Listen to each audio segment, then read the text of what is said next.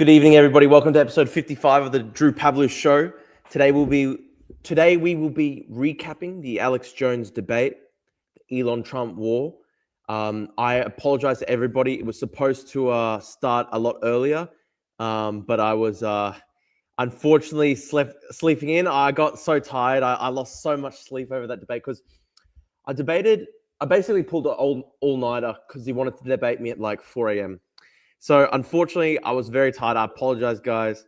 But I'm back. I'm back now. We're starting now.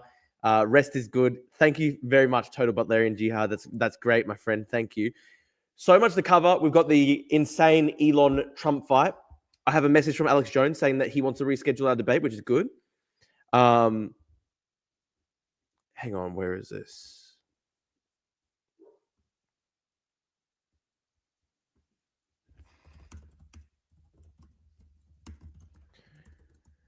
I've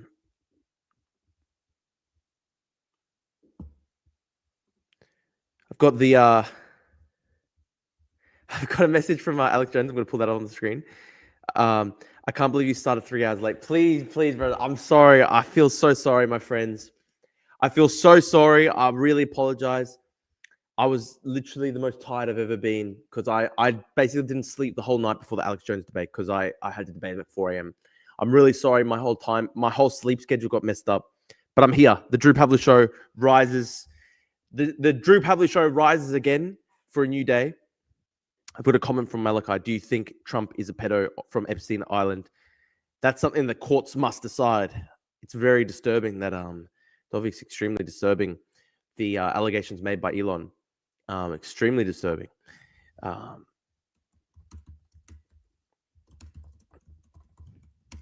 I'm just going to quickly post the live stream links to my Twitter, guys. Can you explain your issue with Zoran Mamdani saying he wants equal rights in Israel? Dude, like, there actually are equal rights for Arab-Israeli citizens. They've got political parties in Israel. I think Zoran Mamdani is just a bit of a hypocrite because there's literally 36 Muslim states in the world that are set up explicitly as Islamic states where there is no equality between Muslims and non-Muslims. And he just never campaigns against that, right? Never campaigns about that. So isn't that a bit hypocritical that the seemingly one place in the world that he has a problem with being a Jewish state is the one Jewish state, when there are 33 different countries with, not 33, but there's dozens, literally dozens, 3 dozen countries that have explicitly set themselves up as Islamic states, and he's just very hypocritical, I think. I'm just going to quickly post up the link to Discord and everything. I apologize, guys, that it was like 3 hours late. That was very shit. That was very shit of me. Name and summarize every book in the background or I'm unfollowing. Thank you. No, good point. There aren't equal rights in the West Bank, though. I agree mainland Israel isn't an apartheid state, but Area C is an apartheid zone. Listen, I would like to see a Palestinian state created in the West Bank and Gaza. That's what I want to see happen. I support a 2-state solution. And I think it's wrong that the Israeli government doesn't try to work for a 2-state solution in the West Bank and Gaza. It's very difficult, obviously, when Hamas is launching genocidal terrorist attacks against Israel. It's very difficult to set up a 2-state solution in that circumstance. I think Hamas just cannot exist in Gaza if you want to try and actually, change the situation. If you want to change the situation, if you want to have peace, it's going to be very difficult with Hamas ruling Gaza and launching these genocidal assaults against Israel constantly. Guys, we've got 12 people watching live on YouTube. Please leave a like if you're watching live on YouTube. YouTube will recommend us to more people. It would be really great if you can leave a like. We're a bit down, unfortunately, from the other day when we had like literally 300 people watching live, but it's not every single day I can debate Alex Jones, unfortunately. So I appreciate the people who've stuck around. What do you think of Fatah, the PA? Listen, unfortunately, there's a lot of corruption with the PA. It's by no means ideal. That said, I think it's infinitely better than Hamas. And I think that they have to try and they have to have some kind of, effort to work with the PA so as to sideline Hamas. Unfortunately, Netanyahu's whole policy was the wrong way around. He was literally, his entire thing was to work with Hamas over the PA, and that led obviously to the massive disaster that was October 7th. What do you think of Mamdani's policy of state-owned grocery stores? I mean, I was clowning on it a lot. I listened to his full interview with the Odd Lots podcast where he said that, listen, he wants to basically do it as a trial run with three, like I think 4 or 5 to start with. Listen, if they do a trial run with 4 or 5 to start with, maybe it could potentially work. It could potentially work. I'm not necessarily against a provision for sort of like public goods. I think the problem is though, like it doesn't really solve the problem of it doesn't really solve the problem that a lot of grocery stores, a lot of supermarkets, they are operating on very thin profit margins in America. That's according to research by economists. And so if they're operating on very thin profit margins, I don't really see how it's going to work for Zoran to come in with his chain of grocery stores explicitly designed to, I guess, undercut prices offered by grocery stores. $5 super chat. Thank you so much, Dashing Rogue. Remind Jones that Alexander Dugin is a dark occultist. Al never brings it up. He never brings up the foundation of geopolitics. He's a fake Christian. Beautiful. Thank you. That's a great point. I'm gonna bring that up. Actually, we are gonna do a follow-up debate, which is really good.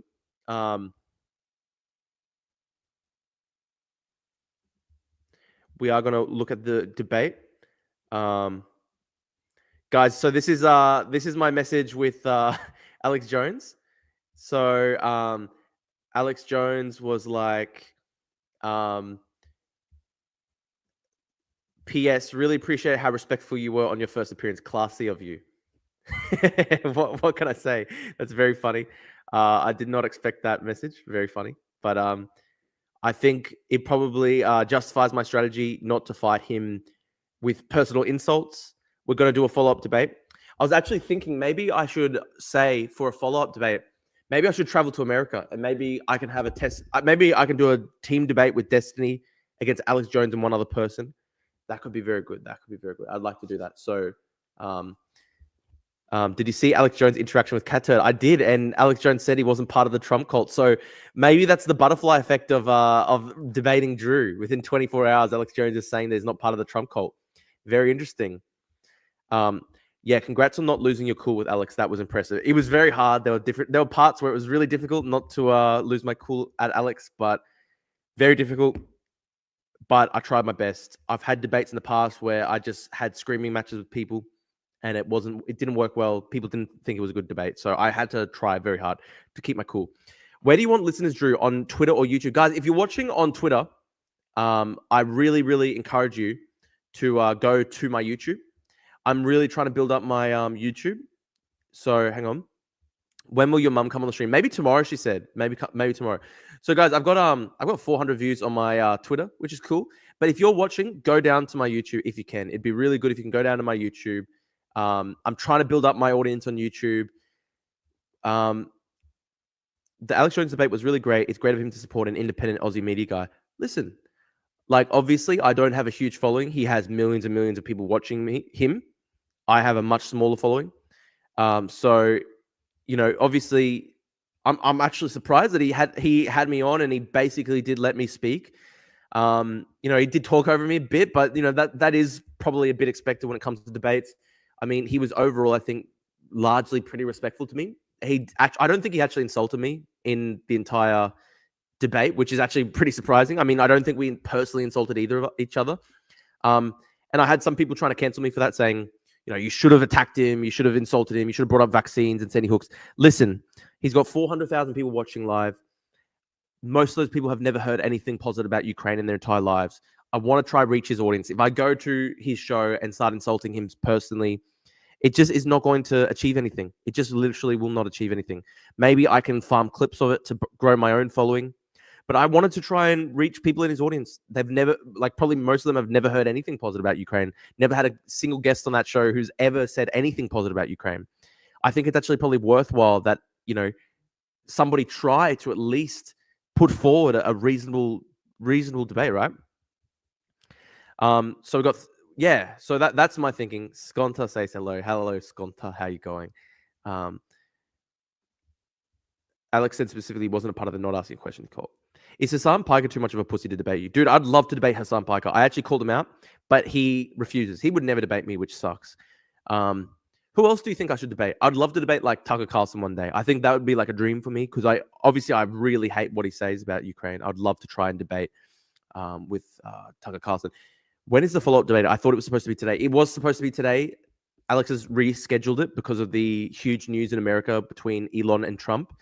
And we're going to cover that on my show today. I mean, it's a bit disappointing, but listen, it does give us more time. And I was thinking that maybe what I will propose is if you want to do the follow-up debate, maybe what we can do is, listen, I'll fly over to America and bring Destiny onto my debate team, and I'll go up against him. I'll go Destiny, Drew v. Alex Jones, and like Tucker Carlson. Imagine how good that would be. I hope so. So I'll suggest that. I think he wants to support Australia, TBH. I think he disagrees with what you say, but you aren't afraid to ask questions that is counter to your views. I think you did well in the debate, Drew. Thank you, Sid. I appreciate it, bro. It was a better debate than the one with Adu. Yeah, that's the thing, guys. Like, I had that debate with Adu where we were literally just screaming at each other constantly for 3 hours, and literally nothing got achieved by that. So I know, like, Adu and some of the socialist guys will be like, wow, you were more respectful to Alex Jones than Adu. That means you're friendlier to the far right than the far left. It's simply the case that I learned from the Adu debate that screaming at each other for 3 hours is literally pointless. Literally everyone fucking hates it. Like, I got so many comments after that debate saying it was essentially pointless. And I want to have good debates. I want to produce good content. So if I had gone into the Alex Jones show and just screamed at him the whole time, it would have been shit. And they probably would have cut it like after 5 minutes. So just really not worth it. What happened to the Wilfred Riley, Hunter Ash convos? We're going to do them this week. That'll happen this week. Debate Bad and Panada, please. No, not Bad and Panada, simply because Bad and Panada threatened my family. Alex is very good at the Gish Gallop, throwing everything at the wall, making it impossible to talk about anyone. Yeah, he brought up like literally 70 different topics. Let's do an abundance stream soon. Yeah, Sid, let's do it. That'd be cool. We'll definitely do it this week. I'm keen. Drew, if you ever debate Tucker Carlson, you should question him on Iran. I'd love to question him on Iran. Did you get Destiny on to debate Hunter and Wilfred? I did propose that to Destiny. He didn't get back to me on that particular one, which is a shame. But I don't know. Like, guys, next time Destiny...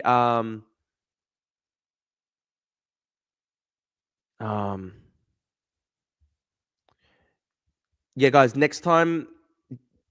Did tracing... Yeah, dude, it's going to happen this week. It'll happen this week. Oh, shit. Didn't know BE did that. That's fucked up. Yeah, BE literally posted my address and it was just a number of sick things. So I just literally listen, this is like my one condition to debate. My one condition to debate is you haven't tried to fucking kill me and my family. If you haven't tried to kill me and my family, then straight up, I'll debate you. If you have tried to kill me and my family, then the debate can't happen. I'll debate anybody. I'll debate Nazis. I'll debate Fash. I'll debate communists. I'll debate Russia shills. But just simply, if you've personally threatened me, I can't do it. Next time Destiny. Yeah, what I was going to say, right? Next time Destiny is live, please go into his chat and tell Destiny to have me on and we can review the debate. It'd be interesting. Drew, what do you think of the trucker strike in Iran? I haven't followed it closely. I have to look at it.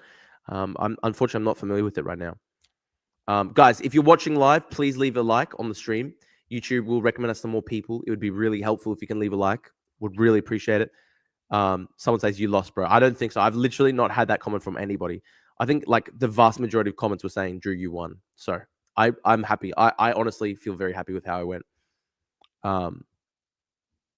Guys, leave a like on the video. Very important that you leave a like on the video. We've only got 20 people watching live. Leave a like on the YouTube stream so more people watch us live. It'll be really important. Someone says Elon 2028. That's very funny. Okay, let's go through maybe. Let's go through. By the way, I want to say this is just a brief bit of footballing news. They cancelled Ange Postecoglou's contract at Tottenham Hotspur. And that is really a decision made by terrorists. Come on, doggy. Come on. That's literally a decision made by terrorists. It's an ISIS-style decision. It's anti-humanity. It's anti-civilization. It's anti-freedom. Ange Postecoglou literally won a trophy. Jose Mourinho did not win a trophy at Tottenham. Pochettino did not win a trophy at Tottenham. Number of top managers did not win trophies at Tottenham. And Ange Postecoglou becomes the first one in 17 years to win a trophy. And then the terrorists, straight up cancel his contract. It's a disaster. It's very unfair. Extremely upset about this. Ange Postecoglou is probably one of my favorite footballing figures because he's a Greek Australian. And also because he coached my hometown club, Brisbane Roar, 15 years ago. When I was a 10-year-old kid, it introduction to football. I saw such beautiful football played by Brisbane Roar. They used to call us Rawsalona. We had 36 games unbeaten. It's an amazing team.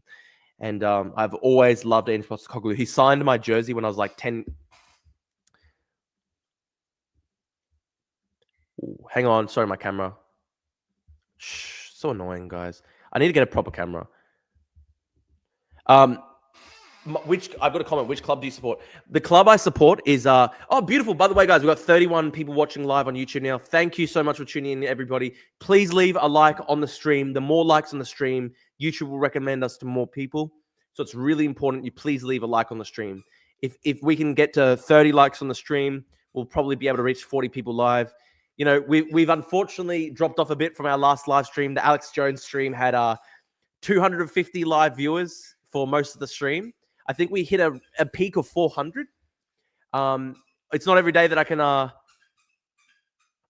It's not every single day that you can debate Alex Jones. So I appreciate the people who are tuning in now. Please leave a like on the stream. YouTube will recommend us to more people. It'd be great. G'day, Champion Drew. Thank you so much, Steve. Great to see you, mate. Great to have you on the chat. I see Richard Spencer retweets you a lot. You know he is bisexual, right? Do you think he is into you? I've seen no evidence to that fact. No evidence to that fact. I think that's actually probably quite slanderous, actually.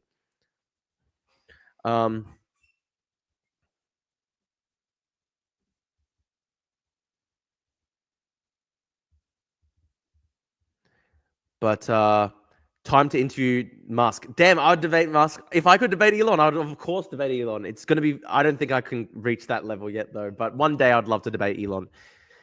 When will we see part 2? I think potentially next week. I'm going to propose to Alex Jones that for the follow-up debate, potentially what we can do is I can fly to America. I'll go to his studio. Let's have Destiny on my team. It could be Drew and Destiny v. Alex Jones and one other person. Drew and Destiny versus Tucker and Alex Jones. Imagine how good that would be. That would be fucking cinema. That would be kino. That would be entertainment. So I'm going to recommend that. You should call out Elon for a conversation. You have hundreds of thousands of followers. Yeah, look, and he actually did retweet me early in the year, which is funny. But I highly doubt that he would want to boost me, considering I've been a massive critic of his. But we'll see. We'll see. I guarantee you are a Madrid Barca fan or an Oil Club fan. No, not at all. So my fan, I'm a Liverpool FC fan. My first season was 2010-11 season under Roy Hodgson when we were like literally mid-table most of the season. So I'm literally not a glory hunter at all. I used to wake up at 3 a.m. when I was 10 years old. I used to wake up at 3 a.m. to watch the Liverpool Football Club games. And that was when we were mid-table and we had a terrible team. We had like John Joe Shelby in the squad. No shit on John Joe Shelby, but like if you just compare it to the team that we have now, we're literally Salah and all these beautiful players. We were terrible. We were mid-table club, right? And I was a Liverpool fan all these years before we ever became successful, well before Klopp ever joined the club. I was heartbroken when we lost that season with Suarez and Gerrard under Brendan Rodgers. That was so sad when we lost that season, when we went all the way with Manchester City. And and then eventually we finally rebuilt and we went up against we've won 2 Premier Leagues now. And so people might assume that I'm a glory hunter for being a Liverpool FC fan, but I have to say my first ever season was when we were mid-table with John Joe Shelby. I never thought we'd win a Premier League during those dark days when we'd finish 7th every year. Hello, doggy. I got you. During those dark days, during those dark days for Liverpool Football Club, I never envisioned us winning a Premier League title. Never. I used to think if we just finished top 4 and made Champions League football, I thought that would be amazing. I never in a million years did I think we'd have Klopp as a coach and we'd win the Champions League, we'd win the Premier League twice. Never in a million years. So some will say that I'm a glory hunter, but I was there from the start. Sorry. I just need. I was there from the start. To the point. This is very funny. I always remind my dad about this. When we first bought Salah, my dad said Salah was a waste of money. And I think he's watching now. Dad, if you're watching, that was a terrible take, mate. That was one of the worst ever football takes in history. My dad, I remember I was there, guys. My first ever season, I was 10 years old, 2010-11. And hey, I got you, doggy. I got you. Hey, the doggy's back on the stream. Hello, doggy. I was there during the dark days of the club, and my dad was saying, "Oh, Salah's too expensive for $30 million." That was one of the worst footballing opinions I've ever heard, Dad. You were so wrong. He admits he was wrong. It was very funny. Uh, Cute doggy. Yes, we love our belly. She's a beautiful creature. She's a beautiful creature. Most of those days were dark for Liverpool fans. 2017-18 was when things changed with them making the Champions League final. Yeah. So listen, I was a Liverpool fan for 6-7 years, waking up at 3 a.m. almost every single night to try and watch those games. Every single week, I would wake up at 3 a.m. on Saturdays, Sundays to watch those games. I'd always mess up my sleep schedule when I was a kid. That's how much of a fan I was. You know what's actually a shame? I was probably a bigger fan when we were a mid-table shitty club. Someone says zoom the camera in.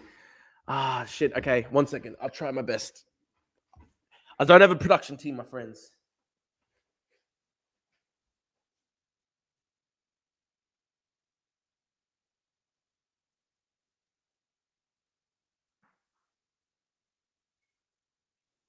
Shit, I don't know. It's not working. Hang on. Sorry, guys.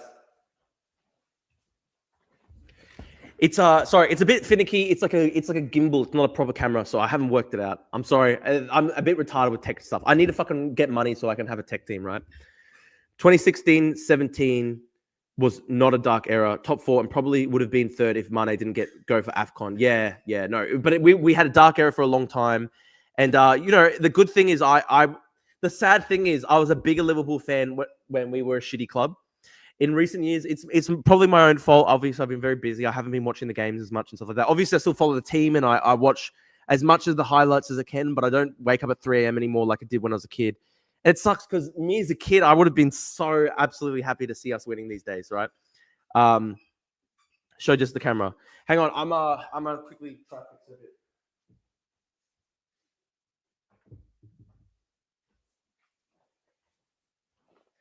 I just move it in a bit more.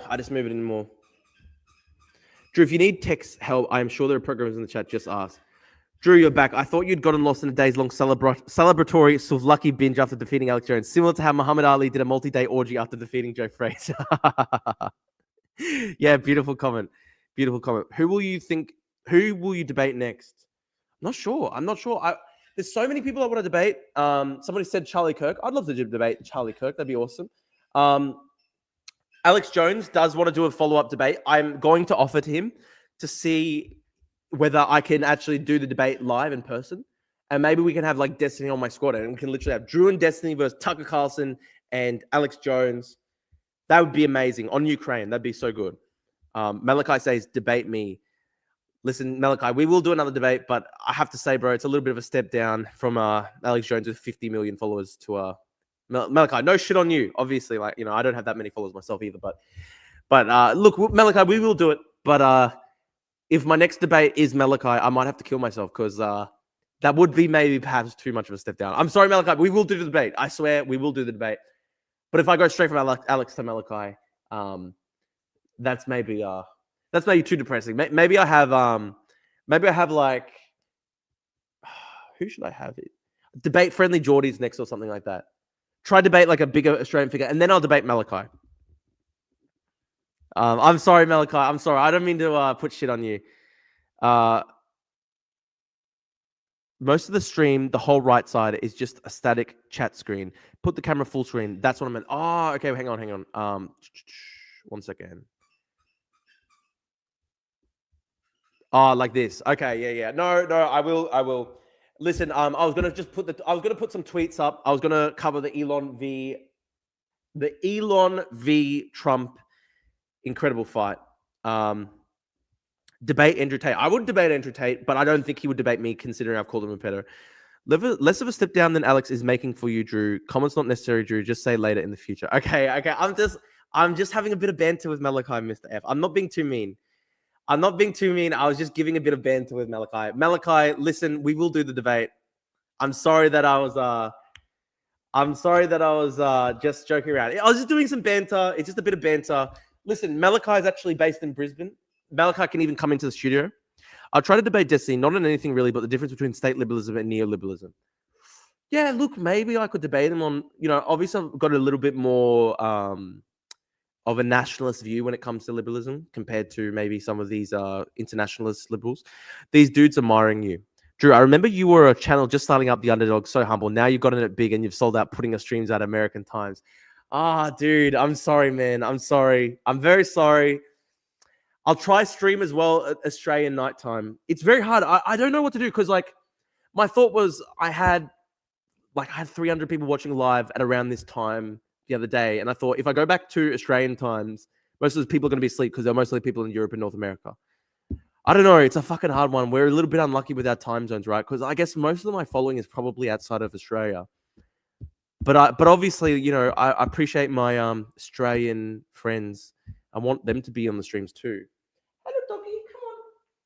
Yay. The dog's back. Beautiful creature. I'd like to see you debate Charlie Kirk because I'd like to see if you would be able to destroy him in a debate. I would debate Charlie Kirk for sure. Nah, Drew v. Malachi, hard truths can seem cruel, but they are not. I've cracked you good, rhetorically speaking, and you've covered well. Listen, I was doing a bit of banter with Malachi. I will debate Malachi. But I hope that my next debate can maybe be like someone like Friendly Geordies or something like that. I gotta try and get some people that are bigger. Geez, Drew, unzoom the camera. You've aged after the Alex Jones debate. That's brutal, mate. Would Mike Tyson fight Butterbean? Oh, you could host an open mic debate, 5 minutes speaking time, open the audience to a poll to see who won. Yeah, okay, actually, good idea. Good idea. How should I determine who to bring on? Win animals. Drew, debate Spencer or Fuentes or Keith Woods or Bat. I actually would. I literally would debate any of them. With Spencer, what's the biggest? I'm trying to think. With Spencer, probably the biggest disagreement we'd have is over like Jewish stuff.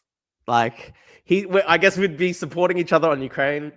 I'm with almost everyone in Ukraine, but I'm not sure. I think Spencer is potentially still a little bit hostile to the Jews. Listen, I like the Jews. People go, oh, Drew's paid off by the Zionists. Drew's paid off by Mossad. Listen, guys, I have Jewish friends. They're cool people. I know there's this big thing on the far right where they think like all Jews are like communists and they hate the nation. So every single Jewish person that I'm friends with like wants to shut the border. No one wants like open borders. They've seen how insane, you know, Islamist extremists are. Nobody wants extremists in their country. So I think this whole far right thing where they hate Jews and they think that they're anti-nationalist, belonging nowhere. Like, I think that's just silly. Like, I know so many conservative Jews who are like super against open borders migration. And so I get that's probably my biggest difference with like all these far right guys. I'm friends with Jewish people. I like Jewish people. Of course, as well, the other difference, of course, being that I'm not like a full ethno-statist or anything like that. Of course not. Listen, I want to lower migration. I want England to be majority English. I want Tibet to be majority Tibetan. I want Australia to be majority Australian.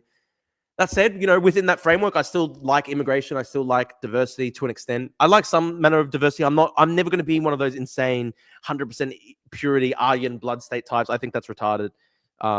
I think a measure of diversity is good, just as long as, like, you know, England remains majority English. I think that's fair. So that's probably, again, my biggest. That'd be where I differ, obviously, with like people like Keith Woods or that probably. Have you read Mein Kampf? I have read Mein Kampf, of course. It's insane and retarded. Of course, it's insane and retarded, and it's terribly written as well, and it's mentally ill. What's your puppy's name? Belle. She's a beautiful creature. You do some X Spaces too. I would like to debate as well. Probably there are some interesting question askers in the chat. Yeah, true. Do you think us enlightened liberals should debate the far right as much as we debate the far left, or should we focus mostly on combating the far right? I think we should debate both the far right and the far left. We should debate both the far right and the far left. Have you read My Struggle? You mean the Northgard books? Are you talking about the Northgard books? My Struggle, the My Struggle literary series. I've got the Northgard books. He's a great literary writer. The My Struggle series. I think that's what you're talking about. Debate Greta Thunberg. I'll debate Greta Thunberg. I don't think she would do it though. Volunteer if they ask to be brought on. Bring them on. Doesn't have to be anything specific, but we'll definitely go after the weird people calling you a coward. Yeah, sure. What do you think is Zoran's best idea? Best idea. You know what? Probably, honestly, like the way I thought that the grocery store idea was completely retarded. After I listened to him on the Odd Lots podcast, and he said that they would start with just a trial run of 4 to 5. I thought, okay, a trial run of 4 to 5 is maybe okay. I think the rent freeze is retarded. I think his general communism is retarded. Drew Neal against the Talmudic network. I've got Talmudic friends. We love our Talmudic friends. Drew's aren't a monolith, but I monolithically reject their factions. Fuentes. Yeah, it's just retarded, right? I don't understand how retarded these people can be. Like, anybody with fucking brain, anybody with a brain and eyes can see that there's like infinity factions in the Jewish community. There's that famous joke, and it applies to Greeks too. You know the famous joke about Greeks: if you put 2 Greeks together, there'll be 3 political parties. Mike Bapur told me that joke. But people also use that when it comes, like the Jewish community also says the same joke. Like if you have 2 Jewish people in the same room, there'll be 3 different arguments. So like there's literally infinity factions, and you can literally see this on Twitter. Like there are like the anti-Zionist, communist, lefty ones who are like, oh no, Hamas shouldn't be allowed to kill us. It's just very fair to allow us to kill us.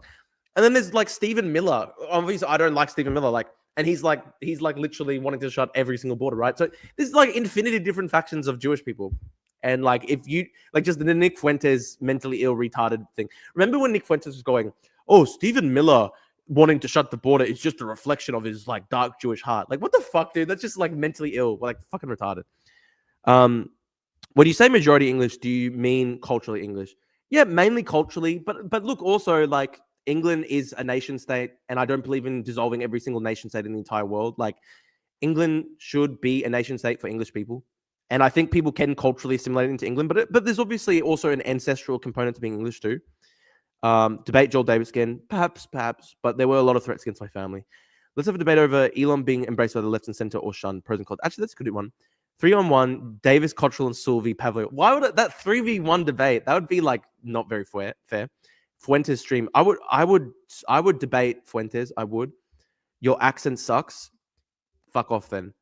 Which translation of My Struggle did you read? The Karl Ove Knausgaard Struggle. A very literary work. Who translated this?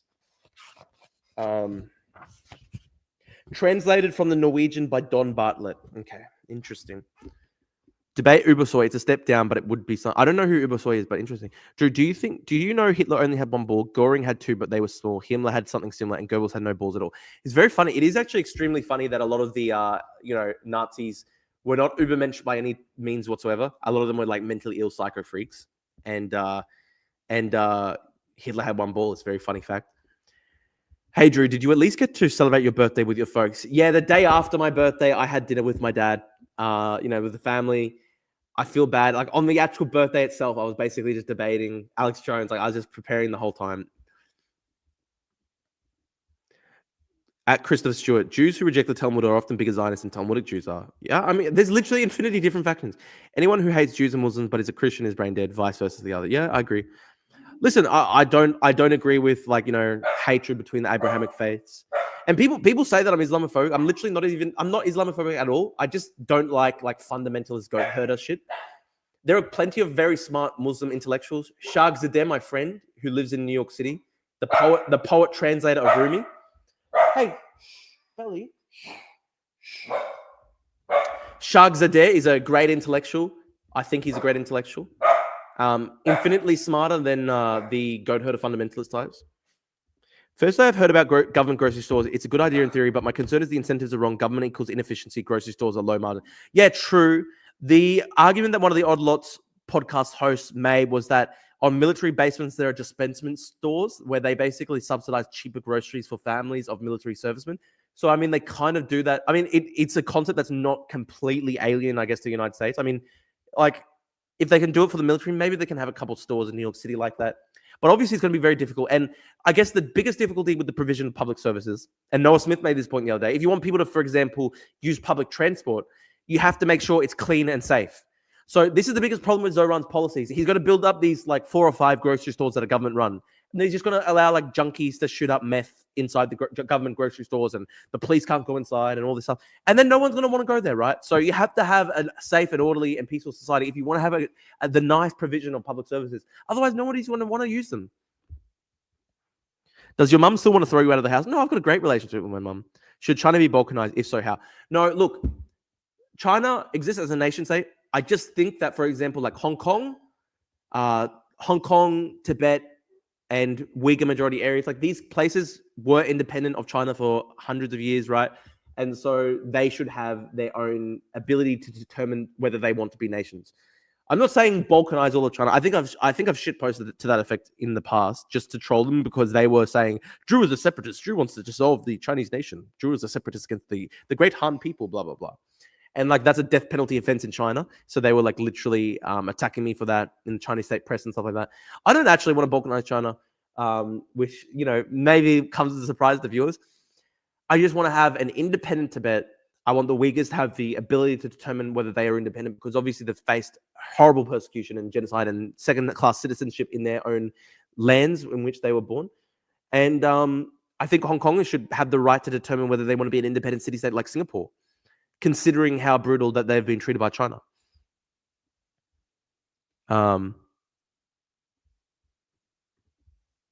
Base. Happy birthday, by the way, buddy. Hope that aside from the Alex Jones debate, you got to celebrate. Thank you, Sid. And bro, we'll have to definitely do an abundance stream. That'd be awesome, man. I'd love to do that. When I first saw you being kicked on the head by Joel Davis, I thought you were some sort of gifted high IQ Turkish citizen, not an Aussie. Wow, beautiful comment. Thank you, developer. There are rural towns in Australia where the LGA runs the IGA. Yeah, the local government area. Yeah, you see, so it is possible. It literally is possible.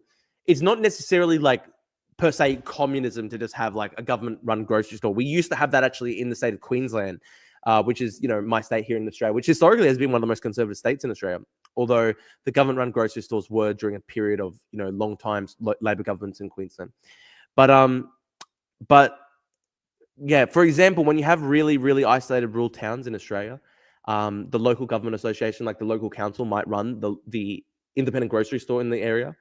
And they have to do that because a lot of the time the big for-profit chain grocery stores won't go to these rural areas. They won't make a profit there. So sometimes you have to think about that. Yeah, Inner Mongolia should certainly see the option for independence. Do you see your debating events now eventually becoming an influence of boxing and or MMA fights? If so, I believe you're too gentle and sweet for this. I could teach you the way of the fist to prepare you. You know, one day maybe we will do influencer boxing fights. I'll fight Hassan Paike with a boxing match. Don't ever forget the Tibetan freedom fight. Amen. I want Taiwanese to be independent, of course. Cyberpunk Dingo, thanks for joining, man. That's a cool chair. It is a very comfortable chair. We love this chair. Thanks for joining, man. And Cyberpunk Dingo, we can do a stream tomorrow potentially. It'd be cool. Did you like the government grocery stores? I don't think I still support free markets when it comes to you know, provision of groceries. I think it could be good to have a limited option of publicly owned stores to provide an alternative to monopoly chains and stuff like that. I don't think that a public option should supplant a private option in grocery stores, but there could potentially just be a public option that does exist as part of, you know, as part of the broader market. So that's an option, right? That's an option. I don't think it's necessarily communism ipso facto, but didn't the free market close down Paradise Cake? Yeah, listen, it's actually sad. Like my dad's fruit store got kind of fucked over by the duopoly behavior of Woolies and Coles. It's very sad. My dad had an independent fruit store, and Woolworths and Coles, which are a major duopoly in Australia, they essentially were selling fruit and vegetables at below cost price for a number of years to try and drive the independent fruit stores into the ground. And they were successful at that, with a lot of fruit stores closing. Very sad. That was a big negative impact to my family.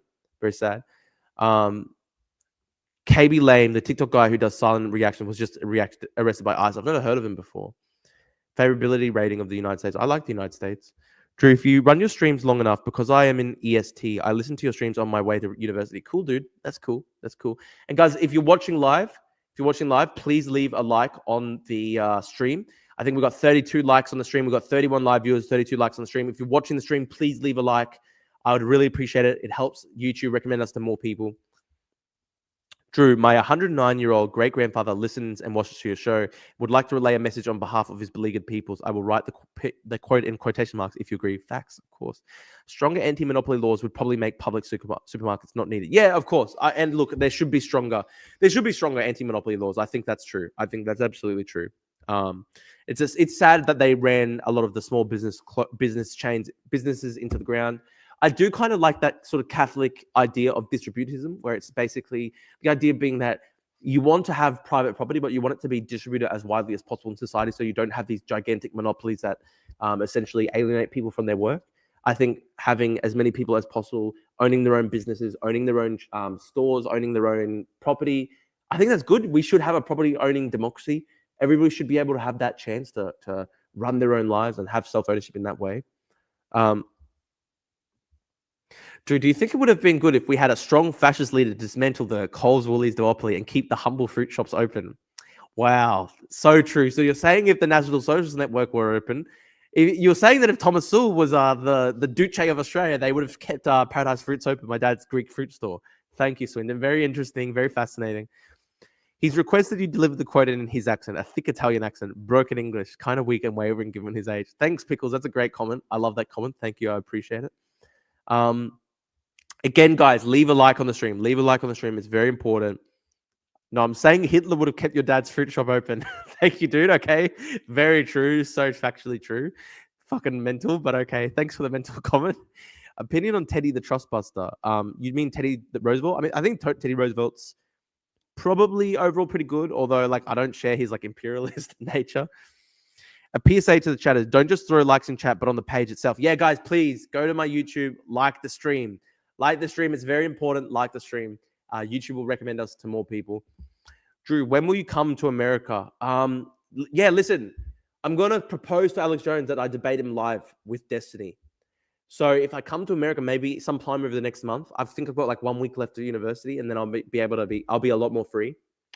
You know what sucks, guys? This is a better camera angle than I've had for my streams. However, at the same time, the sad reality though is then I can't have my beautiful Greek Orthodox icon in the frame, and that's sad. I like having my icons in the frame. Does Destiny know about this? I'm gonna propose it to Destiny. I think he'd probably want to do it. It'd be interesting. I haven't told Alex Jones this yet. I haven't told Destiny this yet. I literally came up with this idea when I was in the shower this morning. I think it's a good idea.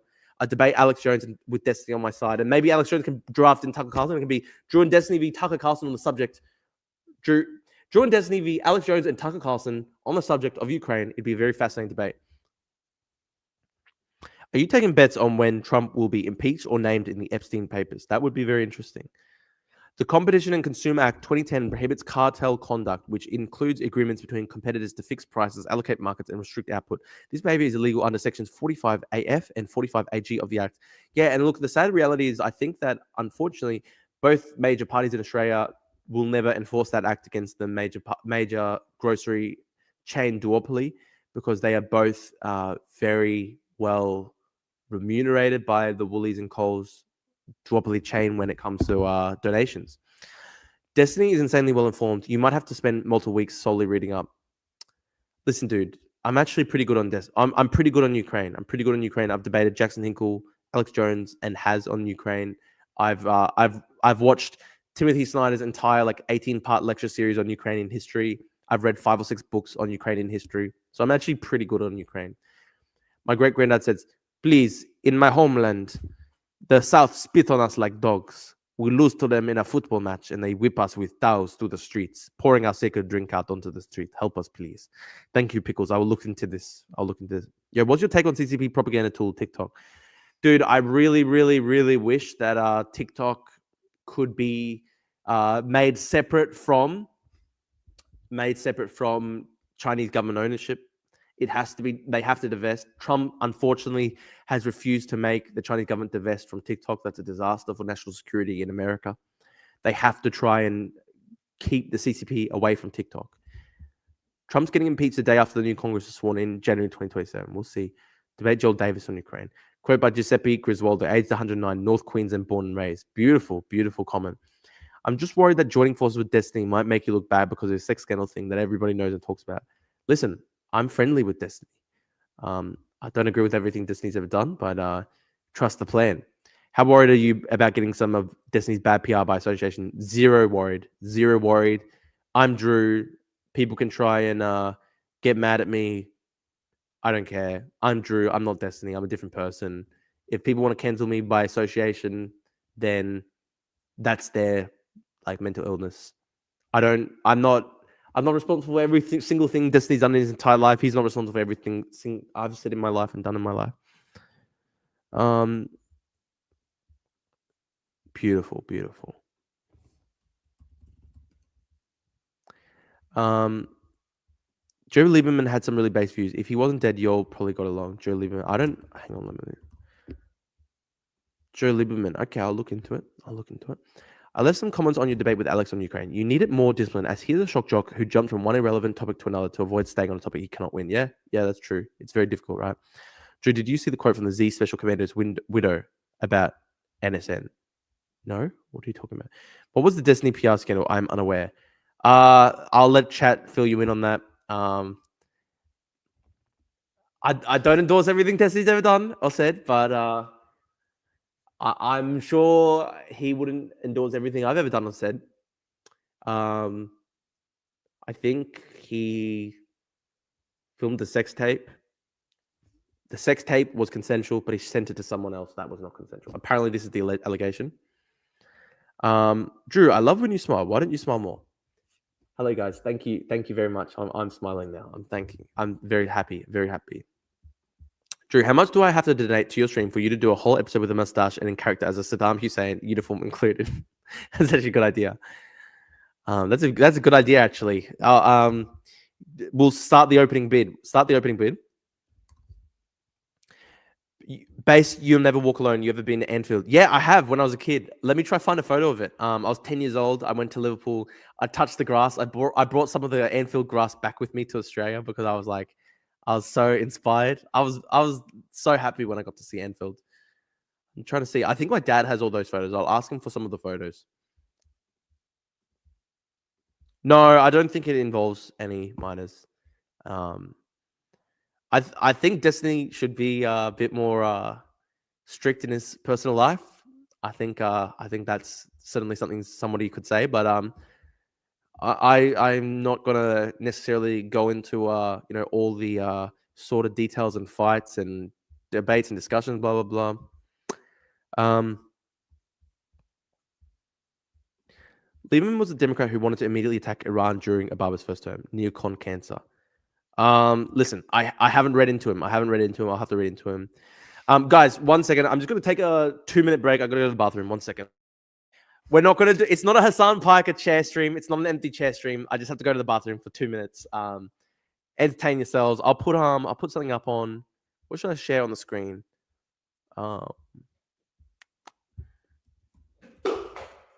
Bell's doing some crazy stuff.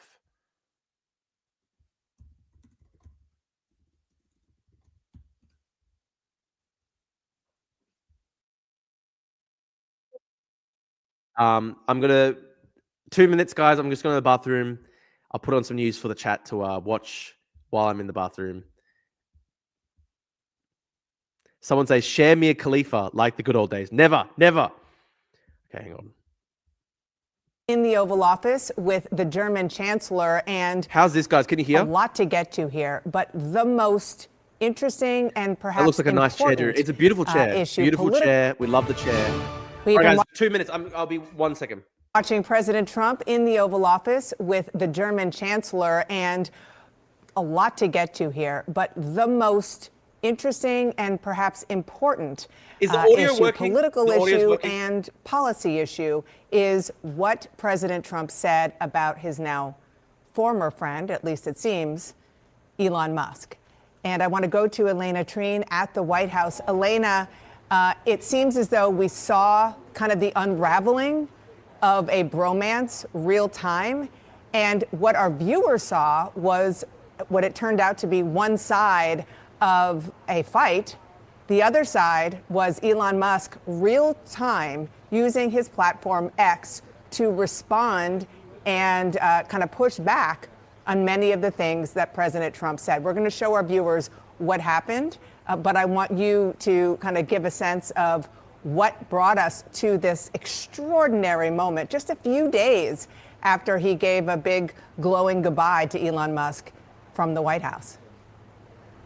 Yeah, it's not even a week, Dana, since we saw them both praise each other from the Oval Office days later now. And actually the first time reporters are actually having the opportunity to ask the president about this since that moment.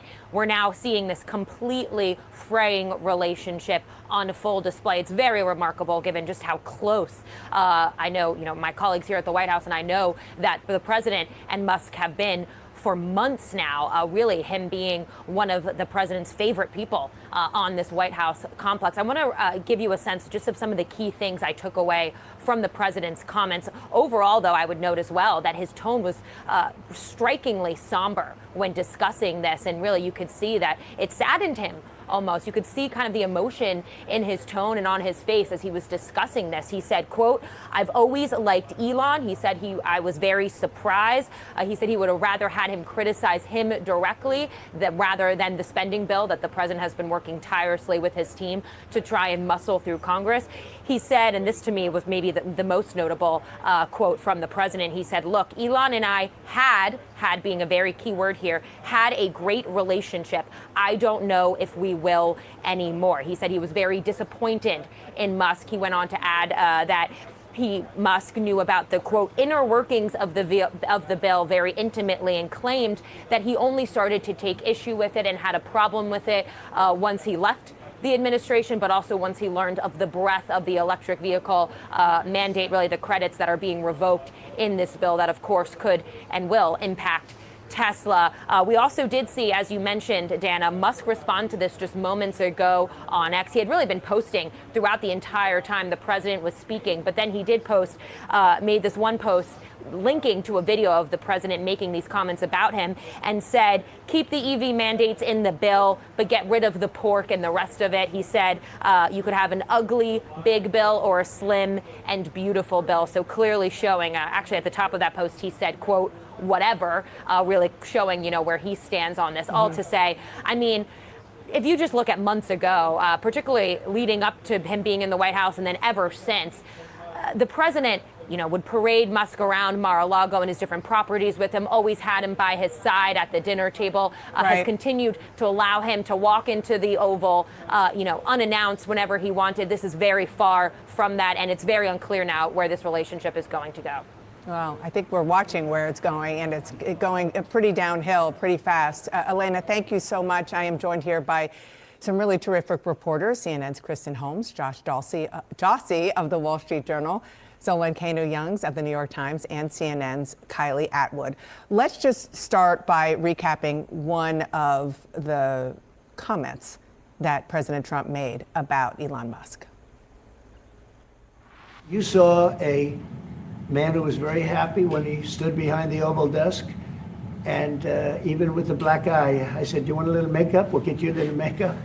But he said, "No, I don't think so," which is interesting and very nice. He wants to be who he is, so you could make that statement too, I guess. Look, Elon and I had a great relationship. I don't know if we will anymore. I was surprised because you were here. Everybody in this room practically was here as we had a wonderful send-off. He said wonderful things about me. You couldn't have nicer. Said the best things. He's worn the hat. Trump was right about everything. And I am right about the great, big, beautiful bill. And that's what this is all about right now. And I just want to make that clear to our viewers. I'm sure you understand that this relationship basically exploded yesterday when Elon Musk started really aggressively putting on his social media platform that this bill that he... I'm sorry, guys. I'm back. Thank you, everybody who stayed in the chat. Sorry that I had to have a quick share stream. I had to very quickly rush to the bathroom. Maybe I ate something wrong. I'm not sure. That's a nice chair. The cuck chair. Where's Drew? Drew, are you in Constantinople? It's not Desi. Did you get kidnapped by Cenk Uygur? Why did they show the other journalists just looking awkwardly? Typical CNN. Also, X still sounds like a Belarusian origin app banned for human trafficking. I will always call it Twitter. Yeah, I like calling Twitter.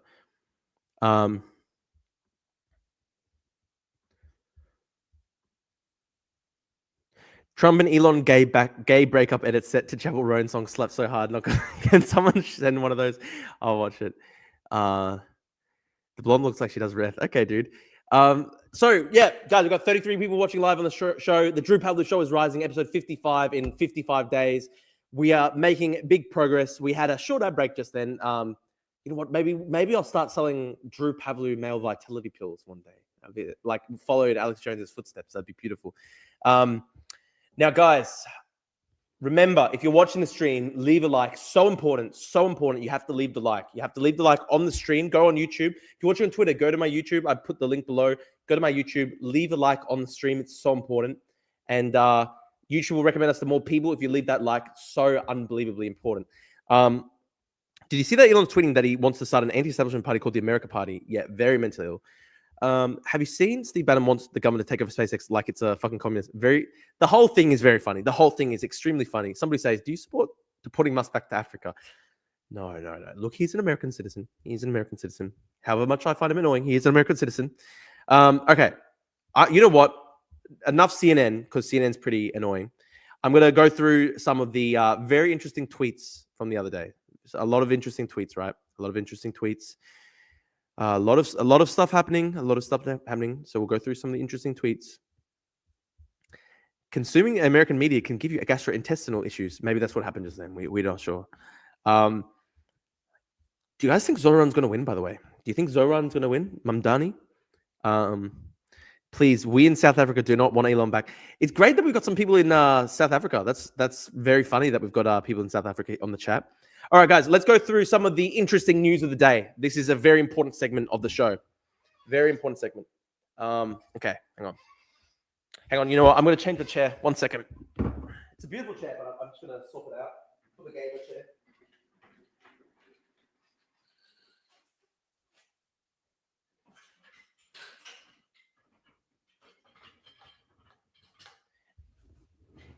I think this one's a little bit more comfy, to be honest, even though the other one looks nicer and it matches the theme of the studio more. But it's okay. Zoran, of course, he's going to win. He's got the Power Rangers on his side. You support embracing Elon and welcoming him back from the cult. Remember, he flew a plane load of Starlinks right after the war started in Ukraine. Look, if Elon suddenly becomes pro-Ukraine, I'll literally be happy. I'm upset at him because of his Russia shit. Okay, let's go through. This is very sad. Russia is sending 12-year-olds. Like, these guys are so obviously 12 years old. Like, this guy does not look like he's 18. He looks like he's a fucking 12-year-old. And they're sending these kids who are lying about their age to the front lines. And Putin is just literally, like, sending them into the wood chipper. It's literally just sick. And, yeah, Russia could stop the war right now. But unfortunately, they want endless war. Putin wants endless war. Did you see the House member, Mary Miller, was mad that a Sikh monk did a prayer in the House of Representatives because America's a Christian country? I didn't see that. I want Tibet to remain Tibetan, but also every Indian and African and Chinese person that loves the Tibetan person is Tibetan. So then, like, this is literally like so divorced from reality, dude. So okay, all right, let's go through. Okay, this is funny because someone was saying you've platformed Alex Jones, and like Alex literally gets like 100,000 times more views than me. Like, I'm not platforming Jones, like he was platforming me. And I'm like, literally, normally he has just like pro-Russia shills on all the time. I wanted to just provide an option, a difference to other people. I thought this was very Groipified. LaGuardia's LaGuardia's mayoral poster in like the 1930s, and see Conquista, Arab writing as well. Like, I just look at this and I'm thinking, this is very Groipa. This is very Groipified. Interesting, very Groipified. Okay, this is interesting Zoran content. Zoran was at a rally where people screamed racial abuse against Hindus. I think it was a Khalistani rally or something like that. Normal as. Sat Sri Akal ji, my name is Zohran Kwame Mamdani. I am a candidate for New York State Assembly District 36, Astoria, Ditmar Steinway, Astoria Heights. I'm here today to protest against the BJP government in India and the says do some dark woke stuff the next time you debate Alex Jones. Like what? What are you thinking? I thought this was a funny one. This really pissed me off. So this guy is like a young straight white guy from Australia. He got a book deal because he got a book deal, and straight away ABC News cut to an Australian queer author and poet living with a disability saying the book deal reflects a lack of effort from big publishers to invest in marginalized authors. I find it extraordinary that 6 weeks on TikTok is enough to generate this kind of lavish outspending. And it's like, I just wrote this, right? Like, the entire Australian publishing industry at this point is female, queer, disabled POC poets. Like, I'm doing Australian literature at the moment at university. I think every writer, except for like one, is basically like a female, queer, disabled POC poet. And it's like, can we just have some straight blokes writing books, getting publishing deals in fiction and literature? Everybody knows young blokes do not read anymore and they don't write anymore. There are very few like young white male writers in like literature. Can we just have some, at least a few? Like, does everything have to be, a racial struggle session? I don't know. I don't know. Apparently it has to be. You're a POC yourself, my man. You're Middle Eastern. So true. Thank you, my friend. Thank you. Very true. I can't be cancelled. It's very true. Okay, so we hang on. Oh, someone's giving me a link. Okay. Dave Weigel. Okay, Dave Weigel. I'm going to try open it. Hang on. Dark wokeness. Okay, I'm going to bring up the Dave Weigel thing on the stream. Oh, it's not coming up for me. Hang on. Did you get the right link?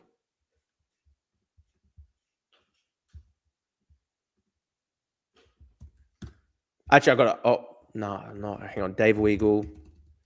Dave Weigel used to follow me on Twitter. I think he might have unfollowed me, unfortunately. What one are you talking about? I'll try to bring him up on the stream.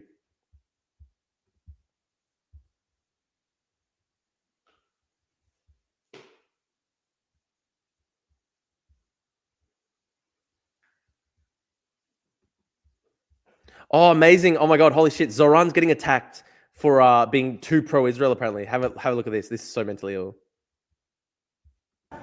May 19, 2025, Eric Adams signed, what was it called? The Israel NYC Economic Council. I have yet to see any comments on that. You keep talking about Israel.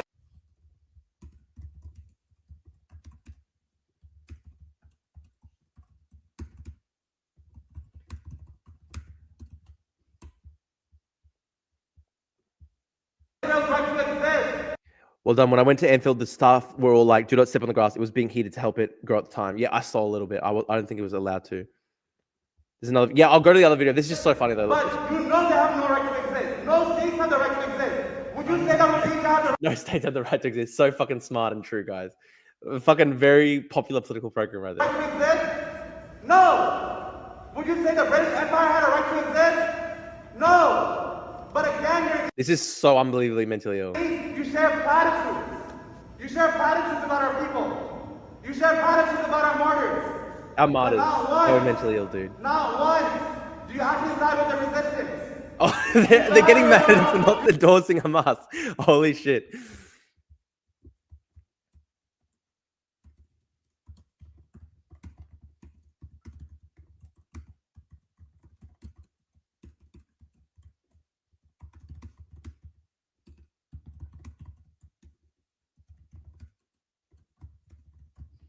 These guys are so unbelievably mentally ill. You side with our corpses, but you share platitudes. You share platitudes about our people. You share platitudes about our martyrs. Martyrs. Not once. Sorry, you actually side with the resistance. You do not side with the resistance. You side with our corpses, but not our resistance. You side with our corpses, but not our resistance. Oh my God, she's Palestinian. She's saying Zoran's not done that. No, leave. It's not okay. I don't speak on behalf of Palestinians. I'm Palestinian, and I Oh, this is so mentally ill, dude. This is so unbelievably mentally ill. Don't speak on behalf of Palestinians. And then it's just, there are lots of Palestinians who love Hamas. leave right now. Not a single white American man born after 1984 has published a work of literary fiction in the New Yorker. At least 24 and probably closer to 30 younger millennials have been published in total. Yeah, exactly my point, dude. Exactly my point. And then they're complaining that like one random white guy got a fucking book deal. These people are fucking mental. These people are mental. Wait, did I type Hassan? Shit. Oh no, I typed Zoran. Wait, hang on. May 19, 2026. You side with our corpses, but not our resistance. Hey, you're You side with our corpses, but not our resistance. Hey, I'm Palestinian. No one's not done that. This is like such a mentally ill protest. Holy shit. No, leave. It's not okay. No, don't speak on behalf of Palestinians. I'm Palestinian, and There's many I Palestinians. Like the accent the protester have is so fucking annoying as well. When cameras turn on, Americans have a performative instinct baked into their culture, unlike any other. Yeah, dude, I think like Baudrillard, the French philosopher, talked about that. Like, where there are all these Americans who like they act as though they're already being filmed. It's amazing. Someone saying it's a gay church. Very powerful. Very powerful. Palestinians more than anyone. Leave right now. Stop this event.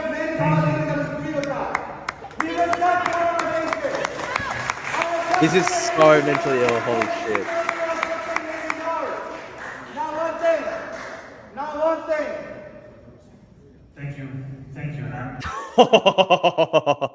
They just look like mentally ill as well. Of course, they look like a freak. I would first like to just continue to address the topic at hand today, which is about taking on corporate power, but I do appreciate hearing your thoughts. And the corporate power includes the Zionist entity and its businesses here. Every time it's The Zionist entity. action, you're very quick to condemn them. Should the IDF stop Greta? I mean, I don't think Greta should be led into a war zone. I don't think it's a smart idea to have her walking around in a war zone. I don't want Greta to get hurt or anything, of course. Just if they can stop her boat from going to Gaza, I think that's probably a good thing, because I don't think it's good to send people walking around into a pretty dangerous situation, obviously. You're very quick to condemn resistance. Any direct action, no matter how minute it is. Okay. Well, I'm going to continue forward on the topic at hand for today, which is tackling corporate power here in our city and in our country. So crazy, eh? So crazy. Someone says it'd be funny if no. Look, I'm not endorsing any horrible stuff. I don't want anything bad to happen to her. I'm a peaceful man. Hang on. Okay, what was I was looking for? Dave Weigel. Hang on. Okay, Dave Weigel. I'll scroll down. Weigel. Okay.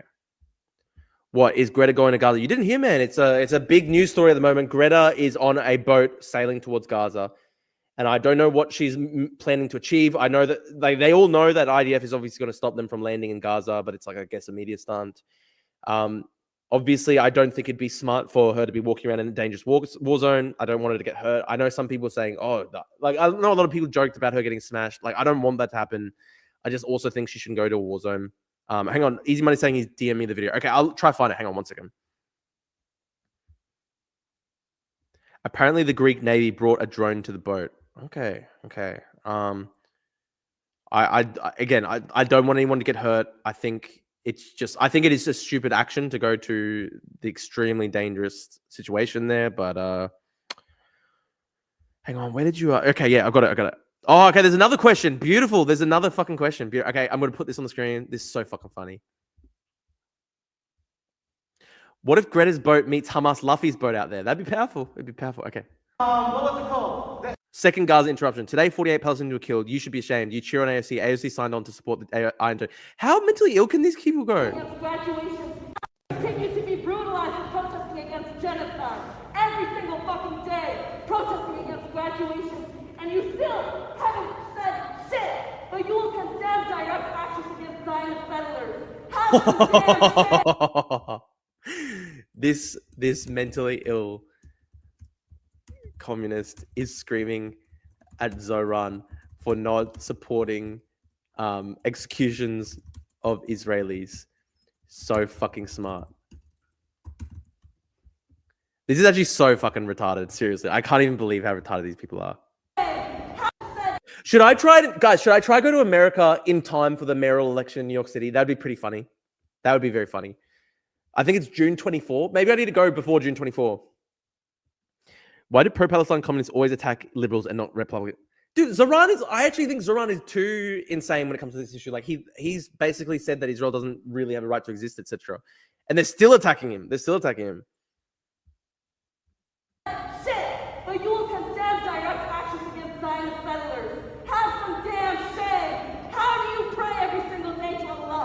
How do you pray every single day to Allah? Holy shit. This lady's mental. This lady's so fucking mental. How do you pray every single day to Allah without... What the fuck is her problem? I wouldn't, Drew. You'll get deported to El Salvador. I don't think so. Prayers, and what do you ask for him? You made your point, but an answer. There is a genocide happening, and yet you say This lady is so mentally ill, dude. So unbelievably mentally ill.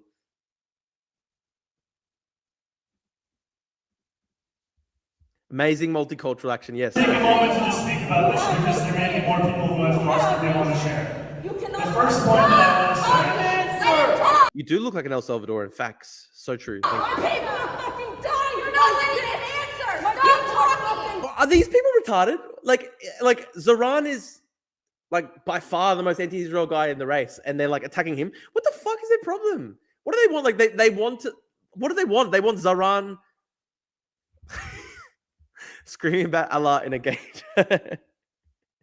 That's really fucking funny. So funny, dude.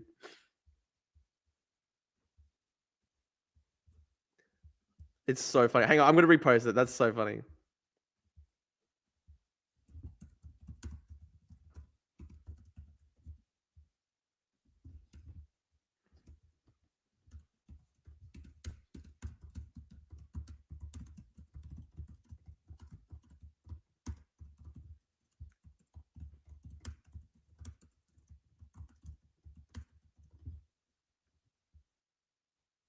Beautiful. It's so fucking beautiful. fucking dying. I don't care for his answer because he answered it.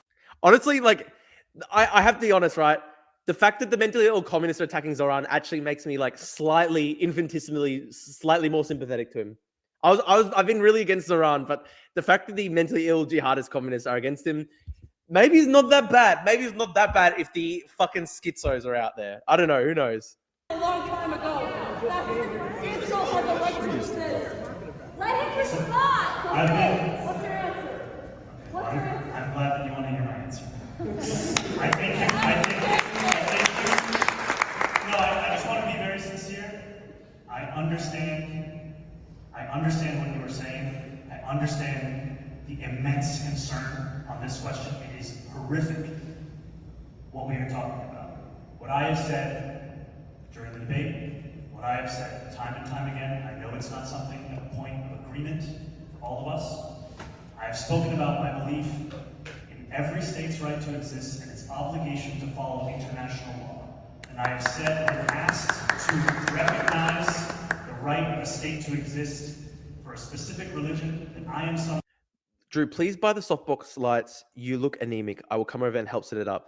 Okay, dude, that would actually be great. Listen, I've actually got a light, but I think I need to get a softbox as well or something like that. Honestly, Curl, I'll message you after the stream. You can come over. You could actually help me because I need to fucking fix the lights. I do agree. I don't want to look anemic. Is what you said offensive within the Abrahamic faith, Drew? I mean, pretty offensive, isn't it? It's pretty offensive. How do you pray to Allah? What the fuck, dude? As I actually said, I actually somehow feel sympathy for Zoran more now because the fucking mentally ill jihadist communists are against him. Like, my main thing is I hate the mentally ill jihadist communists. So if they're against Zoran, maybe he's not as bad as I thought he was. I don't know. I'm still against him, but you know, if all these people want him dead, like maybe it's slightly not as bad as I thought it was. That could be the point. False flag to make him look better. I doubt it, dude. She looks pretty angry. Right of the state to exist for equal rights. I don't know state religious. And what I have also said, please, because I've listened to you and I would like for you to just listen to me.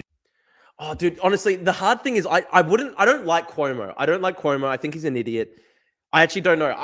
I don't want Zoran to win, but I also equally don't really like Cuomo. So it's obviously a disaster. You looked way too white on Alex Jones. Maybe that was the plan. Maybe we were setting Drew up to be this Aryan Superman. Who knows? Nah, I need to fix the lighting. I do need to fix the lighting, guys. I do need to fix the lighting. Is that when we're speaking about I think you were trying to blend in by being too white on Alex Jones. No, I just fucked up the lighting, guys. I just fucked up the lighting. Okay, Curl, I'm going to actually take you up on that offer. I'll have you over. You can help me set up the lighting. I need to fucking fix up the lighting. I don't really know how to do this shit. Israel, we're speaking about Palestine. Israel has been in violation of those international laws for the last 18 months and beyond. And what I am calling for is the full compliance with international laws. I am proud to continue calling for that because at the core of this politics around corporate power, of international human rights, is the necessity of consistency. I am not going to budge on any of these principles. I have been consistent in them. But yet you and what I have cross those said. principles when you say that Israel has a right to exist 20 months into a genocide. You crossed that line 3 times already. So and then you mental, praise AOC, who funded the Iron Dome. I am proud to admit AOC funded the Iron Dome. Holy shit, dude. These guys are so fucking crazy. The Iron Dome is a defensive system. They don't want a defensive system to exist so that more people die. What the fuck is their problem? A Zionist I think that I understand that there can be. Do you think she protested against Azerbaijan? Absolutely fucking not. Absolutely fucking not. Drew, please next time ask Alex Jones if he's a bastard son of RFK Jr. Okay, dude. I understand that. I do think, however, to call into question how I can consider myself Muslim is a step too far. And I would say that I appreciate your attendance. I appreciate the concern. And this is something that I would like to continue our conversation on corporate power, go to the question and answer, to ensure that everyone here has a chance to ask questions. Honestly, he handled it pretty well. I have to give props to Zoran. He handled that pretty well. That was extremely fucking mentally ill. It's hard. It's hard. He's a very charismatic politician. I'll give him that as well. He's very charismatic. The alternative to him is not great, but I don't like the general sort of communist vibe. I just don't like the general communist vibe.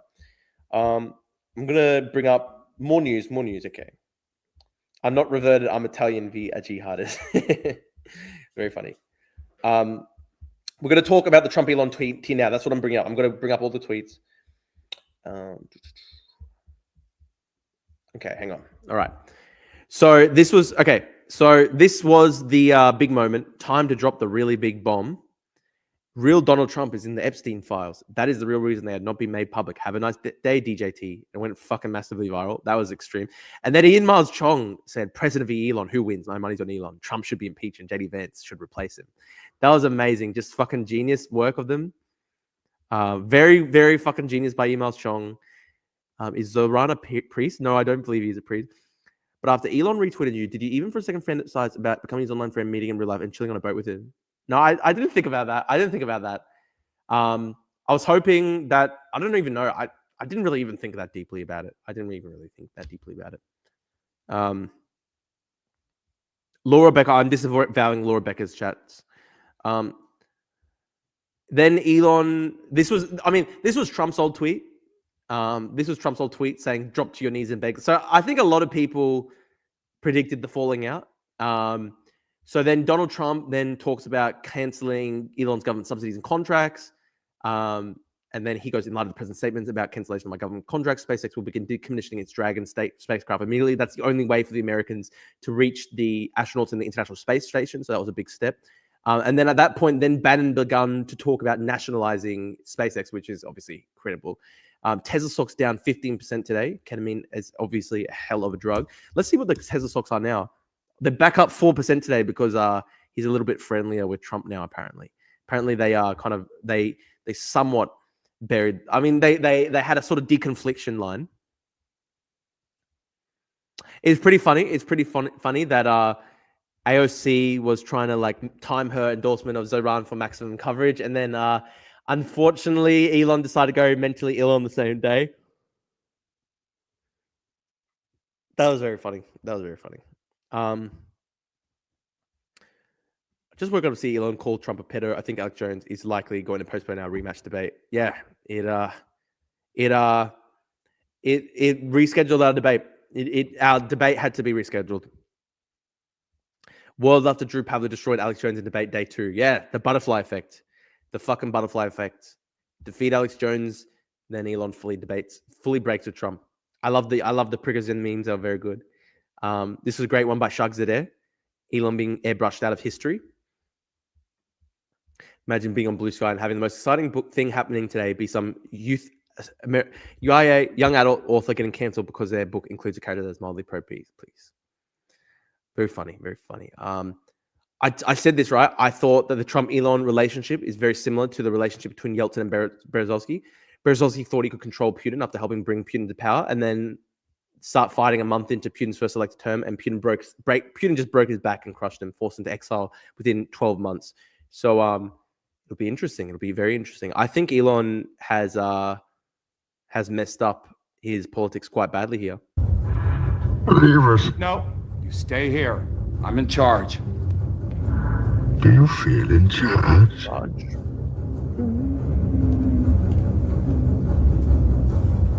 I've paid you a small fortune. This gives you power over me? What is this? Your money and infrastructure have been important. Till now. What are you? I've Gotham's reckoning. Here to end the borrowed time you've all been living on. Pure evil. I'm necessary evil. Beautiful thing. Very scary thing. Has it been decided when the rematch will take place?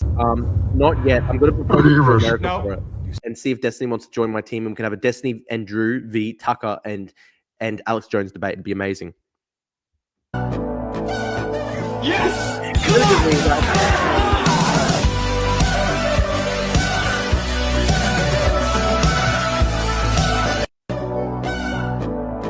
Very interesting. Yes! Come on! What do you think you will do in the second debate with the experience of the first? I'll have more time to prepare for it. CIA's top torturer against the Doe Kid. Well done, Bell. Bell peed on the grass mat. Well done. Tom Hardy's Bane is so good. It was so good, eh? Bent it. My day is 6 a.m. to noon, and I'm not crazy. You're crazy for thinking it takes 24 hours, just like some dude in a cave did 300 years ago. My second day starts at noon and goes till 6 p.m. That's day 2. And then the next day is 6 p.m. to midnight. What I've done now is I have changed and manipulated time. I now get 21 days a week. Stack that up Shit, over I a didn't month. know that Ben Mendelsohn was Australian. I'm dumb. I didn't even realize. I'm going to kick your butt. Stack it up over a year, you're toast. Stack it up over 5 years, my entire life is different than it would have been otherwise. Powerful, powerful. Some great memes. Some great memes. Great shit.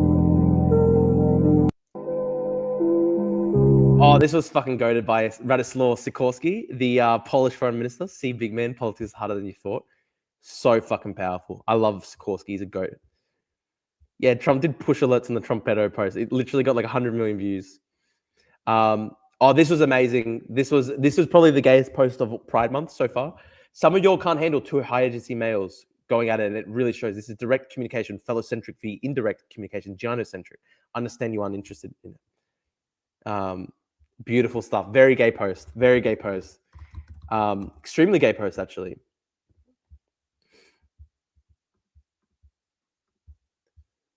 First time. That was a great one. Yeah, that was a good one. I like the Prigozhin memes are great. The Prigozhin memes are great. As I said, guys, we'll go through this Elon thing, and then we'll recap my debate with Alex Jones. Steve Bannon calls for Elon to be deported. Very funny. This is my best one. Good luck, ladies. This way.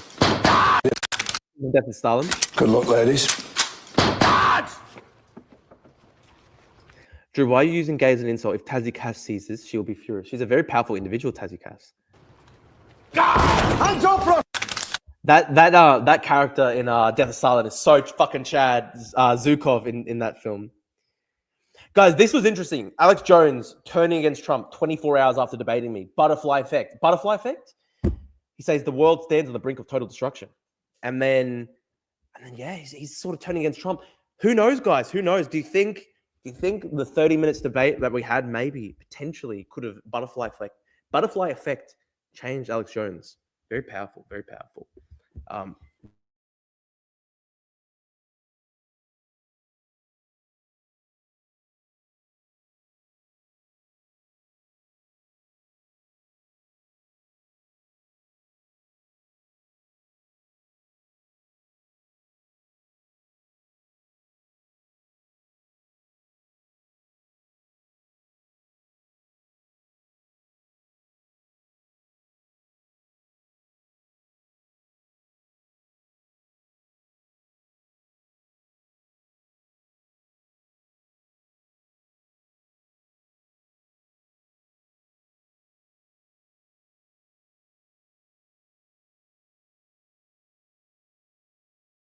Oh shit! I had a beautiful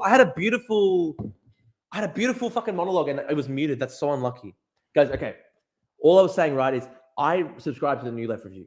I read it to understand what the tankies are saying. I read it to understand the enemy. You have to understand. You have to read what the enemy is saying. That's why I also subscribe to the Nazis on Telegram. You read what the enemy is saying. I read the New Left Review. I subscribe. Read your theory. Understand what they're talking about. You have to understand what the what your opponents are talking about. Very important. Very fucking important. You have to understand the New Left Review.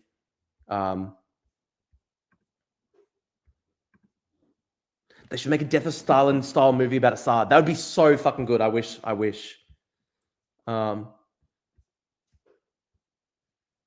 That's better. Yeah, guys. Honestly, they're annoying. They're communists, obviously, but aesthetically, they've done a really good job with the New Left Review. It looks beautiful. I like subscribing to them, and I like just you read your enemy's thoughts in order to defeat them.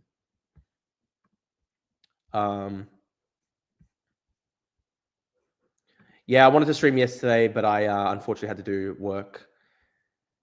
Oh, this was one of my best ones, actually, I think, yesterday.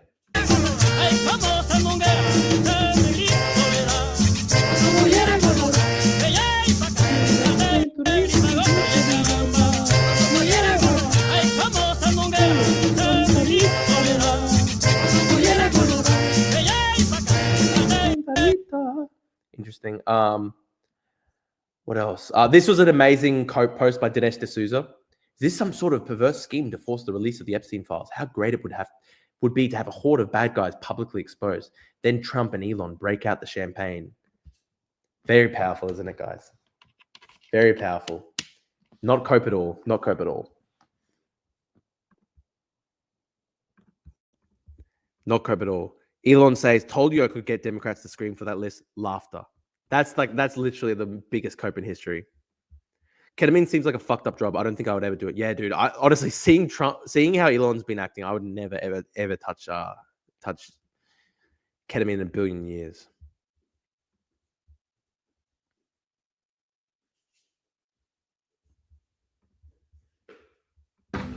You ever feel like nothing good was ever going to happen to you? Yeah, and nothing did.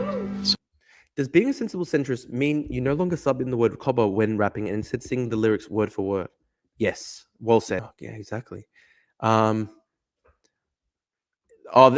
was a big tweet of mine yesterday. Like, simply because I said Europeans don't want to become minorities in their own country. Apparently, that's evil far right. Like, that's literally why the far left that's why like the left just keeps losing. This is so funny. Pablo is a bigger threat than Alex Jones. Jones is a crank, but Drew is trying to get actual fascist shit normalized in the liberal sphere. Literal maths, guys. Literal maths. DSA member crying about normalizing fascist shit. Yeah, literally fucking mental, hey.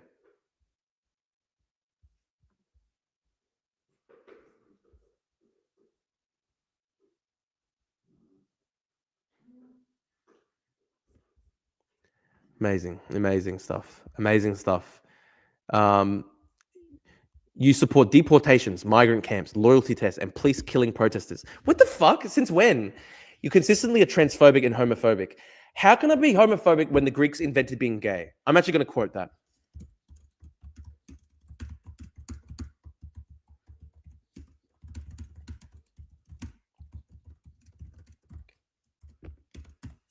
Literal fucking facts.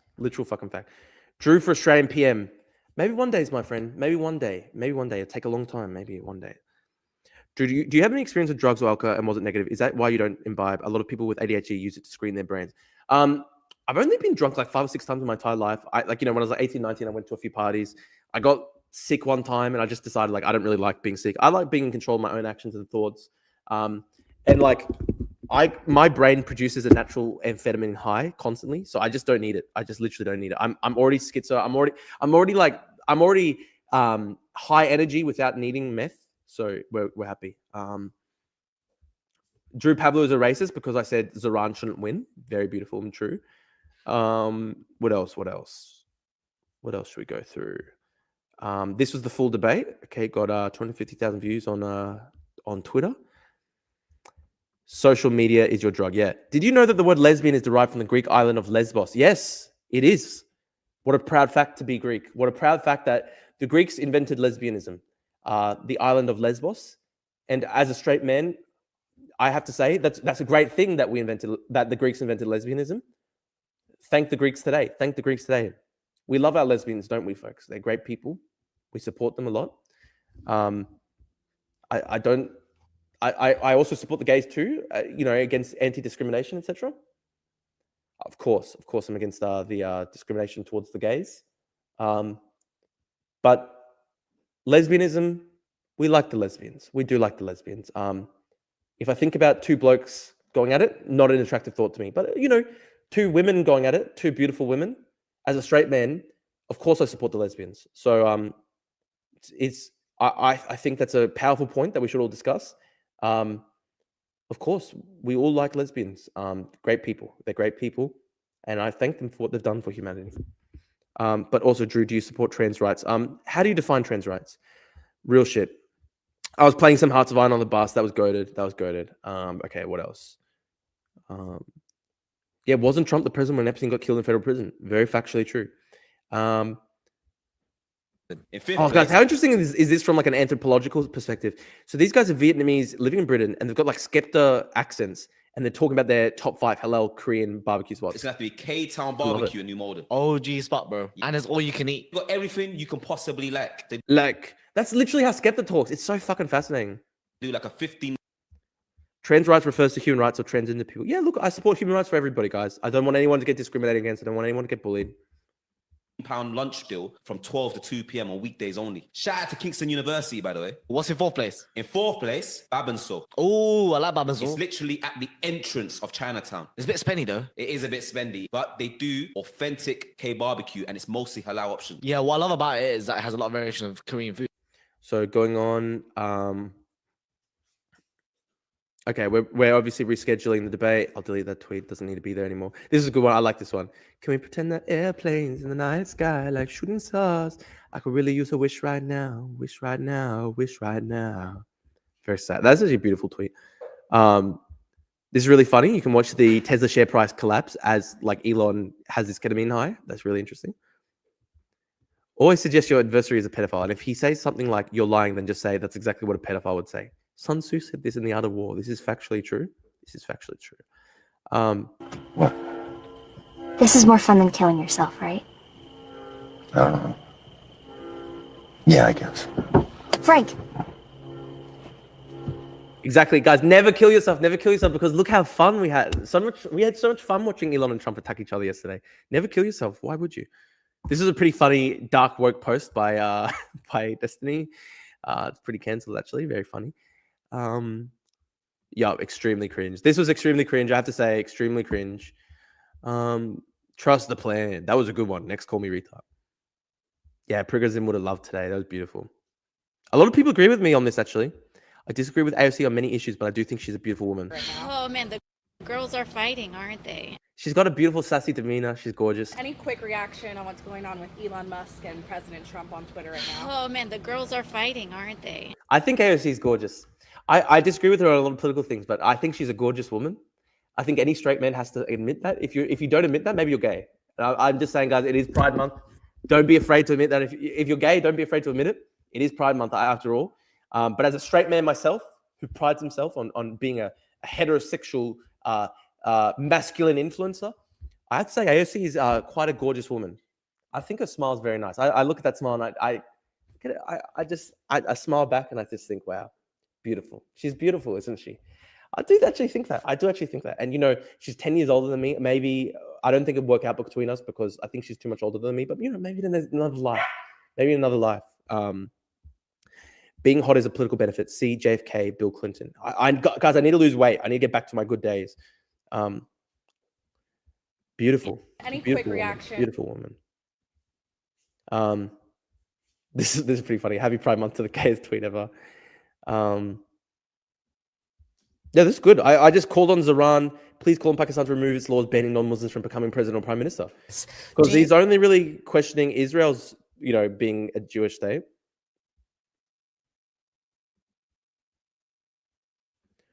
Fair enough by Zhug there. Very, very fair enough. No, I'm sure. No, he would know that Sunni majority Pakistan has that.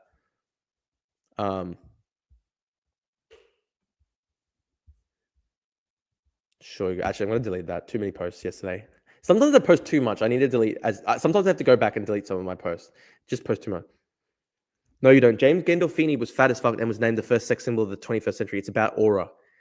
Ah, beautiful. That is wow. Okay. Oh, it's about the aura. I think I've got the aura. Don't you think, guys? The last time we had this much fun shit posting, definitely Prigozhin's March on Moscow. 100%. This is a great tweet by Maya.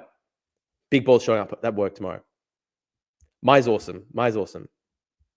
I think Maya's also a lesbian. And I think she's also a gorgeous woman. Good on you, Maya. We support you. You're a cool person. Zuran sits down with Hassan Piker just one day after Hassan fully endorses Hamas.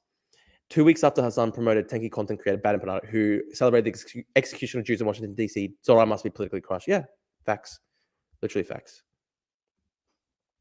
Beautiful woman in politics is the Dutch political commentator Eva Vlendergingbroek. Yeah, look, she is beautiful. I admit it. I admit she's beautiful.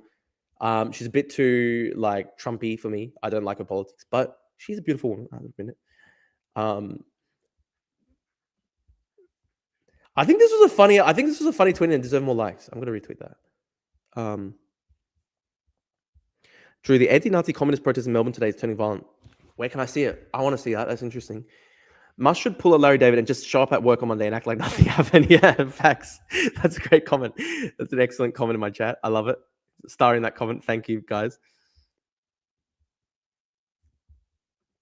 I love the prickers and memes. Oh, this is great.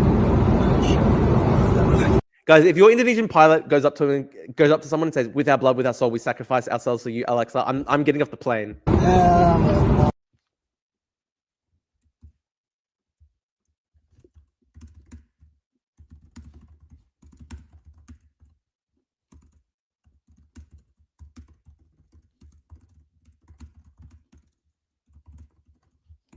Not a good sign. Not a fucking good sign, is it?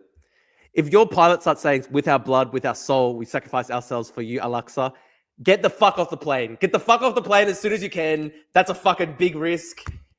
If you're just sitting, you're relaxing. You hear you're relaxing. The plane's plane's on the runway, and you hear the airline pilot over the speaker just go, "Hello, passengers. With our blood, with our soul, we sacrifice for you, Alexa." Get out of the fucking plane. Jump off. Get the fuck off the plane as soon as you can. It's a fucking risk. It's a fucking risk. It's a big danger. Get the fuck off that plane. I'd be getting off the plane ASAP. What else? Oh, this was pretty funny. Like, literally a guy with like 200 follows literally achieved deconfliction between the richest man on earth and the president of the United States. Good advice if you won't decommission Dragon. Actually amazing. Twitter is a pretty amazing place. Yeah, Suzanne Lay, I had another post, so I'll delete my second run up, but South Asian countries like Malaysia are cartoonishly anti-Semitic, anti-Israel. They're far away, so they can shit talk from a distance. Yeah, dude, the Malaysian Prime Minister literally endorsed Yahya Sinwar, which is fucking mental, when he died. Former New Zealand Prime Minister Helen Clark, basically calling for full appeasement against China. The cab rank discourse was really funny. Like, the idea that, like, a guy who only ever seems to represent terrorists, like, it's just because the cab rank keeps on producing the terrorists right at the front of the queue for him. So true. So factually true. What else? And they're kissing and making up. What else? I bought this book for $120. The Party's Interest Comes First. That's a new biography on Xi Jinping. I'm excited for it. Sucks. Academic books, the prices just fucking sucks. Yeah, ELON-TRUMP is Berezovsky Putin. Yeah, Captain Dreamer going full 12-year-old suicidal emo girl. Very funny. Oh, Australia qualified for the World Cup. Beautiful news. Fucking beautiful news. Powerful news, actually.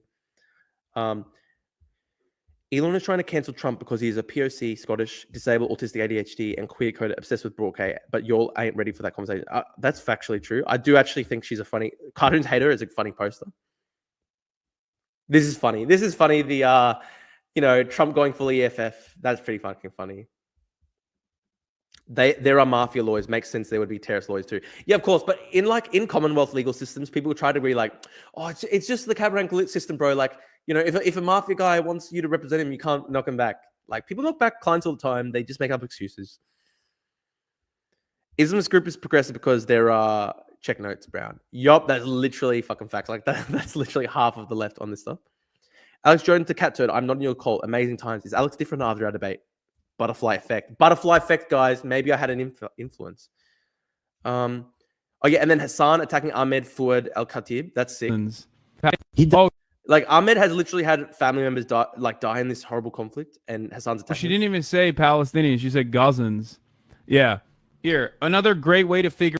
Kaza Dreamer is going to become a Canadian Teddy K in a few years, 100%. Yeah. Sad reality is that there's a chance of that. Out Ahmed Al Khatib being a bad faith actor is that he calls himself a Gazan American. He doesn't even call himself a Palestinian American. That designation does matter, for the record.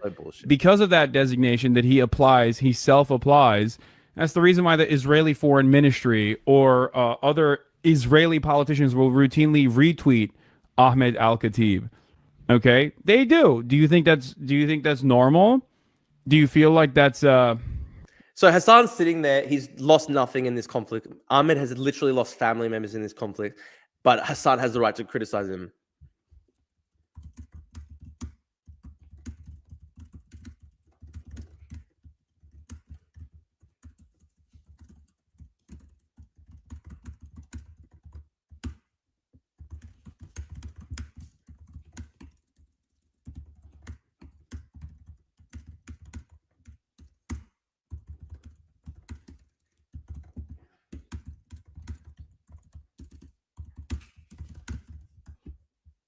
Yeah, Hassan literally profits off the suffering of the Palestinian people.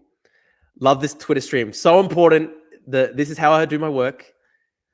Trump is the world's straightest gay man. Wow, that's a fact. That's a fascinating comment.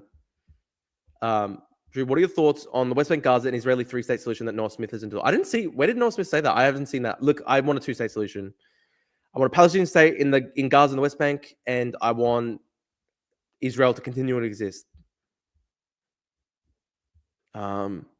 Yeah, this one went pretty well. 500,000 views. Does Turkey have a right to exist as a Turkish state, ethno state?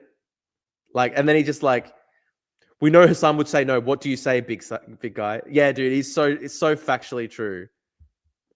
And then he did a little bit of nice ironic racism. Translate it to Australian. Yeah, imagine him saying that to a Palestinian. Translate it to Iranian. Never in a billion years, dude. Just some nice ironic racism. Because Australia is hashtag acceptable target.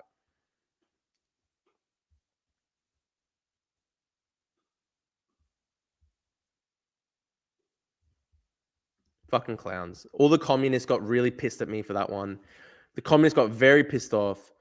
Who do you respect more, Noah Smith or Iglesias? Listen, I've never talked to Iglesias. I like both of them. I've never talked to Iglesias. I'm friendly with Noah. I've talked to Noah a couple times. He's done a stream together.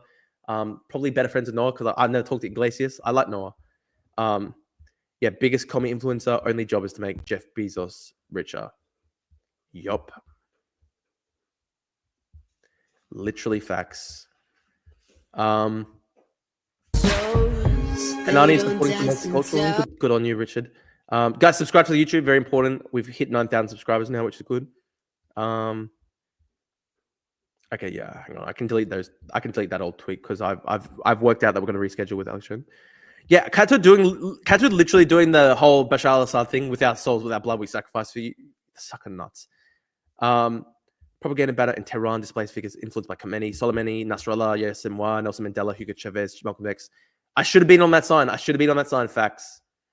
Smith said that non-continuous states don't work very well and that they're better off being two Palestinian states, Gaza and the West Bank. They could be linked by a binational union, a la Russia, Belarus. That's interesting. I've never thought of that before. That is interesting, maybe. Yeah, they're saying cinema was inspired by George Floyd. That's so fucking dumb. A lot of people got mad at me for just saying that I want like England to be majority English. I don't know why people get so mad at that.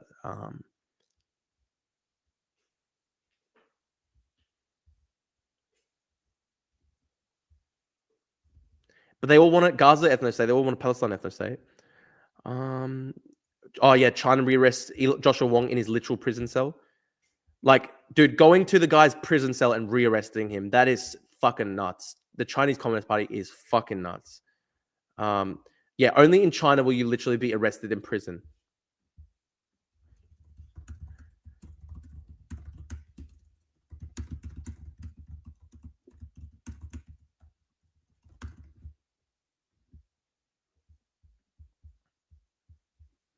I added the binational union idea myself. Do you want to read my master's thesis through? Yeah, send it to me. That's actually an interesting idea. I've never thought of it that way before. Yeah, exactly. Dude, there's 3,000 Muslim countries for which this is true, and progressives don't say anything about them. Facts. This is very funny. The Australian Liberal Party leader, Suzanne Ley, who's like very much a moderate, she changed her name to Suzanne with 2 S's during a punk phase in the 1980s, which is like extremely Nazi-filled. Yeah, very, very interesting. Very interesting. Very funny. Suzanne. Donald Trump took a bullet for you. Respect him. All hail Plankton. Yeah, there is no Palestinian army, navy, or air force. Therefore, Hamas doesn't exist. Very smart. Would you rather have Zoran be president or AOC? AOC, definitely AOC. I think Zoran is more extreme than AOC. And also AOC is hot, so that makes it a little bit easier. AOC because she's beautiful. Literally just facts. Actually, I'll post that. That's the point.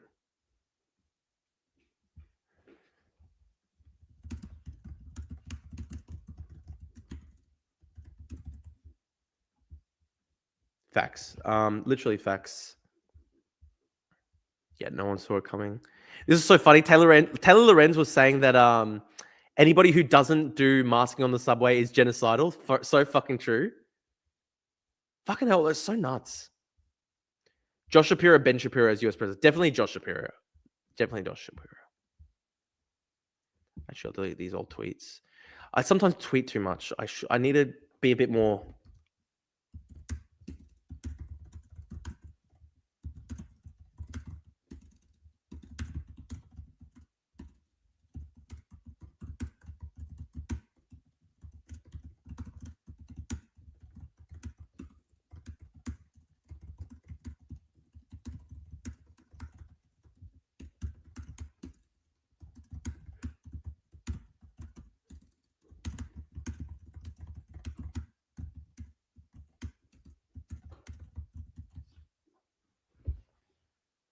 Very funny. These are the best history books, guys. These are the best history books. The LBJ books are so goated. So goated. I really agree with this post by Seth. Gaza deserves an alternative to Hamas. It deserves a normal civilian-led government that can manage schools and hospitals rather than tunnel under them. It deserves a civilian-led government whose policy help people instead of managing the theft of food from them. What Gaza doesn't need is more armed men, whether militias, clans, gangs, or warlords that will merely replace Hamas with another disaster. Very well said by Seth. I agree with him a lot.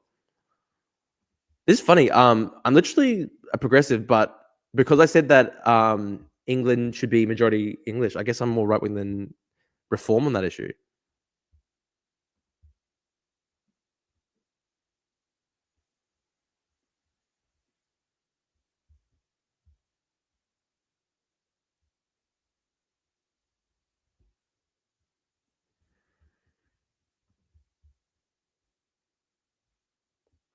I heard AOC likes you, but she's too afraid to tell you. As I said, I think it wouldn't work because she's 10 years older than me, but thank you. Maybe in another lifetime. That's true, actually. That's true. Yeah, NHS is actually in major decline. That's very sad. Did you guys hear about this story?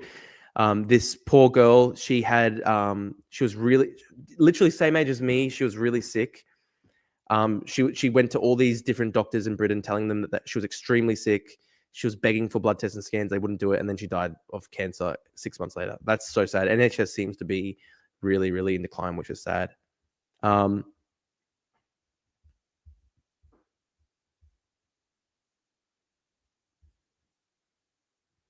Yeah, and then they go, why doesn't Drew go back to Cyprus? Because Drew is not...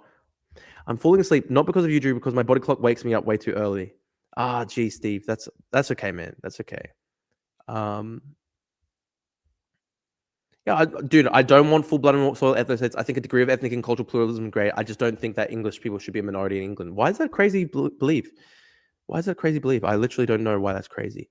Guys, great soundtrack. The Kurtzel True History of the Kelly Gang System. So the beautiful album. I've been listening to it in the car in the mornings on my way to work. and it helps me visualize the future of Australia. Very beautiful and powerful. I really, really like that album. Why is Australia's healthcare so good? I'll have to study it. Like, honestly, I think it's a lot better than the NHS. So the thesis has nothing to do with Israel-Palestine. It's wholly unrelated. It's about China, Russia. Okay, listen, it's still interesting. I'm still interested in watching it. Got 28 live viewers. Thank you, guys. Please, if you're watching the stream, leave a like on the YouTube stream so that YouTube will recommend us to more people. Please, it's very important. What is good about ethnic and cultural pluralism? And I just said, like, the dark woke, Silvia Berlusconi says, immigrants not welcome, but beautiful girls can stay. He's very funny. Very funny, very funny. I'll delete. This was another good comment by Seth. Why does a country need to have a specific ethnic makeup, though? I mean, like, nation states exist. Like, England is a nation state, Poland is a nation state, Tibet is a nation state. Like, I think that nations should continue to exist. Do you think America should remain a majority white country? What makes someone America? I just would like America's demographics to be stabilized. I don't want to see too much revolutionary change.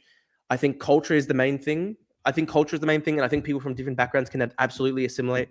But also I don't want, for example, like people in England to be a minority. I don't want English people to be a minority in England. I don't see why like there should just be like full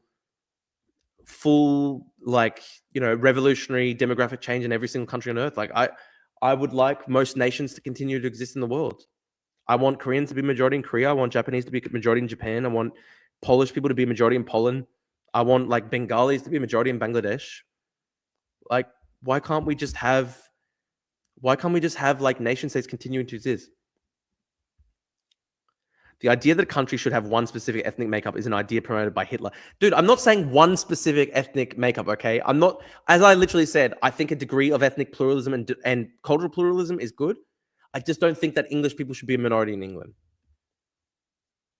Isn't America meant to be the great cultural melting pot experiment? I mean, sure. I mean, but at the same time, there are also people who like, you know, their families do go back 400 years in America. And like, you know, like, I think like a nation does exist. You can't just dissolve every single nation state on the planet and then just pretend that, you know, nothing's changed, right? As I said, right? As I said, I still want there to be pluralism. I'm not 100% ethno-state guy at all. You know, let's have pluralism. Let's have immigration, of course. I want cultural diversity to exist. I just don't think that every single nation should be dissolved on the planet. I just don't think that's a silly thing, right? And look, the world is like a garden of flowers. Imagine how boring it would be if you went everywhere and it was the same as everywhere. Cultures are awesome. Celebrate. Yeah, listen, I like places having distinct cultures. Like, I don't want every single distinct culture on the planet to just be dissolved. Is that wrong? Someone says the destruction of national identity comes from two sources: communists because it is hard to control patriots, and theocracies like Islam because patriotism doesn't align with religious doctrines. Yeah, when you say Australia should be for Australians, do you mean white specifically? In 2096, Australia will not be majority Caucasian. That is a fact. I don't think that Australia should be minority Caucasian. Like, you know, Australia exists as a nation. The Australian people built that. I'm not ethnically, you know, Anglo-Australian. I'm culturally Australian. But at the same time, I don't want, you know, white Australians to be a minority in Australia. I don't think anybody should be, like, you know, people shouldn't become minorities if they built up the country. I think that's fair.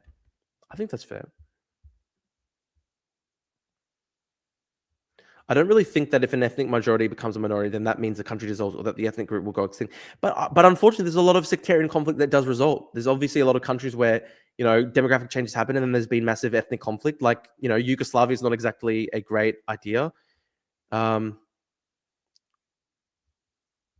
Drew, I know you all recently had a pretty good election for the good of your country. Do you see the fascist threat is mostly over and now you have to deal with the leftist threat? Is it still a big fight coming from both the far rights? Is there any relief at all or breathing room from recent results? Do you see asylum reform coming for your country? USA is just mass deporting, issuing gold cards for foreign national and destroying family and not actually reforming asylum or fixing the actual problem. Listen, the problem is Australians defeated Dutton because they didn't like Trumpism and stuff like that. That said, though, the current system of migration in Australia, it's not working because there's a massive housing crisis right now. I think the conditions are really bad in Australia. There's a per capita recession. I think if we want to stop the far right from coming to power, we have to stop the per capita recession from taking place, and we have to lower migration.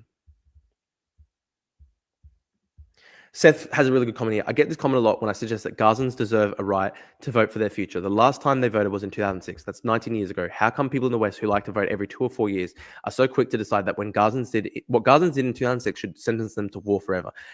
Germans elected the Nazis in the 1930s, but 19 years later, they had a Western-backed democracy in Konrad Adenauer in Western Germany. Italians voted for Mussolini, but they too chose different leadership 20 years later.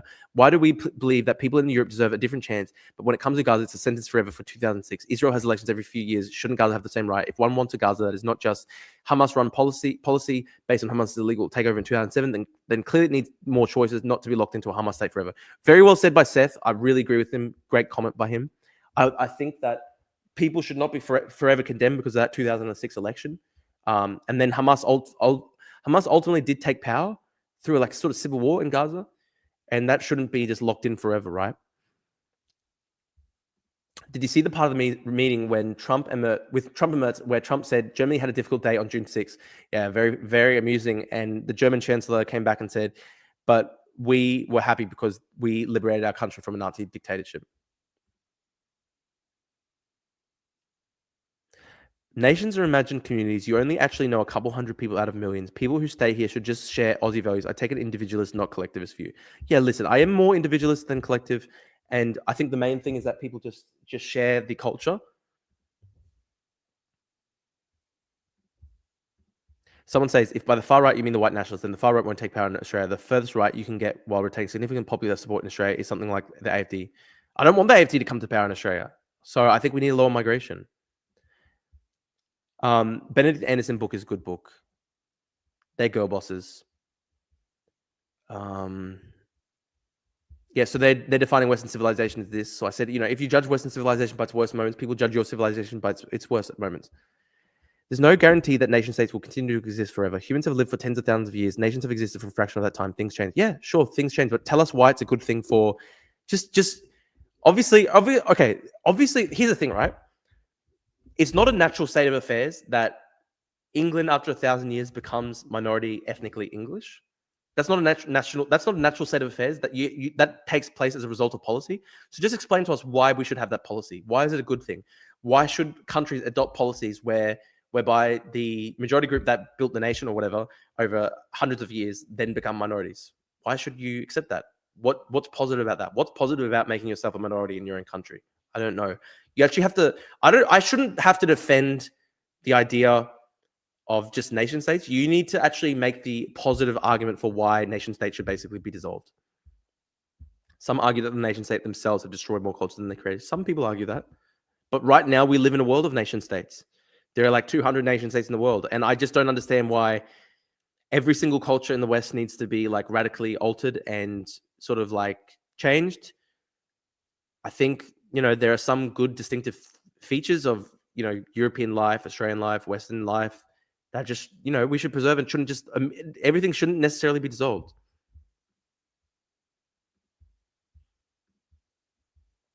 I agree with Noah Smith. If you want people to use public transit, make it safe and clean. That is how you do it. Yeah, you have to. You have to make it safe and clean. No one wants to use public transit if it's filled with meth users and crazy people. Well, yeah, it was settled by Norse and by Romans and heaps of others. Then English tried to reverse to the French. But listen, like, even during the Danish settlement, even when like the Nordics settled England, like 10 centuries ago, at most, it was like 10% of the population in the DNA. So like, it's literally like, even when there was the invasions of England, like 10 centuries ago, like we're not talking about the wholesale demographic replacement. If English people want to remain a majority English, then why does the UK government allow so many immigrants in? Is it to make up for the declining birth rate? It's to make up for the declining birth rate. But listen, like, if you look at polls in England, like a majority of people wanted to decrease immigration. Would you accept whites becoming a minority in America if every other minority culturally assimilated perfectly? Like, yeah, look. As I said, guys, I'm not like an ethno-state blood purist, okay? I'm not a blood purist, like Aryan ethno-state person. If the culture didn't change at all, then I wouldn't have a problem, right? I wouldn't have a problem if the culture was the exact same, then fine, it's fine, right? And look, honestly, the funny thing is like someone like Rishi Sunak is probably a good example, right? Like I honestly think if you look at Rishi Sunak, the entire way he bears himself, The entire way he exists in the world, he basically has the complete demeanor of like, like an old upper class British gentleman. And I think he's a good guy. I think so look, if everybody culturally assimilated perfectly, I wouldn't really have a problem. I don't care. I'm not a fucking 100% blood state purist. I'm not somebody who believes in DNA perfect and stuff like that. I don't believe in that, okay? My main thing is cultural assimilation. My problem though is that if you're literally wholesale demographically changing the country in like 30, 40 years, you're not going to have cultural assimilation. Instead, there will be fusion and stuff, but there's not going to be cultural assimilation because instead you're going to have sectarian conflict.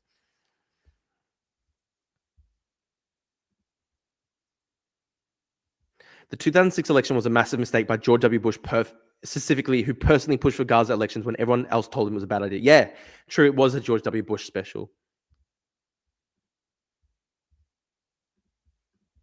I think Rishi Sunak, if you look at the way he speaks, the way he bears himself in the world, you look at his cultural values and stuff like that, he's almost literally indistinguishable from a British gentleman. So honestly, for me, it's mostly culture. For me, it's mostly culture.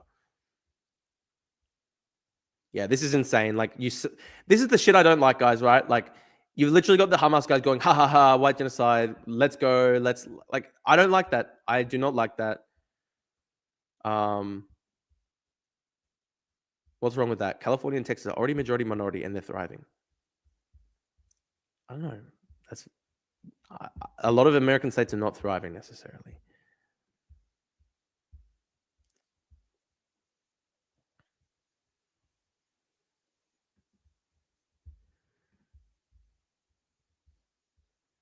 Holy shit! Don't you think that Putin's illegitimate daughter literally looks like Putin? She literally looks exactly like Putin. That'd be like the most fucked up thing ever. I can fix her, bros. Putin's literal daughter. It's fucked up. Yeah, Dan Bilzerian. Guys, I'm not even kidding. If I had to trade lives with Dan Bilzerian for even a single hour, I'd literally kill myself. Should Cyprus be specifically a Greek nation state? I think Cyprus shouldn't be like majority Greek, but obviously there is a Turkish minority and they should also be part of the nation. They should also be part of the nation and stuff like that. But I don't think Cyprus should be like fully like, okay, here's a good example, right? In the north of Cyprus, where Turkey invaded, they literally ethnically cleansed the Greek Cypriots, and it's now majority Turkish Cypriot. In the north of Cyprus, it was never majority Turkish Cypriot before. They brought in settlers to literally replace the Greek Cypriots of North Cyprus. Is that a good thing? It's literal colonization, okay? So, like as I said, I'm happy. I think cultural diversity is a good thing. I think immigration is a good thing, but to have full wholesale replacement and like massive population demographic change in like 30, 40 years, I just think that's not a good thing.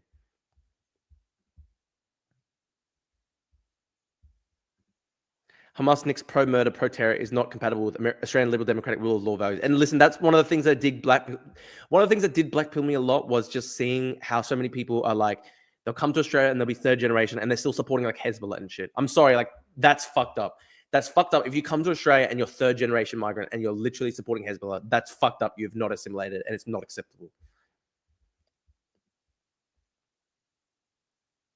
I'm not saying they should, but I'm saying it's going to happen whether you want it or not. It's not going to happen if you want it or not, though. That's the thing. It's literally not going to happen whether you want it or not. They could literally, like, you can literally have a government choice to say, okay, we're going to just slightly lower migration, and then English people wouldn't be a minority in England. Like, it's a choice whether you want that to happen. How's what happened in North Cyprus different to Sydney, Melbourne? Dude, come on, that's ridiculous. Because like Cyprus was actually a war. They literally straight up ethnically cleansed and massacred people. That's very different, obviously. Obviously, a war and ethnic cleansing is different to just normal migration. That's it. I still want to lower migration.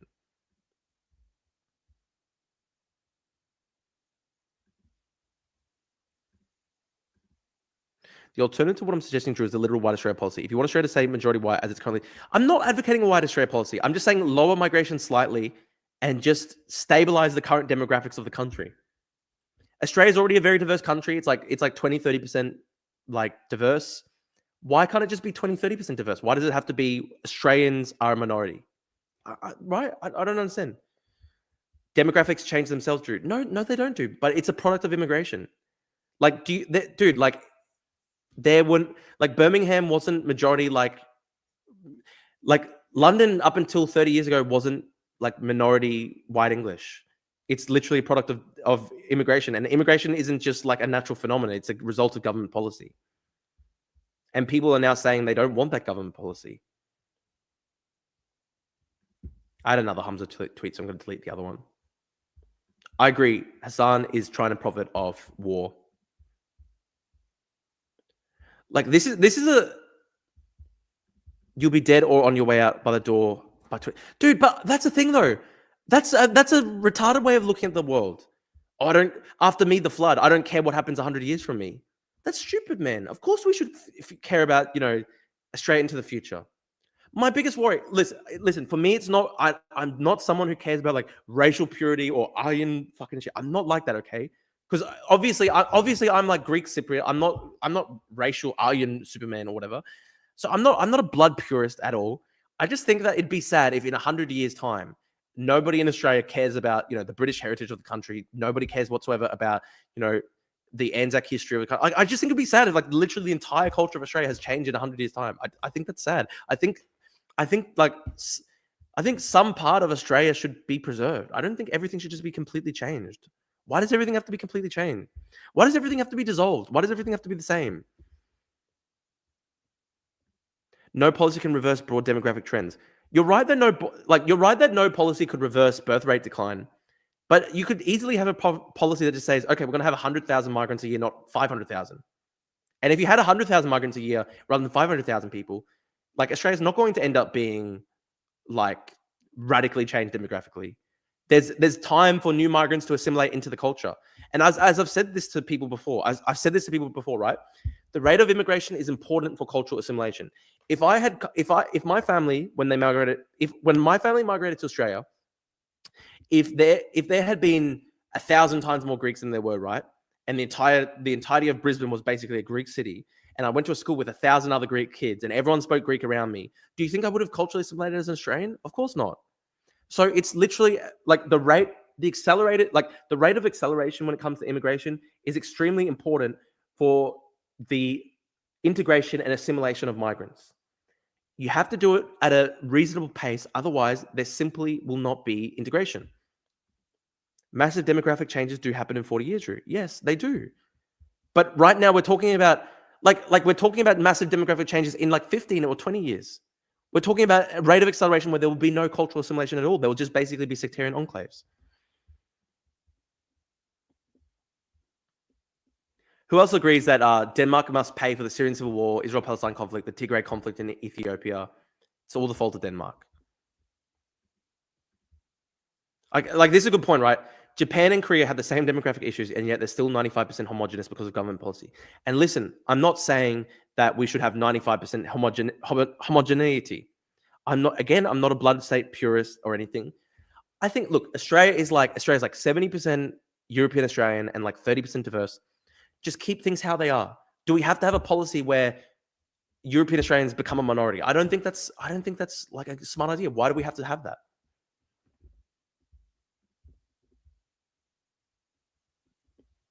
I agree with Rob that another Friday night in the cold with no girlfriend. Will I blame Albanese? My fucking word, I will. Great post by Rob. I agree with him there.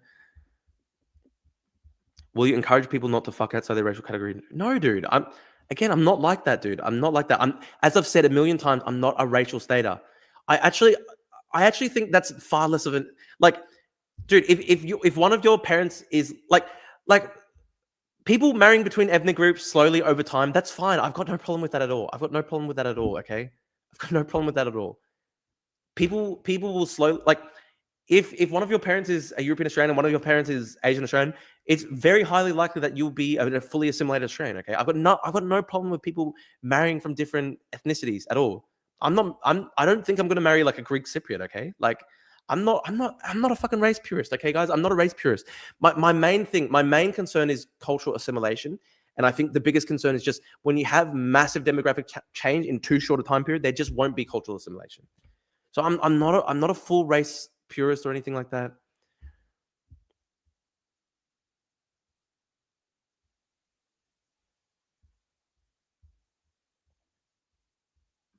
Are you willing to deport naturalized citizens who commit crimes? Yeah, I am. I literally am.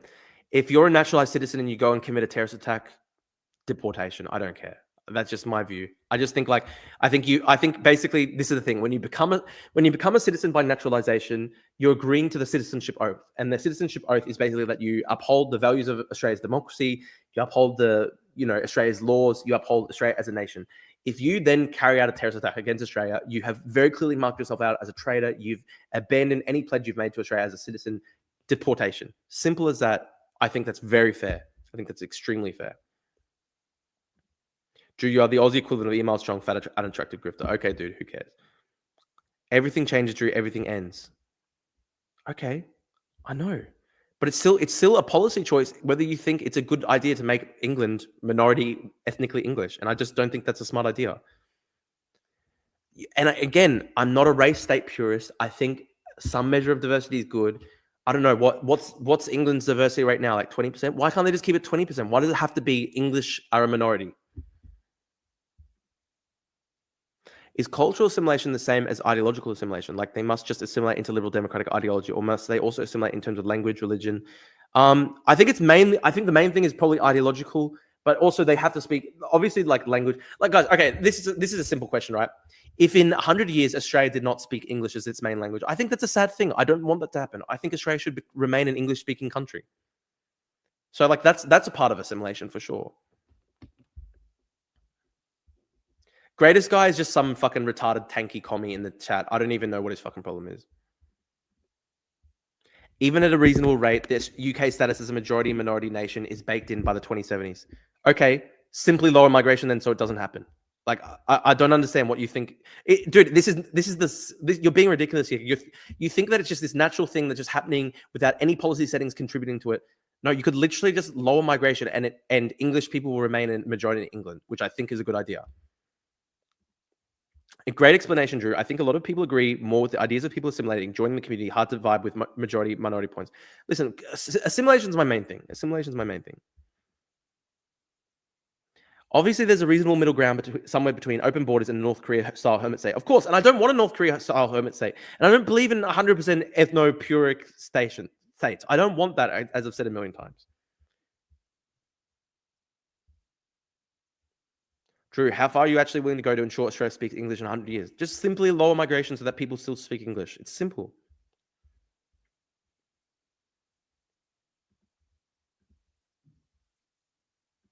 Slightly unrelated. Drew, did you turn no Chinese immigrants, no Chinese students? Everyone is ceased by as well. I've never said that. If you migrate to Australia from China, and if you want to naturalize as a citizen, you have to make sure your first loyalty is to Australia. That's just simple.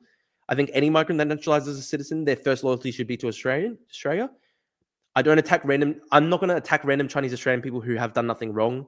If you're just, I honestly think 90% of Chinese Australians do absolutely nothing wrong, and they're actually very law abiding, and they just literally want to get ahead. They work hard.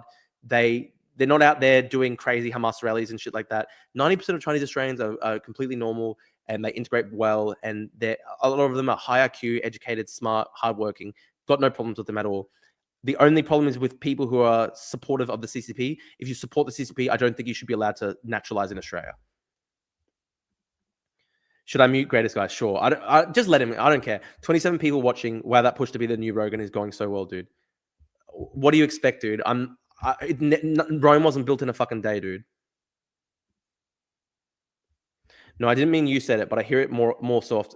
Listen, I don't agree with the Trump actions where Trump is literally saying no Chinese students whatsoever in America. I think that's retarded. Again, I think having Chinese international students is a good thing, so long as it's not an insane amount of people that will put pressure on the housing market, and so long as people are not bringing pro-CCP attitudes. As long as you're pro-democracy, at the core, you have to be pro-democracy, you have to be willing to support Australia, and you have to, respect Australia as a country. If you do that, I think you should be allowed to migrate.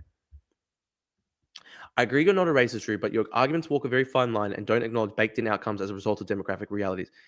But dude, this is the thing though. I don't think, the reason why there's going to be this massive demographic change, like England becoming minority English, is because they have the highest rate of migration in the entire history of the country. And if they lowered migration, it just wouldn't happen, dude. So that's the thing, dude. It's not just happening. It's not just like you're acting like this is just happening as like a natural wind of history. You could just simply lower migration, and you could still have diversity. You could still have cultural exchange. You could still have cultural diversity, which I think is good. I think cultural diversity is good. You can have cultural diversity without making like the majority ethnic group in your country a minority. I think that's just so reasonable, right? Hang on, what's this? Yeah, because of Trump, it spills over to others. Dude, of course not. Transport 10% of their population to Australia. Wait, what do you mean, average Joe? Sorry, I'm. Could you be clear? Drew's reasonably attractive. Thank you, Pickles. Like again, I support Chinese migration to Australia. I support most migration to Australia as long as people are law abiding, they respect Australia's nationhood, they are pro democracy, and they respect the laws of the country, right? And they're willing to assimilate. I'm happy with migration. At the same time, though, we just have to have a measured rate, because if you just suddenly have 100 million Chinese people move to Australia, then Australia doesn't exist anymore. Okay, it's just very simple, guys. Like, let's just have a managed process. I still think Australia should remain Australian. We can welcome more people into the Australian family. They can assimilate and become Australian, because I think people from different ethnic backgrounds can become Australian. I'm from a different ethnic background to white Australians, but I think I've fully assimilated because I love Australia's history. I love the Bush poets. I love the Anzac history of Australia. I love Australia as a nation state. I don't want to radically change Australia. I respect Australia's laws and its democracy and stuff like that. It's simply, you just have to have a measured rate of migration so that people can assimilate and integrate into the society. Trying to arbitrarily maintain race-based state statistics rather than simply recording them makes me raise an eyebrow. But dude, I don't understand. I don't know. Dude, you're the one who's arbitrarily trying to change it. You're the one who has, for some reason, decided that it's a good idea to try and demographically change every country in the world. I don't understand why that is. We can have migration, but I don't think it should result in mass demographic change. I don't understand why we should accept that, or why that is a good argument. In 100 years, the AI implants in our head will let us speak any language. I don't know about that. Like, don't you think it's sad if every single language on the planet just dissolves?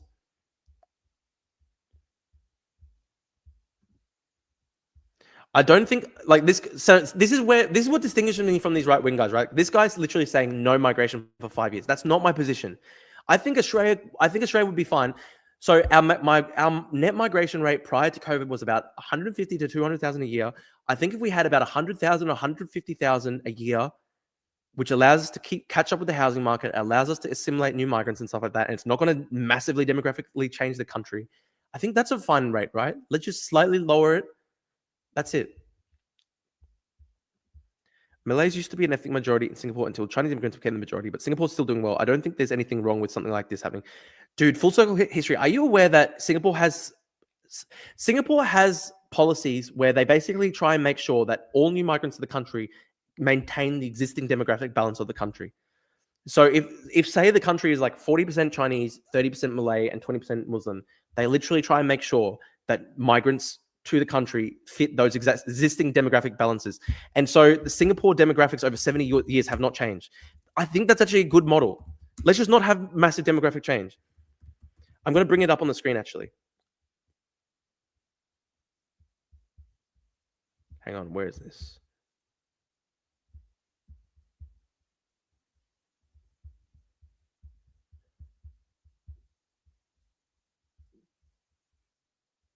Yep, okay, hang on. I'm bringing this up on the screen.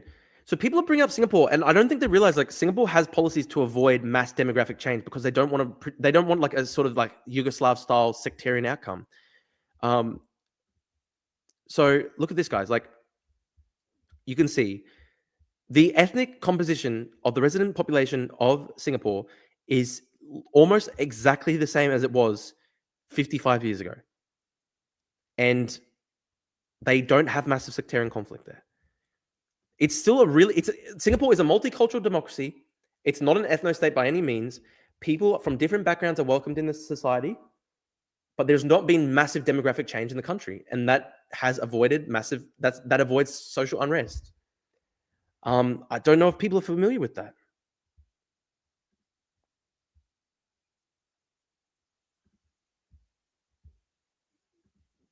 Yeah, look, I do want to say America assimilates immigrants 10,000 times better than Europe. And look, probably the reason why the reason why is probably because one, America has higher rates of economic growth, and then two, also Europe has much more of a national. The states of Europe have much more of a national character. Like France has been France for a very long time. Poland has been Poland for a very long time. England has been England for a very long time. America has been much more fluid and dynamic in its history. And Australia is also a bit similar to that. Australia has also been much more fluid and dynamic in its history. So I do acknowledge that there's big differences between Europe and Australia and America and stuff like that. Hang on, is someone saying I'm doing fascist dog whistling? Where's this dog whistling?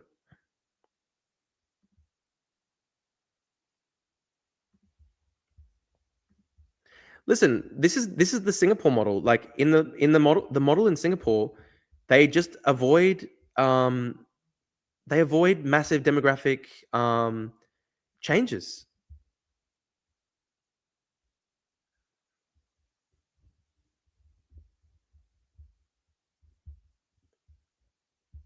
Let me Google it.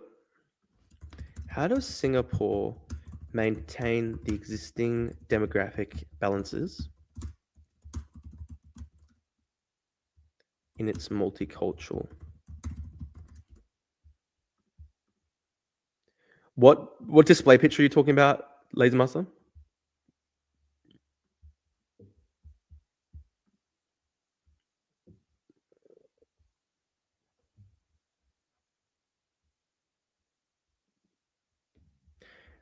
So, guys, this is pretty interesting, and I'm not endorsing like exactly what.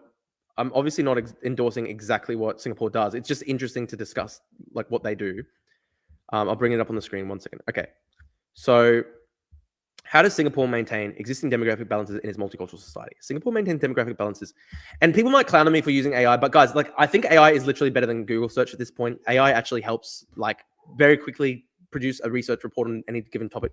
Singapore maintains demographic balances in its multicultural society through a combination of state-led social engineering, legal frameworks, and public policies aimed at preserving racial harmony and preventing ethnic enclaves. Preventing ethnic enclaves sounds good to me. The core strategy revolves around promoting multiracialism and shared national identity while ensuring no single ethnic group dominates disproportionately. Here are the main methods. Wow, okay. Since 1989, Singapore's Housing and Development Board has implemented its ethnic integration policy, which sets racial quotas for residents in each block. That ensures that Chinese, Malays, Indians, and others are proportionally represented in every public housing area. It prevents ethnic enclaves and promotes daily interaction across racial lines. Group representation constituency system. In parliamentary elections, certain constituencies are contested as GRCs, where each political team must include at least one minority candidate. And again, guys, I'm not actually advocating the Singapore model. I'm just saying this is an interesting model because, like, people think like, oh wow, like so you're Hitler. Like Singapore is like a multiracial society, right? Singapore is a multiracial, multicultural society, and their policies are geared towards preventing social unrest and conflict. And again, I'm not necessarily saying this is a good idea. Singapore classifies race according to its official framework, which is embedded in identity cards, sense forms of policy planning. Like, I don't think that's necessarily a good thing, right? I don't think everybody should have like a race ID card. I don't think that's a good idea. But I'm just interesting to see what Singapore is doing. National curriculum involves civics and moral education and national education, promoting shared values like racial harmony and meritocracy. Compulsory national service for males fosters interethnic bonds through shared national duty. Interesting. I do think we should have much better civics, moral education. Racial and religious harmony laws. Laws such as the Maintenance of Religious Harmony Act and Sedition Act criminalize actions that incite racial hatred and disharmony. The government actively sentences or counters hate speech. Okay, interesting. Again, like obviously this is a very strict system and I'm not actually fully supporting it. I'm just saying it's interesting what they do. State promotes public recognition of all major ethnic festivals. Population planning and immigration. Singapore uses immigration to stabilize its Chinese majority due to lower birth rates among certain groups. At the same time, it tries to balance inflows to prevent disruptions to prevent to existing ethnic proportions. I'm going to ask about that.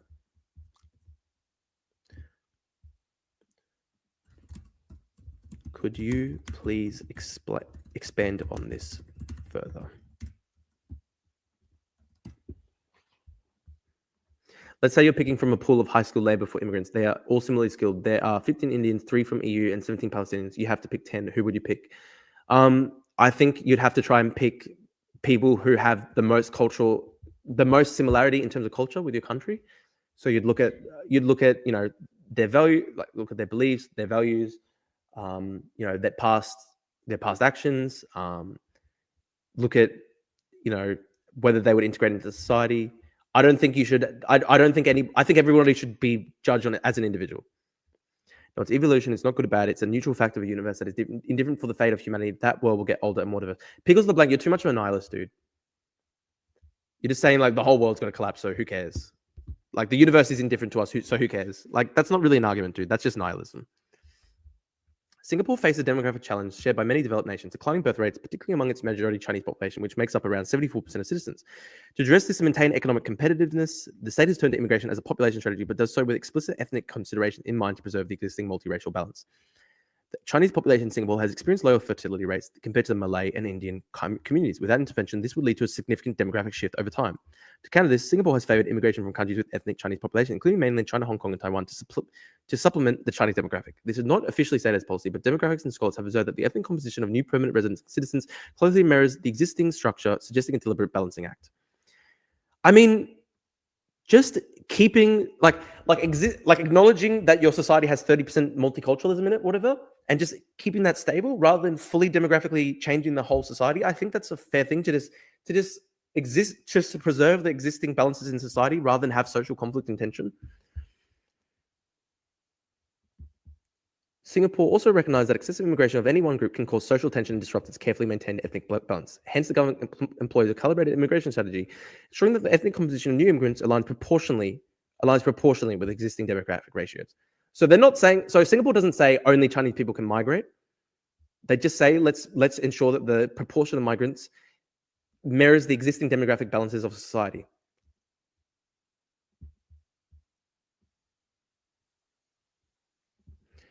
Immigration is used not just for economic needs, but to preserve social harmony by maintaining the character of our multiracial society.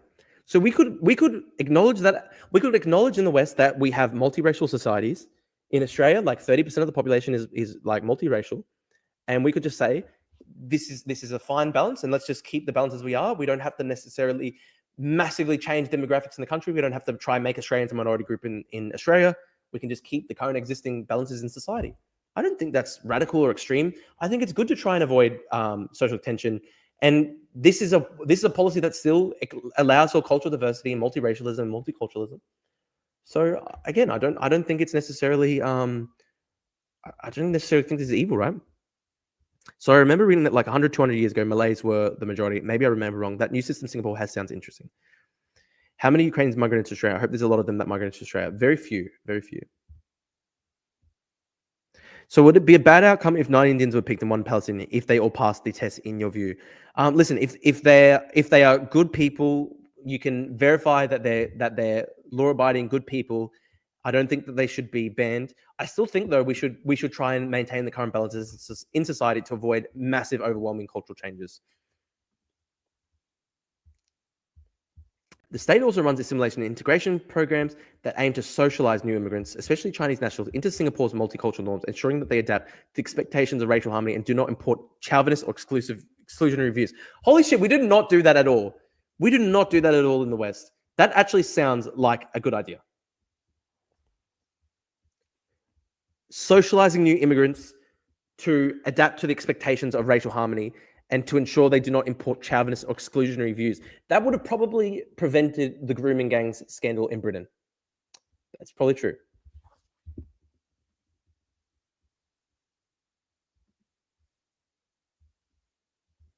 And you look like, isn't, and guys, they actually wanted, they prevented too many Chinese immigrants from mainland China from coming to avoid massive cultural change in favor of, say, the Chinese majority. So this policy would also prevent Australia or America being like 99.9% white, okay? Let's say Americans move to the UK. Does their race matter? Again, I don't think race should be primary consideration in migration at all. I think culture and assimilation should be the primary consideration. I think overall that we should try and maintain the existing demographic balances in society. Hey, Drew, do you believe there are gay Russians? 2 of them got FPV'd when they were found pleasuring themselves. I'm not surprised. There's gay people in every country in the world.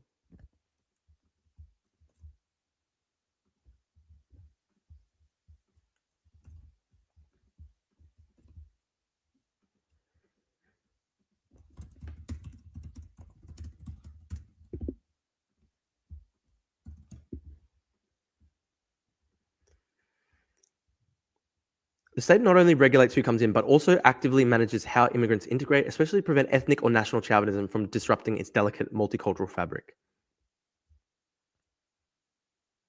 Would you be happy if UK was 70% like Rishi Sunak? Like, it's a bit silly, right? I don't think that the entire ethnic makeup of England should just be radically transformed, okay? Why can't you just have an existing balance in society that still has Indian people, still has people from the Caribbean, still has people from, still has Muslim British people as well, people from all across the world. You just do it without massively changing the demographics of the society. I feel like immigrants to Singapore have less of the my new home country is a bad, evil colonizer floating around their head, at least compared to Europe. Yeah. Get your Pfizer boosters, Drew. What booster number you and Destiny on? 1,000, brother. 1,000. It's so dumb, dude. I don't even know what this guy's coming. I think he's an Alex Jones supporter. I never even got a Pfizer booster. I never got a booster. So this is just dumb.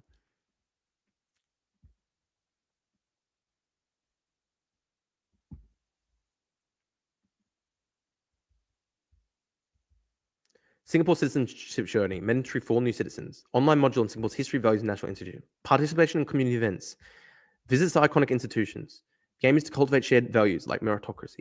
It's especially designed to prevent ghettoization or importation of divisive foreign ideologies such as Han-centric Chinese nationalism or religious fundamentalism. Beautiful. Why can't we do that in Australia? Why can't we do that in Australia? That's beautiful.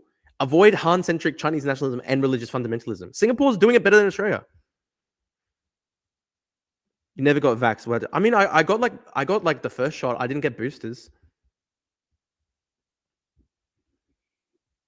How about a country like Germany where historical lyrics there were many Slavic people? Should this demographic composition be maintained? Just asking for the fun of it. Look, I don't know exactly the history of Slavic peoples in Germany. I just think, existing balances that exist in society, let's just maintain them, avoid massive social conflict. I'm explicitly anti-racism. I believe that all human beings have an innate value and dignity. I love cultural diversity. I love cultural exchange. My literal favorite thing to do is going to Sunnybank in Brisbane, which is like Asian suburb, and I love Asian food so much. I literally go there. It's like the funnest time ever for me. Okay, I love cultural diversity. I love multicultural exchange and stuff like that. All I'm saying is, let's not have within a very short time frame mass demographic wholesale rechanging, remaking of a country, because that leads to social tension. It leads to ghettoization. It leads to social conflict. It leads to the importation of divisive foreign ideologies. Let's just have balanced, harmonious society. And let's do what Singapore does, where we make sure that new migrants to the country don't import extremist ideology, that they are going to be they're going to be a valued part of a multicultural, harmonious society. Simple as.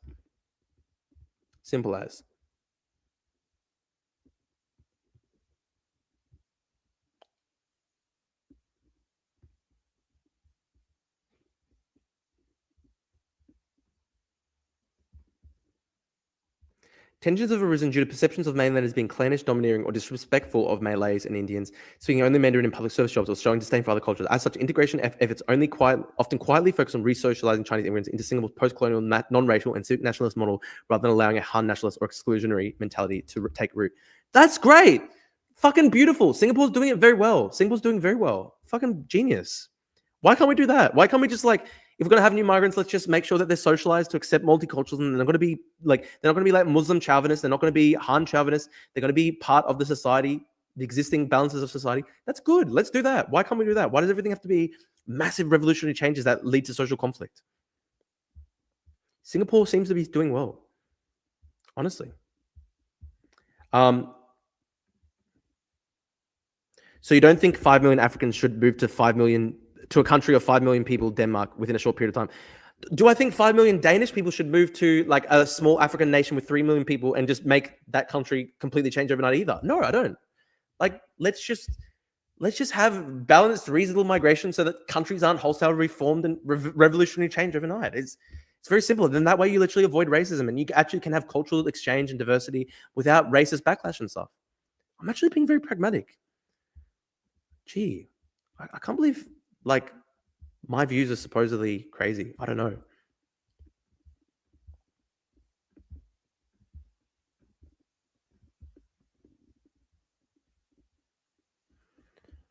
So, hang on.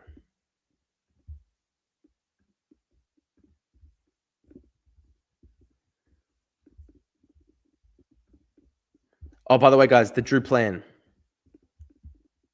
I'll show you this.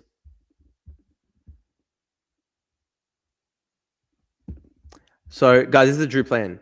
So, in 2024, I released like 15 videos, blog, podcasts. Already at 115 in 2025. So, if I keep up this current rate, I'll end up with like 250 for the year, which is going to be like literally 20 times more productive. So, yeah, lost 15 kilos, conquered depression, working hard. I've debated Alex Jones. I've reported from the front lines in Ukraine. I've done the Bulwark podcast.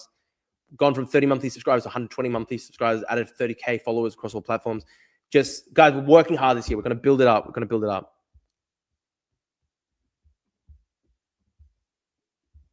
Dylan Burns was just watching your performance on Alex Jones. Damn, I want to watch that now. Where do I find his show?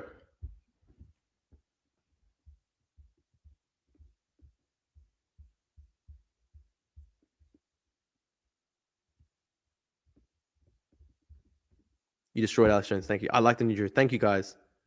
YouTube. Okay, I'll watch Dylan. I'm going to react to Dylan Burn reacting to me. Okay. Why not? Okay, hang on. Dylan Burns live.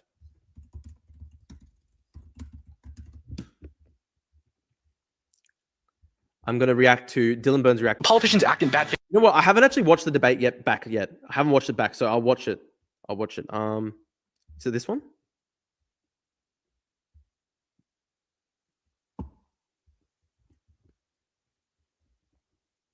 Dylan Burns is awesome. I like Dylan Burns a lot. He's cool.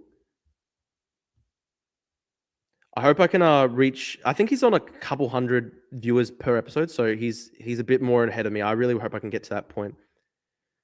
Oh, it doesn't seem it's this one. Does anyone? I knew from reaction to a real stream. Does anyone know where to find this one of Dylan Burns reacting? Damn, I really want to see. Is he on Twitch maybe? Oh, he's got a website. Okay, if I go to Dylan Burns TV.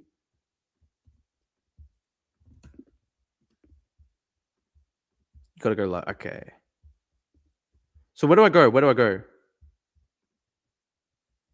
He had 400 on YouTube and 180 on Twitch. Those are great numbers, man. I really hope I can hit those numbers. My numbers are so small right now. I've got I've only got 23 people on YouTube, which kind of sucks a bit, and 1 on Twitch. Guys, if you're watching, please leave a like so YouTube recommends us to more people. Really important. Okay, go to YouTube. Okay. Okay, hang on. I'll go to his Twitch. Okay.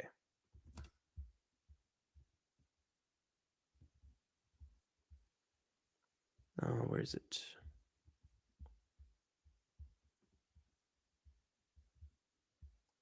Oh, it must be this one. Okay.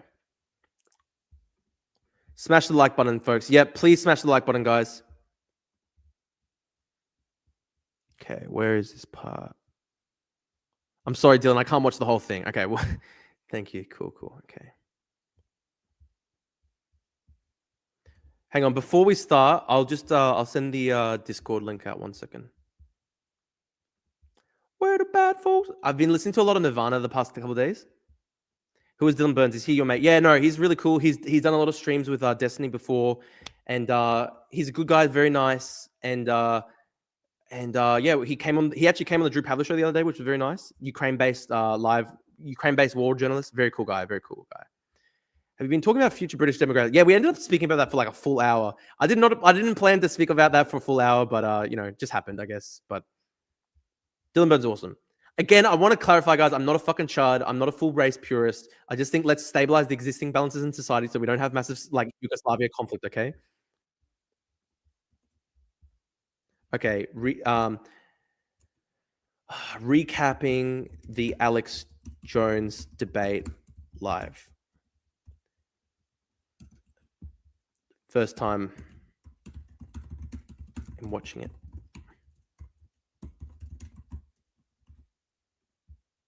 Where the bad folks go when they die, they don't go to heaven where the angels die.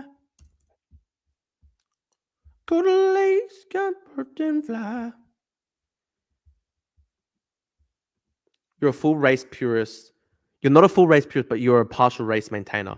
But it's not even race, dude. It's not even really race for me at all. It's honestly, I'm much more interested in cultural assimilation and stuff like that.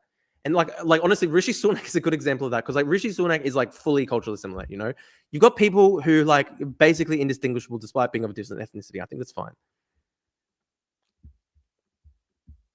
Okay, hang on. I'm just gonna quickly send it out to my Discord. Where did bad folks go when they die? They don't go to heaven where the angels fly.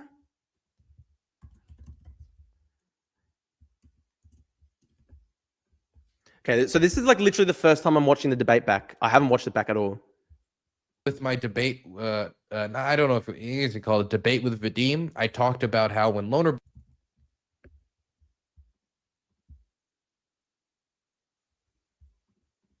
How's that or not all people anti-freedom become principles. slop? Everyone becomes a greasy haired Eton boy. What are you talking about, dude? What are you saying, man?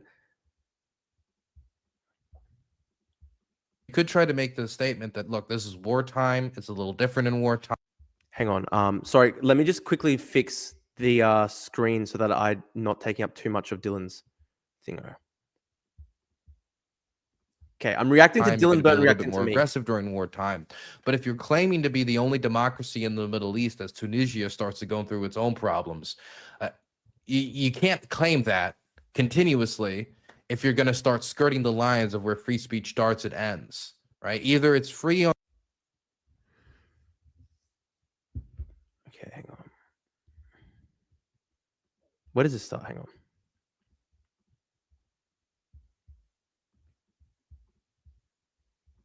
This is so funny, like me reacting Tier to a 1 reaction. sub. I appreciate it. Thank you. So I was a little nervous, but then I got this message from Drew, and he asked me if I can help him prepare for the debate. Yeah, I did talk. And I'm like, sure. Like I'll help anybody, like basically anybody.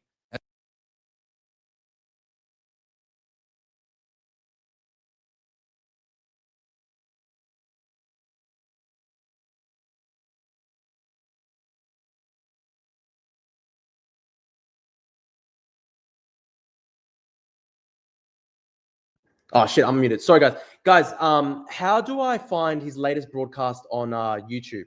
Because his Twitch is just too buggy for me. I want to use YouTube.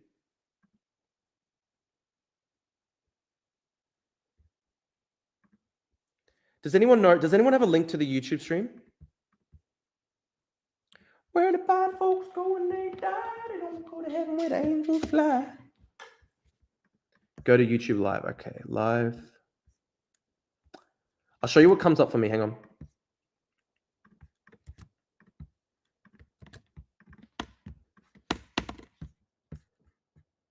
When I go to his YouTube Live, it's not coming up. Hang on. So see, when I click live, it's literally like his last stream 7 months ago. So what do I do here, guys? He scrubbed it. What else do I do? That's disappointing that he scrubbed it. Fuck off, Ed. He's one of those guys. Okay, we'll go Twitch. We'll go Twitch then. Twitch sucks, but we'll go to Twitch. Okay, I'll go to Twitch. Twitch sucks, but yeah, we'll go to Twitch.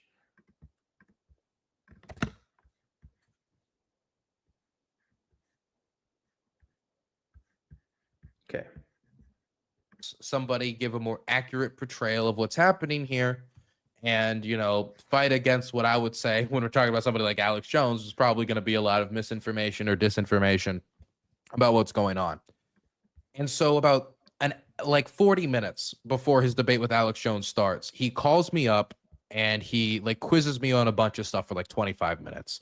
And I try to impart upon him as much information I can within 25 minutes, which really wasn't all that much. I think he really just wanted to hear some answers to some popular theories that he hadn't heard about or any responses to before. For example, the idea that Ukraine had these bioweapons labs that were going to target Russian DNA and stuff like that. I mean, I did my best to assuage. I want to quickly say, I have heard those theories before. It's just Dylan is very up to date with the responses to them, so I wanted to double check. Assuade, those concerns and inform him the best I could. But there's only so much you can do in 25 minutes, and I haven't watched the debate yet, so I wanted to see how Drew did. He did say that he's supposed to be maybe going on. He was maybe supposed to go on Alex Jones's program again. I don't know when that's going to happen or if that's already happened, but I wanted to see how this conversation went because apparently they were supposed to debate for an hour, and they only went for like 30 minutes. So let's go check it out. And I heard that a decent portion of it was also like ads and stuff. Yeah, it was. So maybe that, like the other half was like his like energy supplements. And that's what he meant by an hour, like 30% debate, 30% energy supplement. But anyway, let's watch. Drew Pavlou on exit. Drew, Pavlou. We've got about 12 minutes to break. I'll give you about 8-9 minutes, then I'll come back and respond to what you say. But I've been the same for 31 years. I'm for world peace. That's why I study geopolitics. And I noticed from your comments, it's all about stuff on the ground and, oh, you saw atrocities. That's war. And I wonder, what do you think about Palestine? What do you think about Gaza? What do you think about Syria? You care about what's happening there. I'm going to get your overall views on that later, but you've got the floor. People who are literally Chinese Communist Party members should not be allowed into Australia to study at university. I'm sorry. Or now. So go ahead. Listen, thank you, Mr. Jones, for having me on. I was surprised that you wanted to have me on, but I thank you for the opportunity. It's always good to have these sorts of discussions. I know you might think of me as a liberal. You might try and caricature me as a globalist. I want to quickly introduce myself to your viewers. Listen, I have been one of the loudest and most vocal opponents of the Chinese Communist Party in Australia, to the point that I literally had a kidnap plot against me by the Chinese government in 2022 in Australia. The Australian Federal Police literally informed me of that. They informed the Australian Senate of that fact. So I'm somebody who is fundamentally at my core, somebody who's anti-totalitarian, anti-communist. And my whole question to you is why you are on the side of the Russians when they are fighting under Soviet hammer and sickle flags in some of these areas. They are building up Stalin statues. They're building up Lenin statues in the occupied Ukrainian. Look at his chat. Someone says, hot take, let the CCP take him. That's shame. Territories. That thing. Ukrainian. I do think that him talking about the building of Stalin and Lenin statues in occupied territory, tying it to the symbology of totalitarian communism, that's not to say that the invading army is communist. The Russians are not communist, okay? I know that. I didn't mean that. The politics of aesthetics matter a lot in these circles. Yeah. And these Also, symbols are more seen as like projections of Russian power than they are like symbols of like a modern communist state. But that type of stuff is going to play well in an audience like this. Yeah, that's why we did it. Indians blow up the Lenin statues. They blow up the statues of Stalin. Stalin, remember? Yeah, I think Dylan is a little bit more lefty than me, but I do like Dylan a lot. He's a cool guy. Killed millions upon millions of Ukrainians in a genocide, the Holodomor. They starved millions of Ukrainians to death. The Bolsheviks, this is what they did to the Ukrainians. This is why fundamentally the Ukrainians do not want to be part of Russia. For me, this is fundamentally a question of, do the Ukrainians have a right to have their own country, have their own national identity, to be separate from Russia? If you go to Putin's interview with Tucker Carlson continued to bring up the point of NATO expansion. He continued to try and direct the conversation towards NATO expansion. And if you watch that interview, which I watched 3 or 4 times, Putin, over and over and over again, kept on steering the conversation away from NATO expansion and instead talking about 1,000-year-old historic claims to Ukraine, talking about Ukraine basically being always part of the Russian Empire, saying that the Ukrainian language is basically a fake language, the Ukrainian nation is basically a fake nation, essentially saying that Ukraine is a fake country, it should become part of Russia. And so this is not really just a question of, oh, well, NATO expanded around Russia. It's not really just a question as well of, oh, here are some provinces in the east where they're the thing is about like NATO expansion. I mean, the follow-up question should always be, if NATO was not in Eastern Europe, would the Russians leave Eastern Europe alone? That should be the follow-up question. If the Russians thought there was no alliance structure pushing against them, counterbalancing them, that there was no effort of collective defense taken upon by the European powers, would the Russians stop expanding westward, which they, for the entirety of the existence of the Russian entity, Russia before when it was a Tsardom, Russia when it was part of the Soviet Union, and Russia today, it has never stopped trying to do. Might be some conflict. I mean, even under Yeltsin, there was still the conflict in Moldova. No, this is fundamentally a case of Putin and the Russian elite not accepting Ukraine as an independent country. They'll never accept Ukraine as an independent country. I don't want war, Alex, Mr. Jones. I don't want war. If I had my way, I would have a ceasefire right now down the current lines of control. Of course, in my heart of hearts, I would love to see Ukraine be able to take back the Donbass and Crimea. I think these territories are legitimately Ukrainian. They're part of the Ukrainian nation. But I went to Ukraine 2 months ago. I know that the people in Ukraine want peace. They want peace as well. They want a ceasefire. I think that they're willing to accept that maybe Ukraine will never legally recognize these as legitimate Russian territory, but they're willing to accept right now a de facto line of control on the ground, freeze the conflict right now. I want to ask you, Mr. Jones, whether you're familiar with the peace proposal that Ukraine brought to the Russians in Istanbul. They are offering right now full and unconditional ceasefire in the sky, on land, and at sea as a necessary background for the peace negotiations. They're asking for the Ukrainian children who have been deported and kidnapped and taken to Russia to be raised as Russians. They're asking for those children to be returned.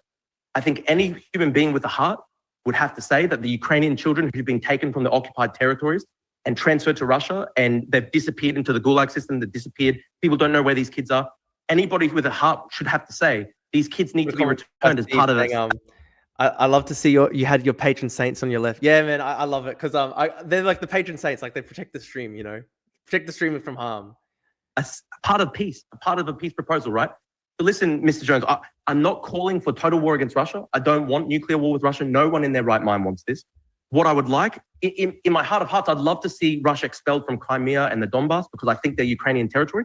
But listen, right now, if they could cease fire on the current lines of control, I think everybody in Ukraine would take that deal. Even Zelensky would take that deal. The Ukrainians are taking that deal to the Russians. They're saying, we will stop the war right now. Let's stop the war right now. Let's have no more attacks in the air. Listen, the other day when I called you out, Mr. Jones, this is the reason why. Agent Smith must have thrown him off. I think so. You were upset about the bombers that were blown up by the Ukrainians, the drones. And fair enough. Listen, I understand that the way you explain this, you say that you're wanting to avoid nuclear war. You want to avoid escalation. Okay, I understand this. This is the problem though, Mr. Jones. The day before that attack, the Russians launched the single largest drone strike the single largest attack against the Ukrainians in the entire 3.5-year war. 520 drones were launched against Ukraine. And these are sort of like the Iranian Shahed type drones. Iran is literally sending Russia the weapons. China's sending Russia the weapons. I'm somebody who founded my whole political purpose on opposing the Chinese Communist Party. This is my question ultimately, and this would be my question.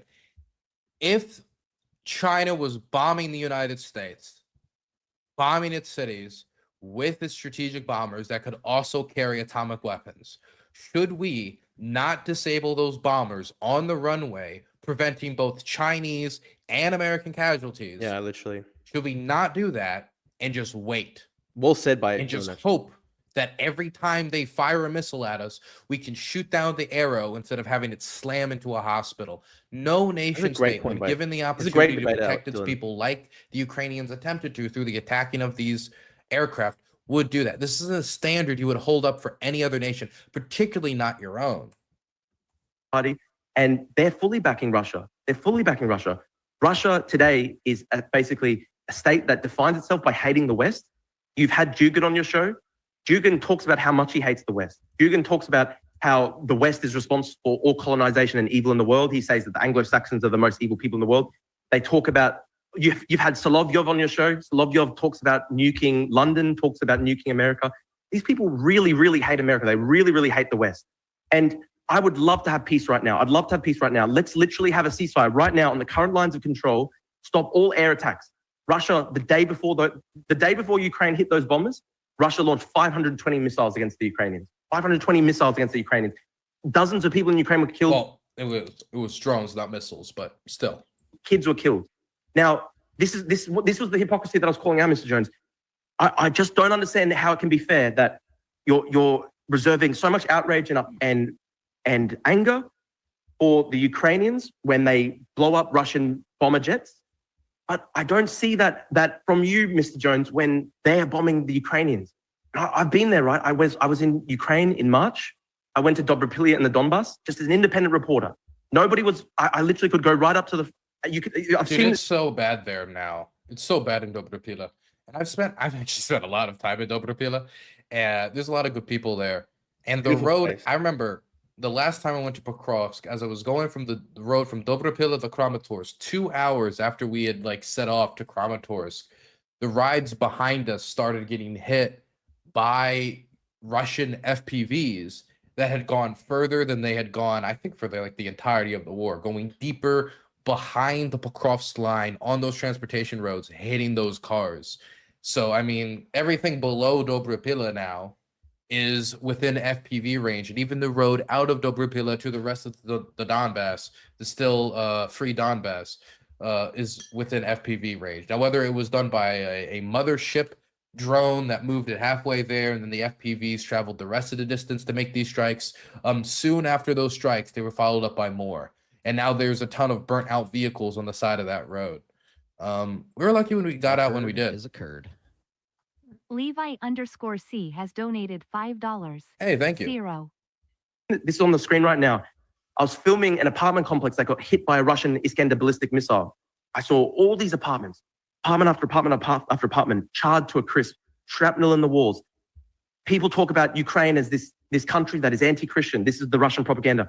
In these apartments that were burned to a crisp, I saw Orthodox icons in every single apartment, torn to bits with shrapnel and burned to a crisp because of what Russia did. They hit a Interesting choice by Drew to put the Christian iconography to his right. I always thought the idea that Russia was fighting a Christian war to be one of the most sacrilege points that somebody could make. Russia is the biggest killer of Christians on the planet today. Yeah, fact. And it isn't even beautiful close. points by There Dylan. is no power that is killing more Christians and more Europeans on the planet right now than the Russians. And it isn't even like a close contest. Not only that, but in places like Mariupol, there used to be like 40 Protestant churches. There's like none. They've shut them all down. If you're a Baptist, good luck. They shut down Baptist churches immediately after taking over territory. Yep. And so when you go to the people who are the biggest simps for the Russian occupation in the United States, people like Marjorie Taylor Greene, her constituents would have all of their churches shut down if they were in occupied territory. Yet Right she point. says they're fighting a Christian war against the trafficking of the organs and the whatever other bullshit she can make up to defend her anti-Christian position. ballistic missile into this apartment complex. They waited for the firefighters and ambulances to arrive, and then they hit the firefighters and ambulance. They do this all the time. I interviewed ambulance drivers in Kherson, and I filmed quite a few of these ambulances that had been bombed. The Russians released footage of the ambulances being bombed. Literally 3 days ago, the Russians released another video of them striking civilians. Firefighters come over to put out the fire, then they strike the firefighters. That have been done like 3 or 4 separate times. That keeps happening in occupied Kherson. I also know the administrative building in Kherson that I filmed an interview with one of the city workers that is a street sweeper that has to have a drone detector on their chest because they're scared of getting hunted in the human safari. That building was recently blown up by a Russian missile too. With a cluster munition strike. And you could see the fragments from the cluster munitions bomblets in the walls everywhere around. And I put this in my video. I filmed this with my own camera, put it on my YouTube. There's no tricks here. You can see the cluster munition bomblets in every single building surrounding the square, right? Dozens of people were killed. This is what I don't understand. Why do you not have this outrage? Why do you not have this anger when the Russians do this? And they're doing this every single day. And Okay, so let me respond. You can come back. All right, we'll have you back again, too. We're going to come back after the break. Sure. A lot of nice emotional appeals. Very nice what you came up with. That's bullshit, dude. It's not an emotional appeal to say things that happened. Yeah, if I I know, said, literally. hey, this is a murder case. My father, who I love, was just stabbed to death by XYZ, right? Okay. Yeah. That's a nice emotional appeal about your dad getting stabbed. No, it's not an emotional appeal. He's pointing to fact. He pointed to the facts of those buildings. He pointed to the Dylan fact and of, Callan are good. you know, I'm against this guy in the what comments Russia's saying that doing. Callan and Dylan are bad. I mean, yeah, Callan he Dylan. leaned a lot into like his personal experience and stuff like that. But I mean, what else do you expect him to lean into? So let's just go through these one at a time quickly. Oh, they have Victory Day parades, and they're proud of Stalingrad, where over 6-7 million people died. That's not what he said. He says they're putting Stalin statues and Lenin statues up, and they're celebrating Joseph Stalin, Mr. American Conservative, and that they're trying to project that Soviet history into modern warmongering, which that is what Victory Day is these days. It's just that it's just another time to beat the drum of war making in Ukraine. And oh my gosh, these are communist. Well, what about the iconography of the Ukrainians and supporting the Nazis when it was the Nazis that invaded Ukraine and much of the battles of World War II? We had 27 million Russians die in World War II, 24 million Germans. You have the floor. Go to these points now. So what about the standing ovation for the SS officer that actually on record oversaw the killing of 3,000 Jews in one pit?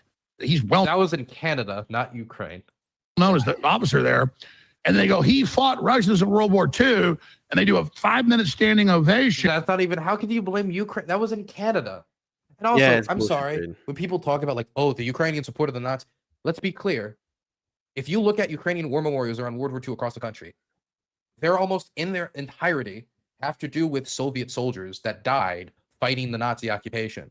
If you look at Ukrainian casualties from World War II, the vast majority, the vast majority was within the Soviet Red Army fighting against the Nazi invaders. That's just the fact. That's the truth. Millions upon millions upon millions. If you get into the Ukrainians that fought with the fascists, with the invaders, it's not in the millions. It's not even close. It's not even comparable.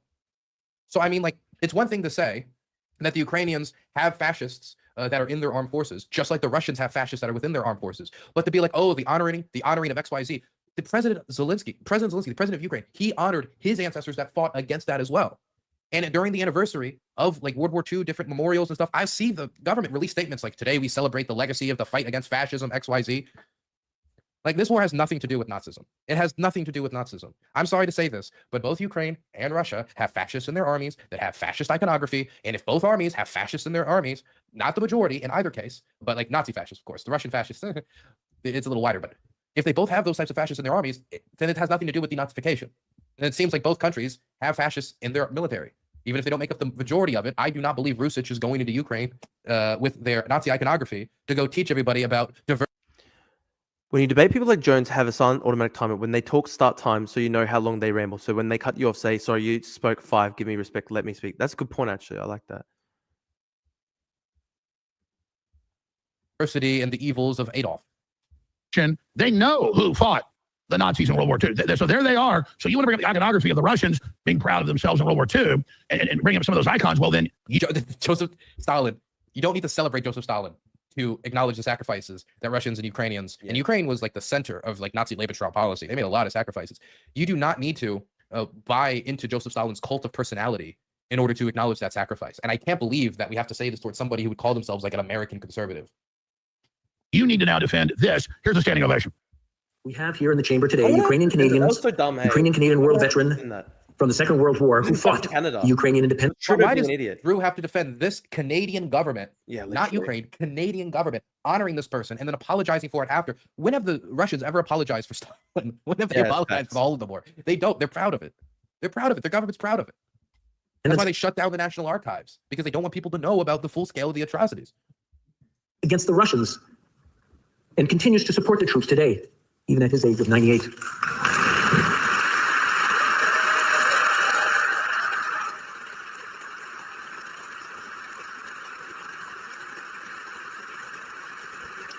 All right, this goes on for 5 minutes, but it's on record. Then write your notes, because you'll be able to come back and respond. But we're on a minute and a half. You'll come back. When did any Russian ever step down for honoring Stalin? Respond. Then you say, oh, they use cluster bombs.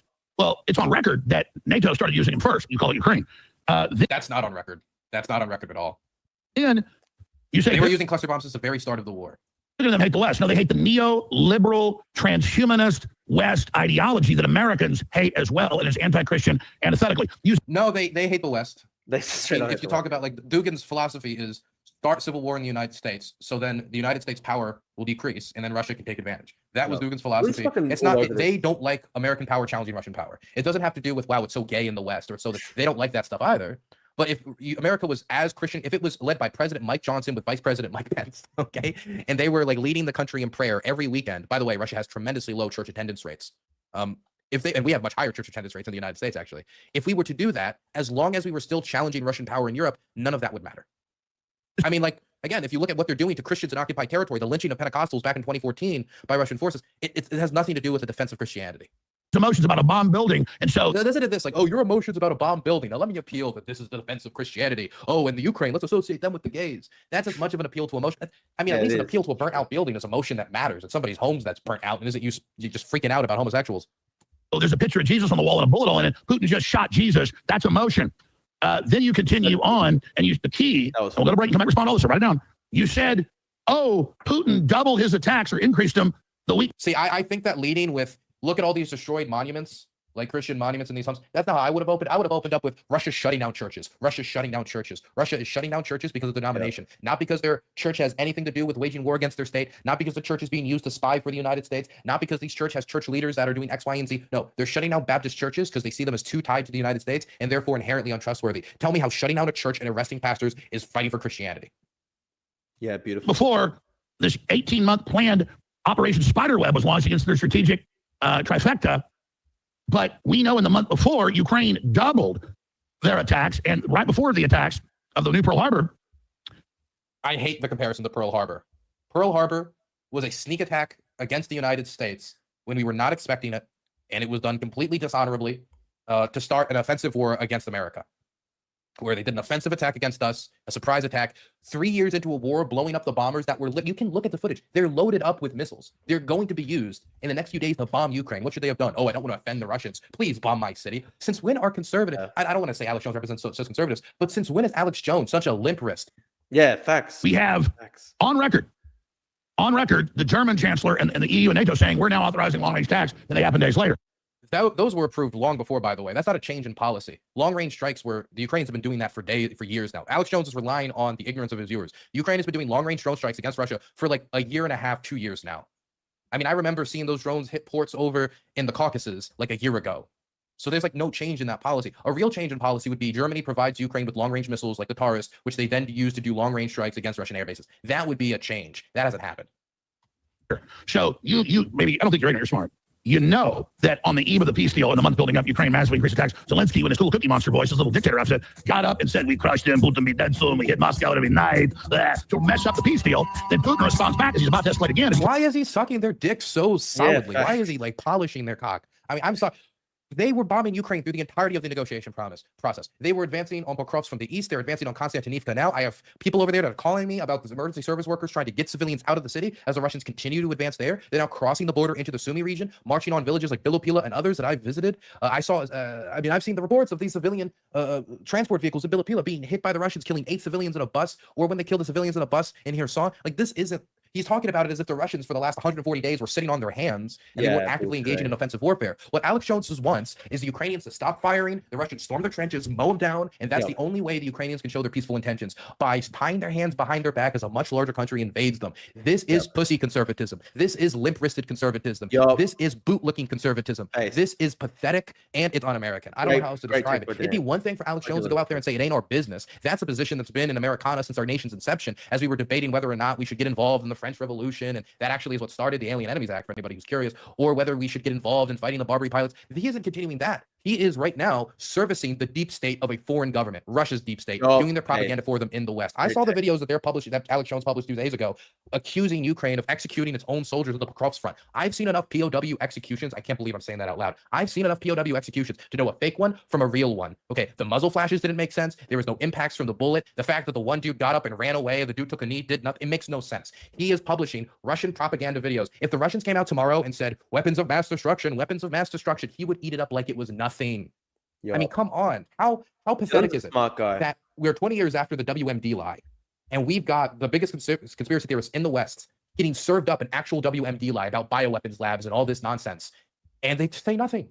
They say nothing because it doesn't fit into the preordained narrative. It's a different deep state, not the one that they want to fight. So they'll serve that deep state, just not the one in their own country. It's fucking pathetic. Told Trump today, and it's like, oh my God, our media doesn't cover it to deceive people. We'll be right back. Stay with us. But I want to invite Drew Pavlou back on to a whole hour and a half Friday. If he can do it, or we can do it sometime next week, so we can have a larger discussion, because there's so many points brought up here. I'd like him to respond back to my response. He can bring up any points he wants, but just to talk about them putting back up Stalin and Lenin statues where they got cut down by the Ukrainian government in eastern Ukraine. Anybody that knows Ukrainian history should thank Lenin. Putin is upset about that. That's where Russia started 1,000 years ago, was in Ukraine, in Kiev. on record. Russia did not start 1,000 years ago in Ukraine. It didn't. He's talking about a totally different civilization. The Kievan Rus is a grandfather civilization that eventually birthed both Ukraine and Russia. But these are two separate civilizations. These are two separate countries. These are two separate peoples. Like, I mean, Ukraine was partially controlled for a period of time by the Polish-Lithuanian Commonwealth, which had its own impact on its development of culture. When you go to places like Lviv or into Western Ukraine, the architecture is notably different than if you go into Eastern Ukraine, where you're going to see a lot more of the brutalist style. It developed its own history since then. The Kievan Rus and Russia are not the same. It's something that Russia can trace its roots back to, just like the Ukrainians can. That doesn't make them the same. As for the idea that the Ukrainians should thank Lenin, what the fuck did that come from? Dude, this is a conservative? Fake Alec Kyle Parker got a tier 3 subscription. I do this to fund Ukrainian propaganda. Go yellow and blue. I hope those are Ukraine's flag colors. I can't tell the diff between blue and purple. Colorblind support worldwide. Thank you for the tier 3 sub, Fake Alec Kyle Parker. Appreciate it. Long time supporter of the channel. Started 1,000 years ago, was in Ukraine, in Kiev. On record, Lenin's the one that gave it its own sovereignty and made it. Dude, this fucking bootleg ass history. Lenin gave Ukraine its sovereignty. For the record, Lenin invaded the Ukrainian People's Republic and conquered it as the Red Army did pogroms across the countryside. That's not giving Ukraine its sovereignty. It was its own country, which the Soviets then invaded because they wanted it to be part of the Bolshevik empire that they were building, this Bolshevik Soviet system that they wanted to expand. They did not create the concept of Ukraine. Voltaire wrote about Ukraine. Taras Shevchenko, like Ukraine's most famous national poet, wrote about the want to be in a free Ukraine long before Lenin put his ass on the scene. Like, this is bootleg history that I assume some handler or some other person threw at him to just try to throw out. You can see he's reading something right now. You can see his eyes are down. He's trying to, like, he's reciting something. He doesn't believe this. Fake Alec Kyle Parker gave Poigrester a tier 2 subscription. Hey. I'm staking my representative on Poigrester. Poigrester, you better not be a jerk face. Look at that. Look at that. We have less white names in chat. Blue Monkey still is a white name in chat. The beautiful, beautiful, oh so beautiful Blue Monkey. Why doesn't somebody get them out of the white name, out of the white.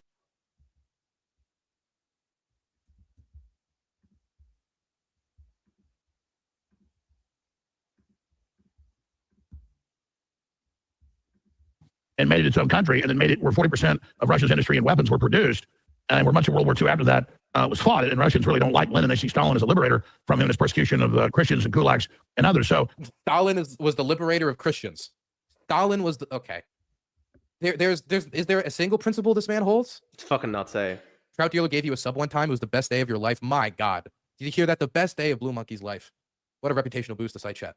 The liberator from dude, what is this like weird like Soviet conservative alliance, this rewriting of history? You can see him, he's reading off of a script. He doesn't believe this. Gave it its own sovereignty. Look at his eyes, it's darting down, trying to like figure out this history. Wow, off the great whip. point. He's not even reading this from Wikipedia. He's got some Google Doc, some bullet points that some Russian stooge prepared for him. I'm so confident in asserting this, that he's just like reading it off like this is the history. Like, Lenin created Ukraine.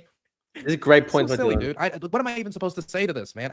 You know what? Lenin didn't create Ukraine. FDR did. Okay. If you're gonna say nonsense, I'll say nonsense. FDR created Ukraine. Thank FDR. Lenin liberated Christians. Fucking nuts. And made it its own country, and then made it where 40% of Russia's industry and weapons were produced, and where much of World War II after that was fought. And Russians really don't like Lenin. They see Stalin as a liberator from him, his persecution of Christians and gulags and others. So Stalin was a liberator against gulags. Stalin was a liberator against gulags. That's what he said. Holy shit. Out loud. Dude, I didn't even notice Alex Jones said that in my debate. What the fuck?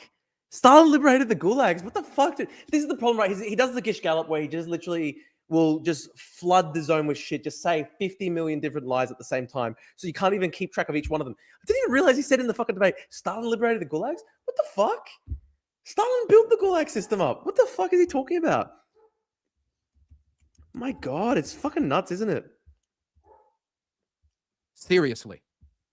That's fucking crazy. Yeah, this is the Sandy Hook guy. So it's the school shooter Soviet Alex Jones alliance. Fake Alec Kyle Parker gave Blue Monkey a tier 2 subscription. Dylan, how can I better get notified at streams because YouTube isn't notifying me of your streams? I mean there should be a notification bell. I really don't know. Discord usually doesn't miss Danibos saying sub finally. The sub they deserve. Guys, if you're watching the stream, thank you so much. Leave a like.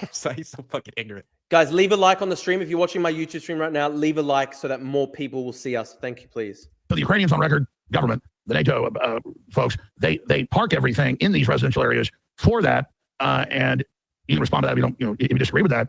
But so it's not that Russia's bombing civilian areas. It's that Ukraine just puts all their military stuff in that children's hospital. So true. Dude, when that children's hospital was hit, So many people went there to try to clear out the rubble and save whoever they could. How would all the journalists and all the people rushing to the scene, how would they hide the missiles fast enough? How would they hide the ammunition fast enough as people climb through the rubble trying to save those Great kids? points by Dylan, as always. Like, Dylan's a fucking Like, he says this as if like you can't go and you can't look. It's not to say that Russia hasn't struck military infrastructure. They have, but they've struck tons of civilian infrastructure that didn't have any military use to it whatsoever. You cannot tell me that children's cancer ward was a secret SBU operations center, Alex. Larger point, Ukraine has broken every discussion or peace deal that has been brought up, and you didn't. So I'd like you to respond to, or you can deny it if you want. It's on record. The Cookie Monster, as I call him, bragged about it. Zelensky, that they had increased aeronautical attacks with missiles, increasing drone and drones. That they had increased aeronautical attacks with missiles and drones in the. Ukraine's not increasing missile attacks because they don't have the missiles to attack with. Yeah, literally facts. Got 35 people watching live on YouTube, guys. Thank you so much. Please leave a like on the YouTube stream if you're watching. Leave a like on the YouTube screen. Leave a like on the YouTube stream and subscribe to the YouTube channel. It's so important. We're building up the show. This is 55 days into a 100-day streaming challenge. Please leave a like and subscribe. And the more likes on the YouTube video, the more YouTube will recommend us in the algorithm. Ukraine has heavily invested into expanding its drone program because they don't have the missiles. He doesn't even know the weapons that are being used. This is somebody playing Modern Warfare 3 and then coming out and talking like a military expert. This is somebody who just figured out how to spell Russia and is now talking like he's an expert on Russian or Ukrainian history. This is sloppier than sloppy. And I mean, I didn't expect a lot from Alex, but yeah, guys, the show is building. The Drew Pavlou show is building slowly. Help me build it. Please leave a like on the stream and subscribe. Keep it up, heading to bed. Thanks so much, Average Joe, for tuning in, bro. Thank you, man. Do you have plans after the 100 days? Yeah, of course. I'm going to keep on streaming no matter what. I'm going to keep on streaming. I just probably won't do it every single day then. Maybe I'll do it like 4 or 5 times a week instead of every single day because it can be a bit tough doing it 7 days a week. But I'll certainly keep streaming. I'm actually starting to really enjoy streaming. It's good fun. Tell the truth. Does he physically recoil if the truth comes out of his mouth? Is that the problem? That is just if he starts to say the truth, like his skin starts to burn, like he just walked into a church.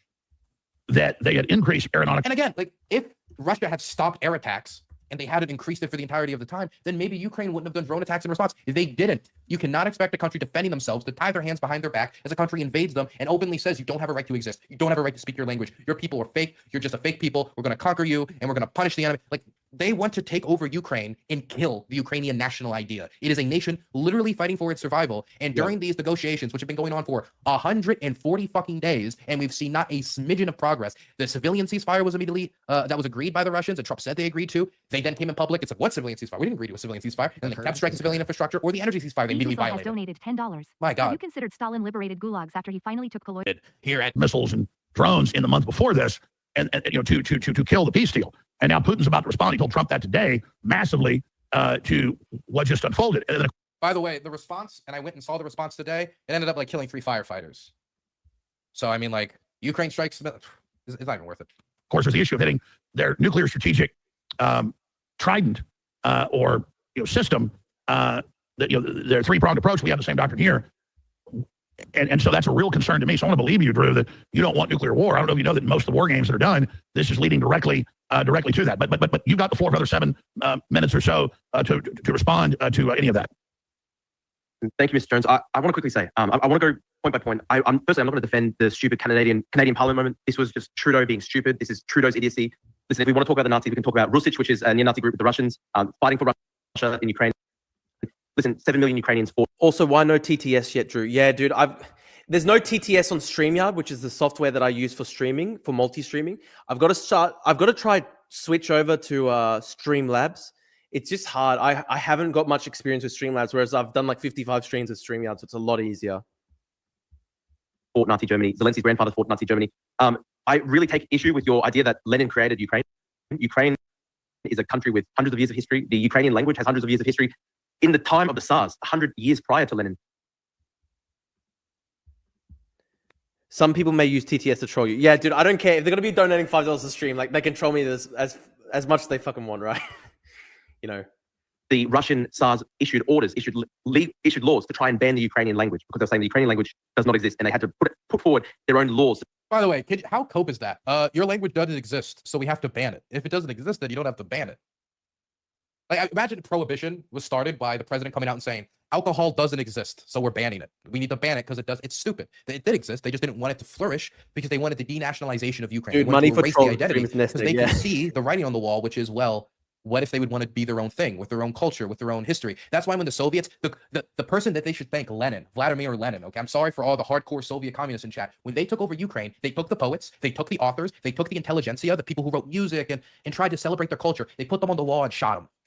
Yep. They call it, it's like the lost generation of Ukrainian intelligentsia and musicians and poets that were purged at the start of the Soviet takeover. Yeah. That's not something to thank Lenin for. That's the type of stuff you put people on trial for. To try and ban the Ukrainian language. This is So, 100 years prior. let's ask you a question. 1,000 years ago, Slavs are all called Slavs because the Orthodox priests in Ukraine that ended up founding Russia. I mean, you know about that, right? Yeah, look, this honestly, this was my fear about Drew. It's not that Drew isn't scrappy. He is scrappy, but he's choosing a more diplomatic approach in this room. And I talked to him after the debate, and I understood where he was going with this more diplomatic approach. But I don't expect Drew to know all these details of Ukrainian national history. But the Kievan Rus is not Russia. It's a civilization that predated both Ukraine and Russia. Fair point. Look, of course, modern Russia kind of has its origins sort of in Kiev Rus, but it's a very complex situation because modern Russia was then divided from Kiev Rus. He should be like it's sort of a kind of, he shouldn't make it impartial or someone, because then Alex just gives that look and says, oh, look, I say what I say confidently. Drew says what he says kind of, you know. That's a good point. And, you know, he looks confident to his audience because he just said a bunch of lies very assertively, very confidently. Now, Drew, trying to not say something inaccurate about Ukrainian history, is like, well, it kind of has its roots. No.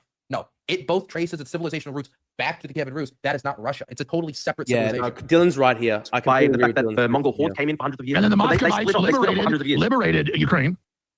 From what?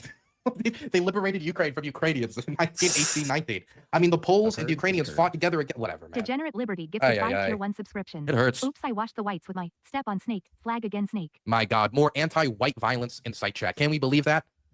Can you believe? Look at all these all that anti-white action in site chat by Degenerate Liberty. My goodness, 5 tier 1 subs to Echo, Rennick, Moongazer. That's a yeah. They conquered, and then it was the Moscow tribe of the Slavs that came and liberated what is Ukraine today. Later. What is? I don't even know what he's saying. It doesn't even make the sense. Moscow tribe liberated them from what? Moscow tribe. What the fuck? What is he talking about? Dude, he doesn't know anything about the history. He was probably like retold some of this stuff like maybe 5 minutes before stream. Yeah, I could see him reading from a script that he had written down, some bullet points that some intern or again some handler gave him. But I can't even figure out what he's trying to misrepresent. My point is that Ukraine and I think he shouldn't give this up. He shouldn't give this up. Drew should not back off. He should say, no, they didn't liberate them. They conquered them because they wanted to expand westward, as Russia has always wanted to do for the entirety of its existence. Good point. Russia, maybe they had a sort of somewhat shared history 1,000 years ago, but they diverged for hundreds of years because of the influence of the Mongols invading. Alex can only be accidentally right once in a while. If correctness becomes even tangential. What? You're right. As much as I have problems with Zelensky and him dancing in heels and stuff, it's so queer or whatever. It is wrong what Russia's doing to the Christians. And they should say, no. He's not gonna cede ground. Yeah, won't cede the any best ground. Drew can really hope for is maybe making his audience slightly less Ukrainophobic, or maybe like getting a clip to grow his own audience. He had to choose a pathway here, and I think he chose the former. Actually, no, we discussed it afterwards. He did choose the former. Yeah. Thank you for the 100 Danish kroner. That's the thing, guys. I had two different pathways here, right? I could have just clip farmed. I could have just like attacked Alex Jones and insulted him in all these different various colorful ways. Or I thought there's 200, 300,000 people watching. All of them hate Ukraine. They've never heard anyone say anything nice about Ukraine on Alex Jones's show. Maybe I can try just my contribute the smallest possible thing I can to presenting a good argument for Ukraine on Alex Jones's show. So that's what I tried to do. And it's obviously very hard. It's very hard. Russia, I mean, Ukraine developed its own identity. Ukraine developed its own language, its own peoplehood. And the fundamental question here is, do the Ukrainians want to be part of the Russian Empire? Tell me.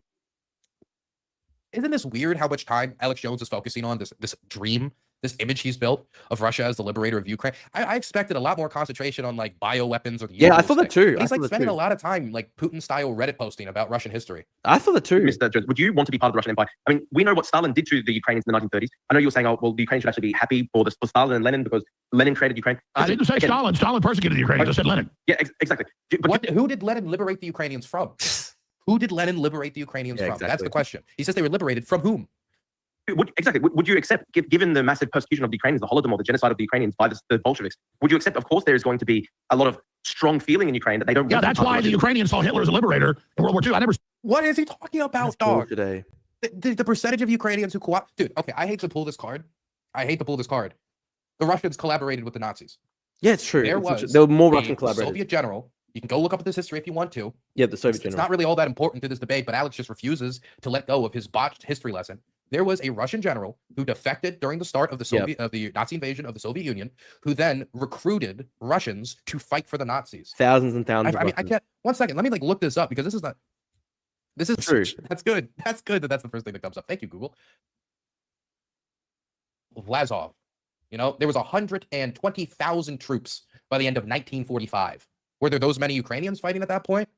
But I mean, like, this is pretty well-known history. If you know anything about World War II, that the Russians also had. Yeah, Here the they Russian are. Liberation Army, There he there you is, go. an old Soviet Russian general, right there on the right there, talking to his units. And his dream, Vlasov's dream, was to create a Russian-aligned Nazi state. Was to convince the Nazis not to annihilate them all, but to create a fascist state in Russia to replace the Soviet government. 120,000 men. They were collaborators in Estonia, Latvia, Lithuania, Ukraine. There was collaborators all over Eastern Europe, and it wasn't. And like, while there was much more fighting against the Nazis' invasion, thank goodness, the reason why is not only because of the pre-existent fascists, but it was because the Soviets mistreated these people so much. Like when the Soviets, I wonder if you would call the Soviet invasion of Estonia, Latvia, and Lithuania, was that liberation? Was the executions and arrests that followed that, was that liberation? This is botched history. He doesn't know anything he's I agree talking with about. Dodo here. But if he just says it confident enough, and Drew doesn't have like this stuff like immediately on hand because he thought he was going to be talking about a modern war. Yeah, he's not. Ardo. You know, he's in a difficult position. Good points by Dylan. No.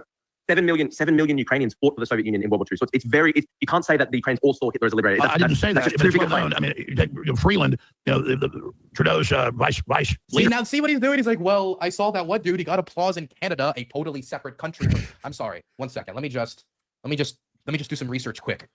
Let me go look this up. Oh, this is gonna be some difficult research. Let me figure this out. Oh gosh. What? Oh god. Let me call up all the research scientists I know. Boop, boop, boop, boop, boop, boop. Oh my gosh. Breaking news. Canada over here. Ukraine over here. You Neanderthal. I mean, her grandfather was one of the head Nazis there. Listen, there was a tiny faction of Ukrainians that collaborated during World War II, but as I Well, said, Zelensky 7 was million asked 2 years ago about the Azov battalions being their core forces. I mean, The Azov battalion is not their core forces. The Azov battalion is maybe 1% of the Ukrainian, 2% of the Ukrainian armed forces. Nazis, you said, yes, they live here too. Yes, they are. No big deal. Cookie Monster. Listen. Why does he keep saying Cookie Monster? I don't know. He said this like 2 or 3 times when like Zelensky makes it say. He keeps saying Cookie Monster. Does he believe that Zelensky sounds like the Cookie Monster? Is that his? I have no. That's clue. his whole thing. Yeah. 7 million Ukrainians fought for the Soviet Union in World War II. Zelensky's own grandfather fought for the Soviets in World War II. It's So what do you say about the Azov battalions and all their Nazi rituals? Listen, Azov Battalion was incorporated into the Ukrainian military many years back. They purged a lot of the more extremist Nazi elements. I don't agree with any far right stuff, but listen, at the end of the day, Russia has hardcore Nazi elements in its army. They've got the Russich neo-Nazis in the army. Wagner, which was a massive force before the Prigozhin rebellion. Utkin, one of the lieutenants in that military, had SS tattoos on his collarbones. So there's this long history of neo-Nazism in the Russian military. And listen, I want to go through. You said, oh well, Dugin doesn't hate the West. He just hates the neoliberal, the New World Order, etc. Listen, Like here's the sad truth of it. If America was invaded by China tomorrow, we would mobilize every single soldier, every single person we could. And if they were racist, if they were homophobic, if they were fascist, our government would not care at all. Our government would mobilize them because the main goal of any government is national survival. That is the main goal of any government, is to make sure that the state perpetuates itself. And so they're going to push every single person they can, despite any problematic history. There'll be a Proud Boy unit. There'll be some militiamen. There'll be all sorts of stuff. There'll probably be anarchists. There's anarchists in the Ukrainian armed forces. There are Antifa units in the Ukrainian armed forces. But this is the thing that baffles me, right? This is the thing that really baffles me. Simultaneously, in Alex Jones's head, Ukraine is a gay, trans, globalist, liberal, socialist, like it's developing all these woke ideology state. But it's also the Third Reich at the same time. It is both the Third Reich and woke gay. It's all this at the same time. These incompatible ideas. I've spoken to right sector fighters. These are and I mean the OG right sector fighters. I mean the guys that have been, out there believing what they believe for a long time. And I've confronted them about like anti-queer violence. I've talked to them about it. It made them uncomfortable. Go watch my old right sector documentary reviews if you really want to. These are people who were telling me that their favorite authors are Jordan Peterson, dude. Ukraine has its own diverse political culture, and all of these far right groups, some of whom will fight, when they go and they run for office, they don't win seats. The most far-right party that has a seat in parliament is Svoboda. They have 1 seat out of 450. 1 seat out of 450. Wow. So what are we supposed to do with that? Are we supposed to, well, you know what? Because you have the same thing that we have, because that we would do in ours, because you have the same thing Russia has in its armed forces, we're going to abandon Ukraine. Because I don't like the Nazis because of all the war crimes they did. I don't like the Nazis because of genocide. I don't like the Nazis because they were the Nazis. And so if I look at a modern war and I see the Russians filling mass graves, I see the Russians bombing civilians, I see the Russians hunting civilians on the street of Kherson, what is my job there as somebody who's principally humanitarian? Is it to abandon Ukraine and paint it as some fascist gay state, like gay fascism? Or is it to try to push against these types of atrocities? Yeah, exactly. Well, Ukraine, the first gay fascist state. Let me read to you some Dugan quotes. He says, the West is geographical Satan, the Antichrist. He calls Anglos a race of rats. He calls them subalterns that oppress everybody. He calls it the destruction of the West. He actually has a quote once. He said the West should be cleared out and Chinese and Tajiks and Kazakhs should come in and settle the West to restore, freedom to the West. He said the West is dead land. He praised Robert Surratt. Recently, Alex Dugin wants a race war. Yeah. Alexander Dugin, whose book, Foundation for Geopolitics, is still taught in the Russian military academies. It's still a book you can get off the shelf there. It calls absolutely Dodo. I agree with race relations in the United States, so black people and white people start killing each other. Because if they start killing each other, that'll distract America and they can take advantage. That's exactly what Dugin wants. Like, I'm not saying that that's what every single Russian believes, but I am saying if that happened tomorrow, the Russians would be one of the main beneficiaries. Oh, you're reading quotes there. It sounds like you're reading like sections. No. These are literally his quote. Is he denying Alexander Dugin? You just read his book. He's published his ideas for everyone to read. They've been out for like over 30 years. You can get Russians, Alexander Dugin's book, Foundation for Geopolitics, online right now. I would advise you don't pay for it. I don't think you should give the guy a dime. But I mean, it's publicly available information. If you don't want to read the book, I did a video about it on my main channel going through Alexander Dugin's book, talking about what he wanted. He wanted an empire spanning from northern China into the heart of Europe and into Central Asia. I did research. I read his book. I didn't see that exactly. Bullshit.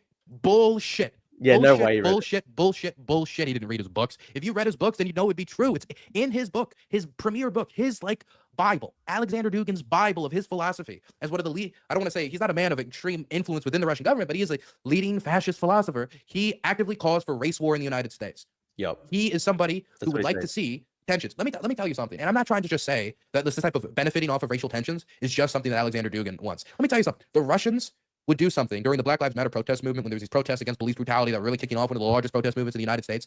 What the Russians would do with the Internet Research Agency, which was led by everybody's favorite Wagner warlord, Shoigu Gerasimov, the guy. Well, he was planning and operating protests so that he would organize a protest, a Black Lives Matter protest in an area, and then he would organize a Blue Lives Matter protest right next to it with the hope that once people show up to both of these protests, even though nobody knows who's organizing them, they just see on social media, oh, there's a protest there, that they'll see each other, get angry, fight, and then increase racial tensions.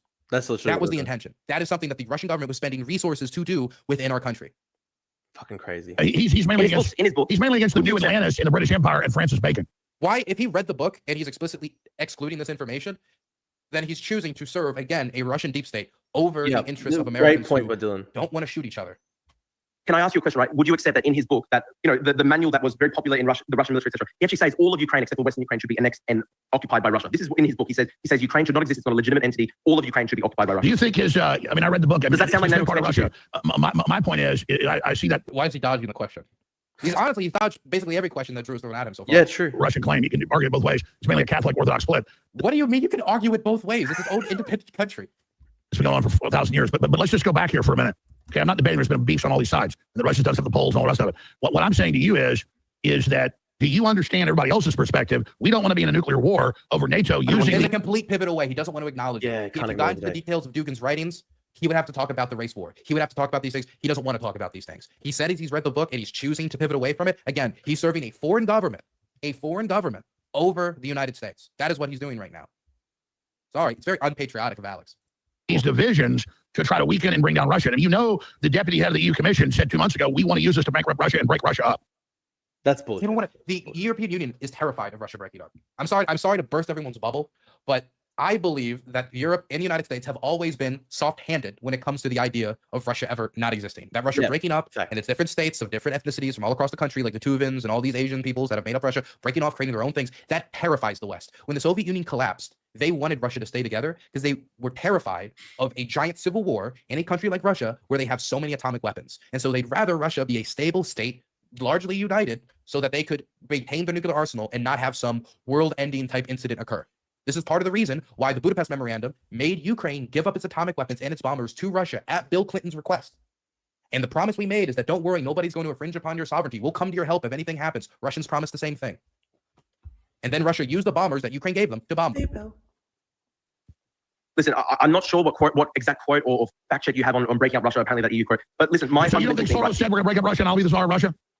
No, I don't think Soros is No, I don't think Soros said that. No, I don't even need to check. I don't need to Google that. I don't need to look that up. No, I don't think George Soros said he's going to break up Russia and then become the czar. By the way, Yeah. even if I was to believe that, why would you break up Russia and then become the czar? Wouldn't you become the czar and not break up Russia to hold the power? That doesn't make much sense. It's like, I want to become CEO of Google. But first, we have to break up Google. Okay, well, wouldn't that get rid of all my influence? Then what does being CEO of Google matter anymore if I just broke up Google? It doesn't even make sense on its face. Has anything to do with this, man. Soros' NGOs aren't involved in Ukraine or anything. I think Soros is a very marginal figure. I mean, how many billions of dollars does Russia spend he's trying the to State Department front. Come on. I mean, Soros is all over the place trying to ban free speech. What do you make of Zelensky being a dictator? Is Zelensky a dictator? I want to ask you. I'm interested. You've got Max Blumenthal on the thing here. Are you aware Max Blumenthal is literally a communist? Like, by the way, if you look at the comment she says Russia to be is not a bad thing because it can really change society. And then she says if it breaks into smaller countries, that's not necessarily bad, right? That isn't saying our goal is to divide Russia into smaller countries and presumably to plunder. Look at this forward conclusion. Well, number one, they're saying, oh, their goal is to divide the country, not what they said, and then making the assumption that it's to plunder Russia. Again, most European leaders and the United States is terrified of a Russian breakup for the same reason that they made Ukraine give them their atomic arsenal before. They're scared of warring warlords across Russia with tiny atomic arsenals, using them against each other or possibly foreign countries, or them selling those atomic weapons to terror groups or any sort of, there's a million different ways that something could go wrong, which is why they're scared of it. They're scared of the uncertainty. Like, he's a full-blown communist, a far-left communist. I'm just interested. Let's move on from there's the clip of the EU foreign policy chief on the commission announces the West goal is to divide Russia into smaller countries and use. That's not what she said. You can read the text. There's subtitles down there. You can read it. This war to bankrupt them. It's what she says. So will you respond? I'll go. No, you said you didn't know they said that. Let's talk about. I'll go and watch that later. I'll tell you what. I'll go and watch that later. Let's do this. Hey, find it where it's not Max Blumenthal. I want you to respond to what she's saying. Listen, this is. Can I say something? I think it's very disingenuous to focus on one European leader's statements when you've got literally statement after statement after statement. Like, for example, have you seen Medvedev's? This is another Twitter knuckle dragger, by the way. Can I ask you, right? Are you familiar with what Medvedev has been saying? He said, why are they reading the summations of the quote and not just playing the quote? Yeah, that's a good point. He says, a new idea for Ukraine has emerged from the North Atlantic Office. Ukraine will be able to join NATO if it just gives up the disputed territories, but the entirety of Ukraine is a disputed territory. This is what Medvedev says. He says the entire Ukrainian identity should be crushed. You've got quotes like, do you know who Gubarov is, for example? He's the guy who founded the Donetsk People's Republic puppet statelet in the Donbass. He actually has a quote. This is actually a quote he had. He said, we don't care if we have to kill 5 million Ukrainians or exterminate all of them. Anybody who sees themselves as Ukrainian, not Russian, we will kill. This was his quote, right? This is what the Russians say. This is what literally leaders in the Russian military say. I'm not debating. There's a lot of bad blood. I know about those quotes. Bad blood. We will kill them all. That's some bad blood. Okay. And you plays the bad cop and plays the good cop. I get all that. What I'm saying plays the good cop to you is Americans don't want to pay $300 billion for this war.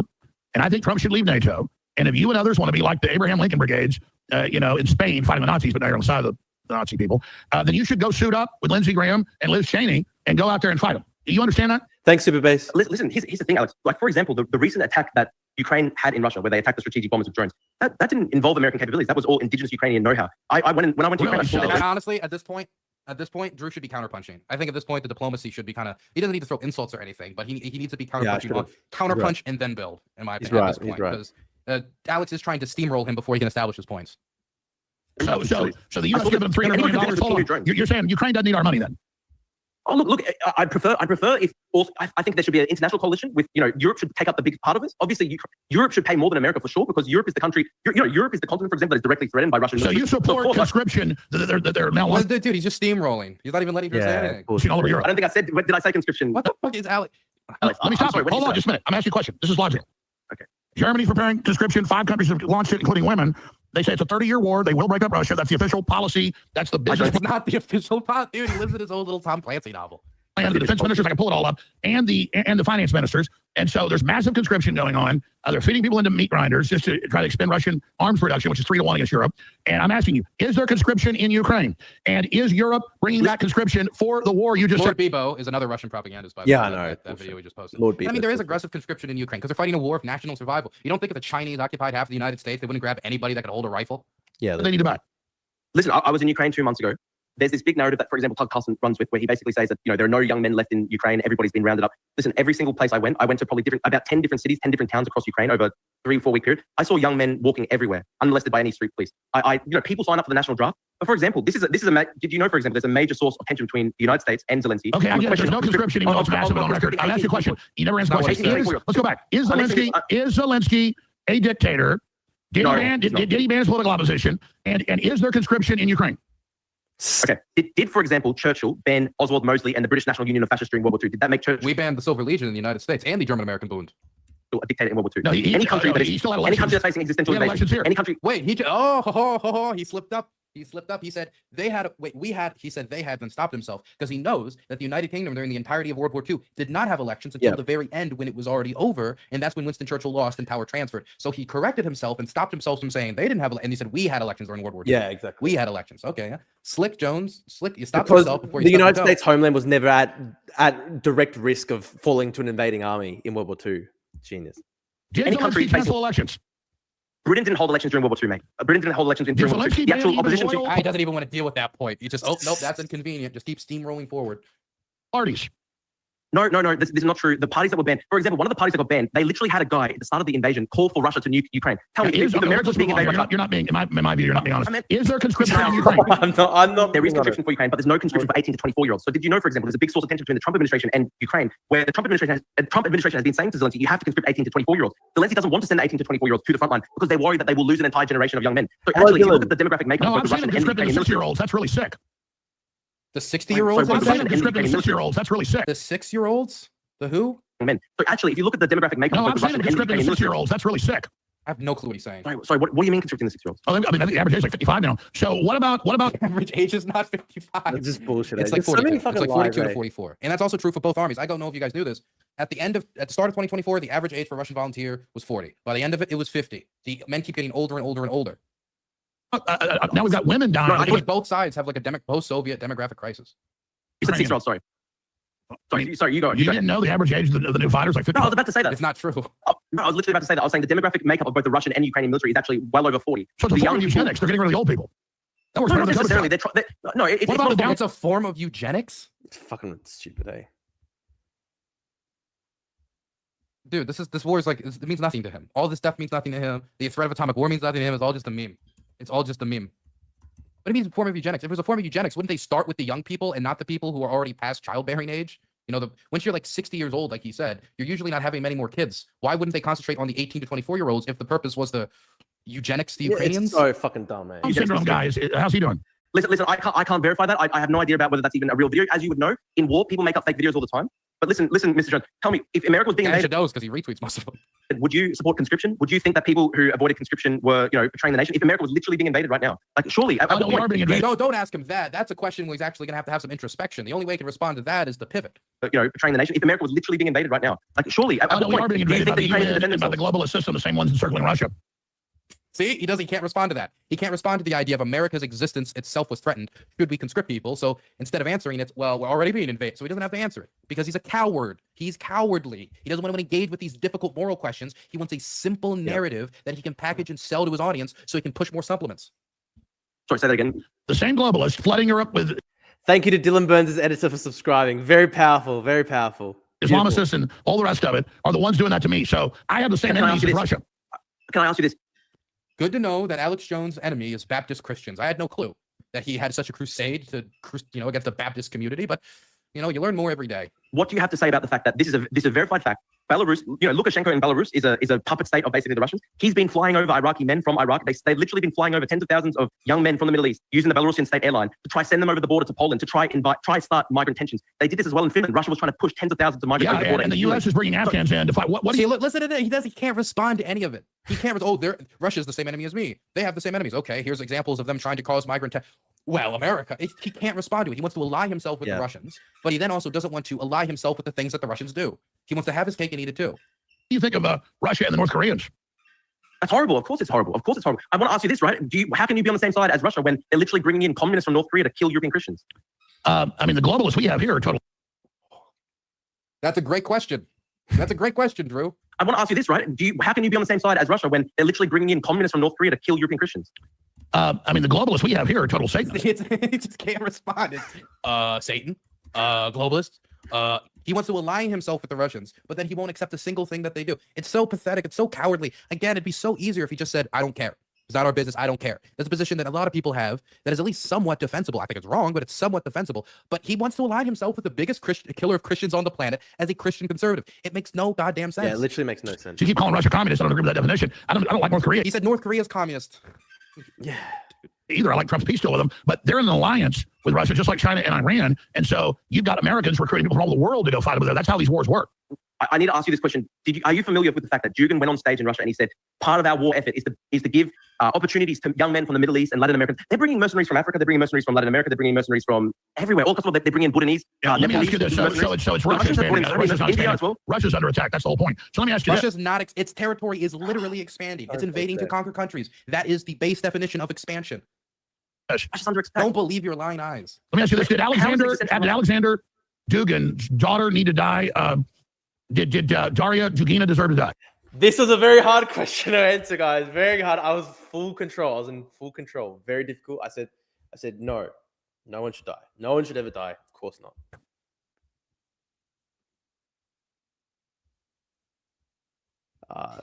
No. Occurred is occurred. John Brown enthusiast has donated $6.66. I'm sorry that Texas is where they have put the chemicals in the water to turn. Daria literally was a state media correspondent in Russia who was calling for Ukrainian prisoners of war to be lynched and executed. That's all I'll say. All the conservatives gay. Thank you for the $6.66. No, listen, Mr. Jones. It's very unfortunate. Mr. Dugin has years and years and years where he literally said that Ukrainians should be genocided. He said Ukrainians should be exterminated. So past a certain point, in wars, horrible things happen. It's very horrible. I wish that nobody was ever killed. I wish the war never started. I wish but that's the way it got blown up. So let me ask you this. I'm going to ask you again. I mean, this is what I don't understand, Mr. Jones. Why are you focus on Daria Dugina? Dude, three kids were murdered the other night by Russia and Ukraine. 3 kids were just killed in their beds. Why do you not share the tears for them? Where is well, specifically blew up her car. In wars, there's going to be collateral damage. You think Russia's trying to kill children? Yes, I do. Oh, really? Why aren't they using artillery and just roll in and flatten all the cities then? But they're doing this. There are cities in the east of Ukraine that have been bulldozed to the ground. Do you think Bakhmut even exists anymore? Some of these cities don't even exist anymore. The population. Well, you know what, Victor? He immediately says, "Why haven't they flattened cities? They have." Where did he think that was going to go? There's tons of cities that have been flattened. Popasna doesn't exist, and not only does Popasna no longer exist, after they conquered it, the Russians literally said, "We're just not even going to bother rebuilding it because it's so destroyed." They're actually wiping entire communities off the face of the planet, gone. And you're questioning if they flattened cities? Have you seen what occupied Ukraine looks like? What's left of Toretsk? What's left of Volchansk? What's left of any of these places that have become frontline cities? Boots said, I was in Pokrovsk like 3 weeks ago, man. They are flattening the city piece by piece. People are being buried in their front yards because the risk of trying to evacuate the dead bodies is so high. They've been pulverized. He said that the Russians Guys, thanks for 40 people watching live on the stream. Thank you so much. Please leave a like so YouTube will recommend us to more people, and subscribe to the channel so that we have more subscribers. We just hit 9,000. Beautiful stuff. We hit 9,000 subscribers. We're on our way to 10,000. Thank you, guys. Let me give you a little information. He said if Ukraine doesn't make a peace deal soon, as Trump said as well, they're going to come out of Belarus. They're going to encircle Kiev. They're going to give the civilians a week or so to leave, and then they're going to flatten it. So what do you think of that? I mean, that sounds genocidal to me. Are you going to accept that? Of course not. What do you think of Israel flattening Gaza? Oh, listen. I think unfortunately the war has involved so much suffering, and I wish the war would end. Of course, Hamas unfortunately started that war. What do you think of the U.S. bombing Dresden in World War II? Well, bombing Dresden. Is there any conflict that Alex Jones is on the side of the United States? I mean, America deserves even World War II, invasion of Iraq, right? Like fucking Cambodian intervention. You can find things hey, America shouldn't have done. Is there a single time that Alex Jones is on Team America? Literally ever. Is there ever a time where he's on the side of the United States and anything? Ever. And now go back to Dresden in World War II. We talk about the Stalin, he's liberating the land, Lenin as a liberator. Talk about our intervention against the Nazis in World War II, and your only reference is the bombing of Dresden. Yeah, Nazi Germany wouldn't surrender. I mean, I blame Nazi Germany for those. What about the Japanese? They did try to. Did he just say the bombing of Dresden was early on? The bombing of Dresden was in 1944. It was less than a year before the war ended. Yeah, joke. I mean, am I crazy? Bombing of Dresden. Why am I even bothering? No, I was wrong. Sorry, guys. It wasn't in 1944. Whoopsie daisy. It was in February of 1945, months before the war ended. Oh, well, that was in 1944. That was Nagasaki. The Japanese did surrender. Did the Japanese deserve to have atomic bombs? That's not true, Mr. Jones. That's not true, Mr. Jones. Are you familiar with the fact that after the bombing of Nagasaki, 2 atomic... I actually agree with Western hegemony enjoyer. I shouldn't have even answered Dresden or Gaza. Just tell him to focus on Ukraine, because it's just whataboutism. It literally is just whataboutism. Bombs. There was still a faction of the most hardcore imperial Japanese forces that tried to do it. Okay, listen. No, they tried to surrender while keeping the emperor as the head of state, and they didn't want a unilateral surrender. They wanted a conditional surrender. Prevent the surrender. Well, it wasn't even considered a surrender. It was like a deal to see the end of the war. Yeah, Chris, the Japan thing was so shit, eh? Enthusiast has donated $5. Alex Jones is a well-worn glove. The warm leather of his inner passages grips firmly back around the Russian hand. I don't want any people. Damn. True though. I want to tell you something close. I'll be back on. You're not going to get your nuclear war. I don't want any people. Stop. NATO, I'll let you finish. NATO, Zbigniew Brzezinski, Victoria Nuland, George Soros, and we're buzzword. going to take clips of this. We're going to add all the clips of them after. You say, oh, you're fact checker, whatever. All said they were going to use Ukraine as the detonator to try to go to full war with Russia. Victoria Nuland never said that. Europe is mobilizing for war. You might think Napoleon was good. Maybe Hitler was good. I don't think you think that. The West needs to stop constantly trying to have wars with Russia, and we need to reform them. You did great despite the massive swing in dance he took you on. You knew the dates and facts. Thank you, bro. If this is Dog, I'm so sick of the Russophilic pity party for Moscow. Russia's always the victim. Always being victimized by those dastardly Westerners that just won't let it conquer Europe. My God, I can't believe those mean Americans will not let Russia erase nation states off the face of the earth. How mean of the United States to not do that. You want to critique American power? You can critique American power with the invasion of Iraq. You can talk about Vietnam War, intervention in Cambodia. You can talk about military coups in Latin America. There is so much stuff you could go in and critique American policy for. But Alex Jones seems to always be in the room, ready to polish the image of the world's worst totalitarians. For what purpose? Just so he can be a contrarian, so he can put himself in the opposition against the mainstream media? Alex Jones is controlled by the mainstream media. He might not know it, but when they blow their dog whistle, what they do is mainstream media takes a step forward, he takes a step back. Mainstream media takes a step to the left, he takes a step to the right. Mainstream media takes a step to the right, you get the idea. That's a good point. At the end of the day, you're still playing your song and dance to the beat of MSM's drum. If you just, every time they come out with a position, just take the opposition to that, you're letting the mainstream media control what you believe, control what you say. If you were every once in a while, like, actually, you know what, they're right, but 80% of the time they're wrong, then it would show that you're not, but that's what you do. You go to the drumbeat of the mainstream media, okay? They say, hey, Macarena, and they jump, and you... You're right, Zach. I should have tried to pin him harder. It's really hard when he controls the microphone and can just, play the video clips on the screen as well. It's very hard to try to pin him down on anything. Duck. That's the only difference. NATO expansion, can I ask you, if this is NATO expansion, why does Russia take the Ukrainian children and deport them to Russia to be raised as Russians? That's ethnic cleansing. That's another ethnic cleansing, right? That's another piece where they've evacuated people and the media says they're kidnapping kids. I disavow Chris in the chat, by the way. International law dictates that if you take children or take people from an occupied war zone, you're supposed to evacuate them to a third-party country. They've taken kids out of orphanages as they were fleeing Kherson. They sent them to Russian patriotic camps, put them in little Soviet and Russian military uniforms, and had these kids who just watched their cities get burned down by the Russian army, sing Russian army songs, talk in Russian, and then adopted them out to Russian families. Yeah, sick. As many of them have living relatives still in Ukraine, desperately trying to get them back. I know, the LGBT. If that was the case, it was just evacuating them from the war zone. Why haven't they given them to the Swiss? Why haven't they given them to the Saudis, to the Turks, to the whoever, some third party that could look over them, as is dictated by international laws that Russia themselves have agreed to? What do you think of LGBT over here where they farm Christians' kids? Germany takes Christians' kids and gives them to convicted pedophiles. What do you think of that? Fucking weird. That was just weird as fuck. They farm Christian kids. What the fuck? Have any of you guys gone to the Christian kid farm? I went there on a few occasions. Drew all for gangster Western shit, but nowhere to be found when it's time to do said shit. No, Chris, disavow. Fed them out of my hand. They like to eat the oat out of your hand, and they neigh. What would be Christian kid farm? The LGBT farms. What the fuck's he talking about? Mr. Jones, there are literally thousands, tens of thousands of Ukrainian kids that are being kidnapped and deported right now, and you're just saying, oh, well, what about the West? What about the West? No. Why can't you just say this is wrong? Why can't you just say straight up it's wrong? You said a whole bunch of stuff that isn't true. It's a war zone. They've taken these kids though. Do you think that every single What do you kid think that about Ukraine being the world headquarters for organ harvesting and child human sex slavery trafficking? It isn't. There's trafficking in Ukraine like there's trafficking in many other countries, but Alex Jones is currently defending child trafficking on air. The guy, we got to fight against the globalists, the adrenochrome, and all this, and here he is fighting to defend with every tooth and nail that he has on his body child trafficking. They're trafficking children right now, Mr. Jones. They're trafficking Ukrainian children to Russia. The Russians are trafficking Ukrainian children out of Ukraine. Banned sending us orphans, saying they were getting raped. Now we know they were. What about the million kidnapped kids in America brought them to the Democrats? Why don't you care about children? Listen, you're saying that you care about children when you're literally ignoring the fact that Russia is deporting tens of thousands of kids, kidnapping them. They've been separated from their families. Some of these kids don't even, they've been deported into a fucking gulag. Why you want a bunch of talking points? You want to come on Friday? We'll do it again. I want to do a Spaces where we talk maybe 30 minutes and then take commenters and go on Spaces. All right, I'm out of time. Drew. So Alex Jones seems set on defending the Russian model, seems set on defending the Russian war effort, saying that, Ukrainian territorial sovereignty is just like a debate. Whether they get to be a country or not be a country, you can have either side of the debate. Alex Jones is all of the worst things he accuses everybody else of. And it should have been all pretty well known by now after the Sandy Hook trial that he was a scumbag. But not only is he a scumbag, but the movements that he has tried to make himself the flagship on, the defense of kids, the defense of Christianity, these are all hollow. It's all hollow. It's all about supplements. It's all about Alex Jones's bottom dollar. And he'll serve Moscow before America if it means he gets to sell you one more shitty supplement. That's actually a great point, by. My God, if there was just it's not impossible to have a contrarian position on Ukraine that's semi-honest. But Alex Jones is not even a semi-honest person. Big surprise. Breaking news. Dude, Alex Jones, dishonest? Breaking news. Guys, can you believe they're farming the Christian kids? Can you believe that? So true. They're farming the Christian kids. Should have brought up Sandy Hook in regards to Canberra. I don't think that's going to win over a single person in his audience. That's the thing. I think that's just about it. It's difficult to take Alex Jones seriously. You can't really. I'm out of time while ending the debate. But his message reaches hundreds of thousands to millions of people. So some people do take him seriously. How do you think Drew did? I think he did better in the first half. I think the last half, Alex started to steamroll him and not let him speak. At a certain point, I think Drew needs to counterfire more. And there was certain information about like Soviet and Ukrainian history he was a little lacking on.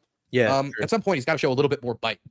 Fair. And I think counterpunching with like a few like Alex Jones, why are you serving you're serving the interest of a foreign deep state? You're serving the interest of the deep state. Like you got to fight him on. You got to go into his turf and fight him, right? And that means you need to go in there with his terminology. Why are you so in favor of Russian cancel culture? So I mean, I don't know. I give him like a C, maybe a C plus. No, it's better than C plus. But you're going on Alex's platform, so ultimately, like he's the one who gets to control what like images are shown.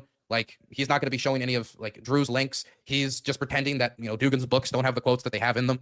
So it's pretty gross. It's pretty gross, but I think the that's battlefield better you've than chosen C to fight plus, on. but I think I deserve better than C plus, but you should maybe hit him up to offer help. He said he wanted to talk to me again, Drew, before he talked to Alex again. I don't know when that's going to happen, but I mean, I'll talk to him if he wants help. Yeah, we'll do another one. We're gonna do a reprise debate sometime in the next couple of weeks, and I'll cram with Dylan. But I think that like Drew needs to really concentrate his offensive on weak points.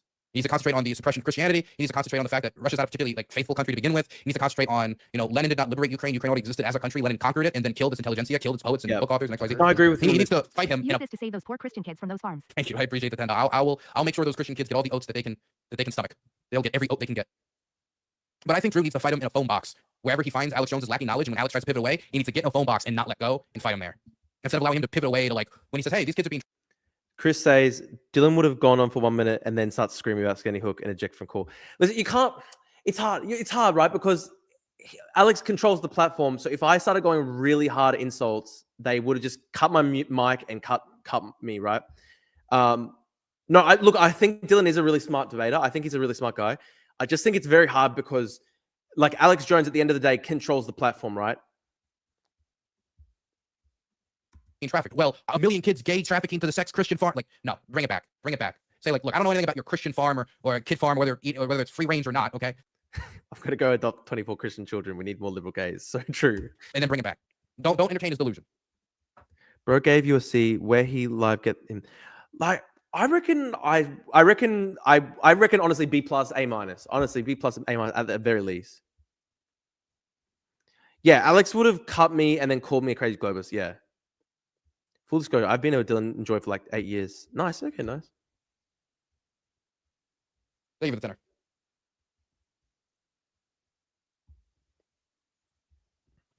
I think that's everything at this point. I think that's everything. Let me look around. Site check. Got any questions? Washing machine. Saxolotl. Progressive. We got a few. We got some.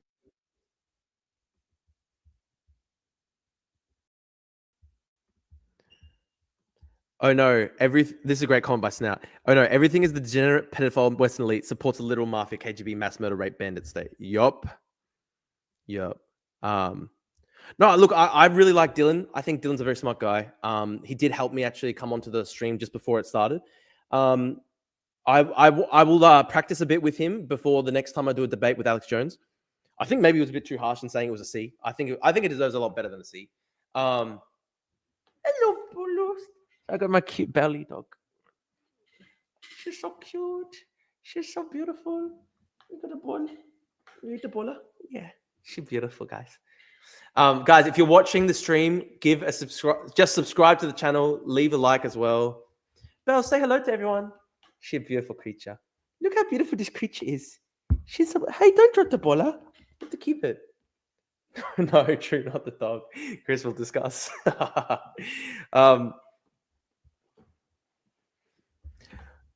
Drew, go on USA tour. Get on Fresh and Fit, whatever. Not so erudite, Bridges, Flagrant, PBD, and Georgienko and other mainstream stuff. You got Asian fail, Drew. Just accept your spanking for fail. What?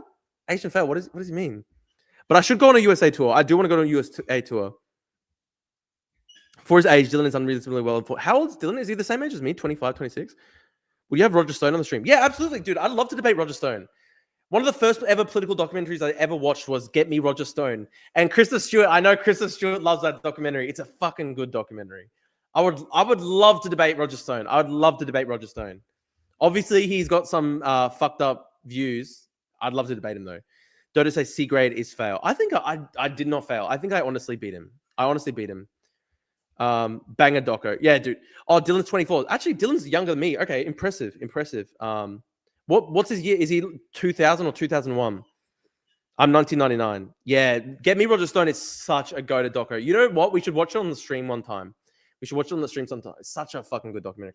I would love to debate Roger Stone on stream. And I think I once had a small fight with Roger Stone on Twitter. I think he responded to me, attacked me. I tried to go back to him and say, debate me. And he didn't respond. But guys, honestly, what I should do is a USA tour. I honestly think I should. So my current plan, and Chris, I'll have to talk to you about this. My current idea, someone say anything less than a B+ is a fail, requires being. So my current idea, right? My current idea is to go to USA. I'll say to Alex Jones, listen, for the follow-up debate, let's do it in person.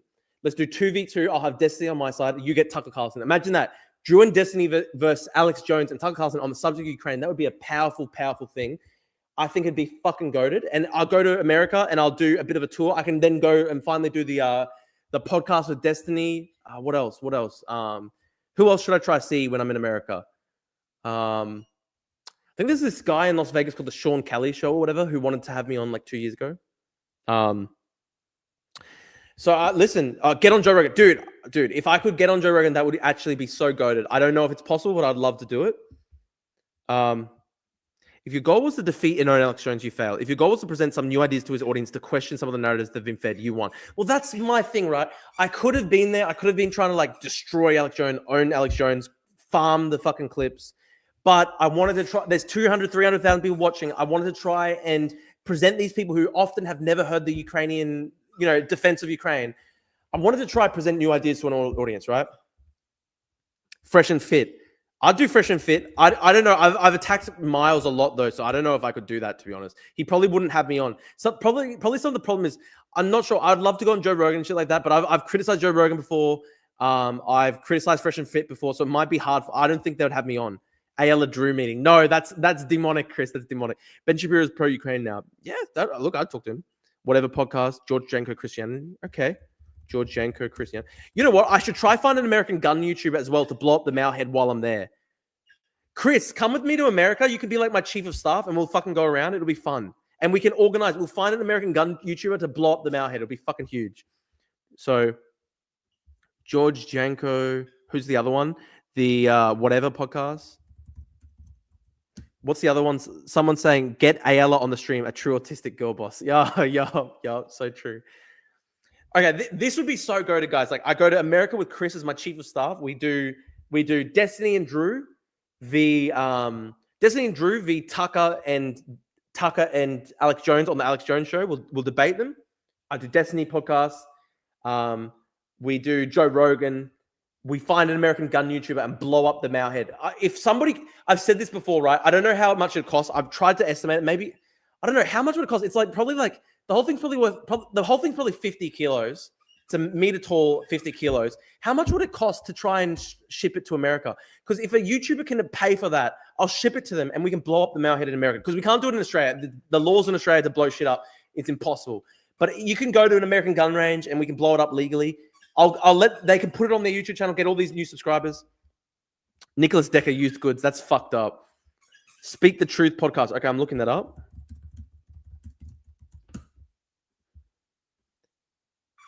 Bring the child dash lease for Drew. Go and stay in Hunter S. Thompson's ranch. Holy shit, I didn't know that. That's so based. I didn't know it was an Airbnb. Holy fuck, that's goated. Okay, I'm going to actually look that up. Live in hostels, bring your Bible and Orthodox icons. Facts. Is it fleshlight? Hang on. Let me show people a picture of what the Mao-head looks like. I've been wanting to blow it up for so long. I've got it in storage in Australia because we can't do it in Australia. It's just illegal. Drew on the Call Her Daddy podcast. Dude, I'd love to do that, but I don't know how to arrange that. I want to say one thing here, and this might get me canceled, but I have to thank the Call Her Daddy podcast because some women I have known in my life have adopted techniques from the Call Her Daddy podcast. So I have to say, respect to them. They've helped a lot. It really should be in the background, Mao head on the set. I don't know, Chris. I think it'd be funnier to blow up the Mao head. Hang on. I got to find it. Hang on. What do? Belly. Mao, don't be crazy. Come on, come down. Okay, I got the giant Mao head.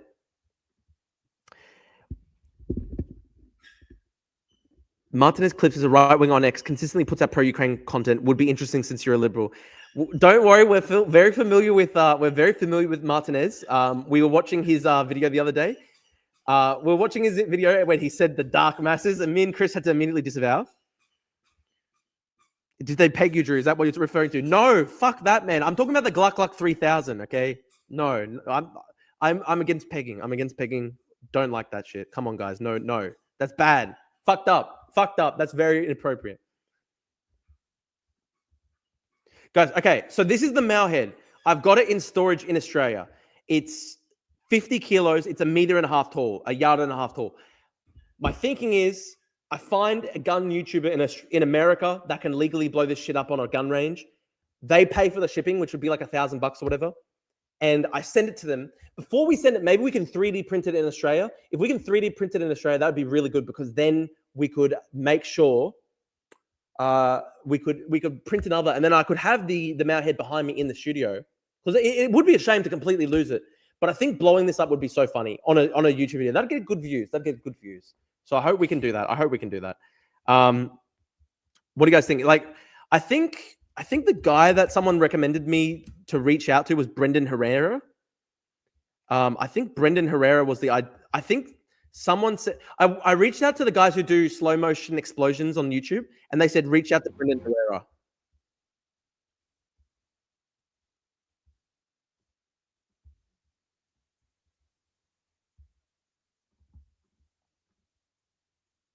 I still think you should. In today's video, we're going to be talking about Drew, real defensive about pegging. Suspicious. Speak the Truth is run by ex-Green Beret. If you get on, I'm sure he'll help you destroy it. Okay, shit. Speak the Truth. Okay, I'm looking that up. Someone said Brendan Herrera is bad. Is Herrera pro-Ukraine? The CCB will really hunt you down this time for this. Do you think so? I've already annoyed them enough. Anyone who denies this proposition is a communist. Yes. Is Brendan Herrera anti-Ukraine? That sucks. If he's anti-Ukraine, maybe we find someone else. Maybe Speak the Truth podcast, you reckon? I got to find someone. I got to find an American gun YouTuber who will help me blow this shit up. The Mao head. killing Hitler. Mounted. Nah. Come with open mouths. Here you go. Without further ado, I'm going to kill Hitler. Ruining Kanye's day in 3, 2, 1.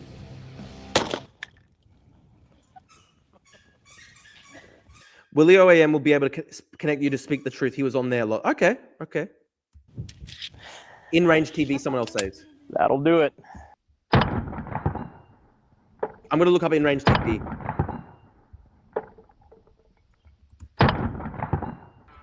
So you know who I did reach out to? I actually legitimately reached out to reached out to Ballistic High Speed, and the guy said go to Brendan Herrera. They said that they wanted to do it, but they didn't want to do anything too political. You sure you're ready?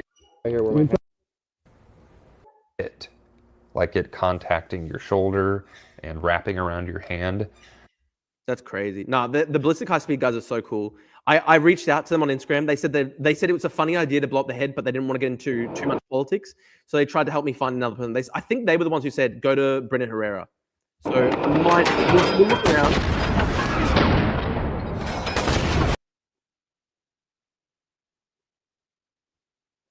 In range, Hitler was too fucking hell. That guy from Forgotten Weapons seems like a good candidate. Apparently he's in a Forgotten Weapons. I'll look that up.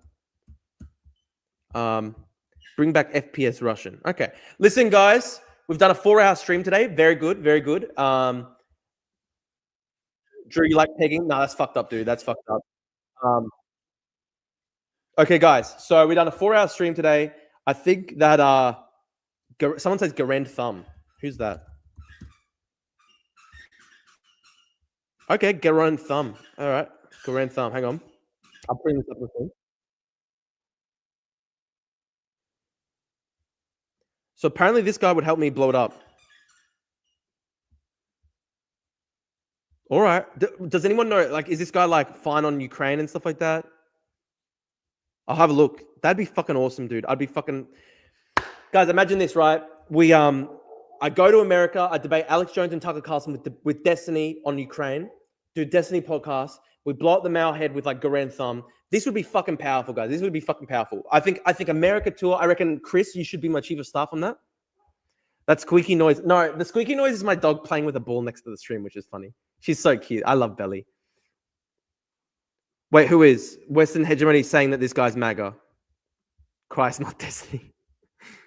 Drew Pegley. That's fucked up, guys. Base goated idea. The goated idea is blowing up the Mao head, not pegging. Pegging's fucked up. Someone said Garan Thumb is a MAGA anti-Ukraine brain rot. Oh, that sucks. Can someone find me a pro-Ukraine American gun guy that will help me blow up the Mao head? I need that. I need that, guys. I need your help. Yeah, I need your help to find someone, right? I need your help to find someone.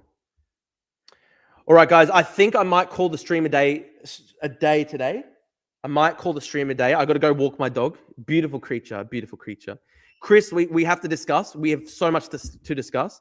Someone said, speak the truth. Amen. In-range TV or forgotten weapons. Literally the only fucking not retarded gun truth. Okay. I'll look them up. Garan Thumb would not be cool with you. Dude, Ryan Macbeth would be awesome, but I don't know if he does that sort of stuff, right? I don't think he does like gun range stuff, does he? Because my thinking, right, is we'd have to have beautiful slow motion cameras to blow this shit up. I think so. Okay. Ryan Macbeth could be a good option. I'm thinking Ryan Macbeth could work. I just don't know if he's got like the camera equipment though for this. Because I think we'd need like HD shit, right?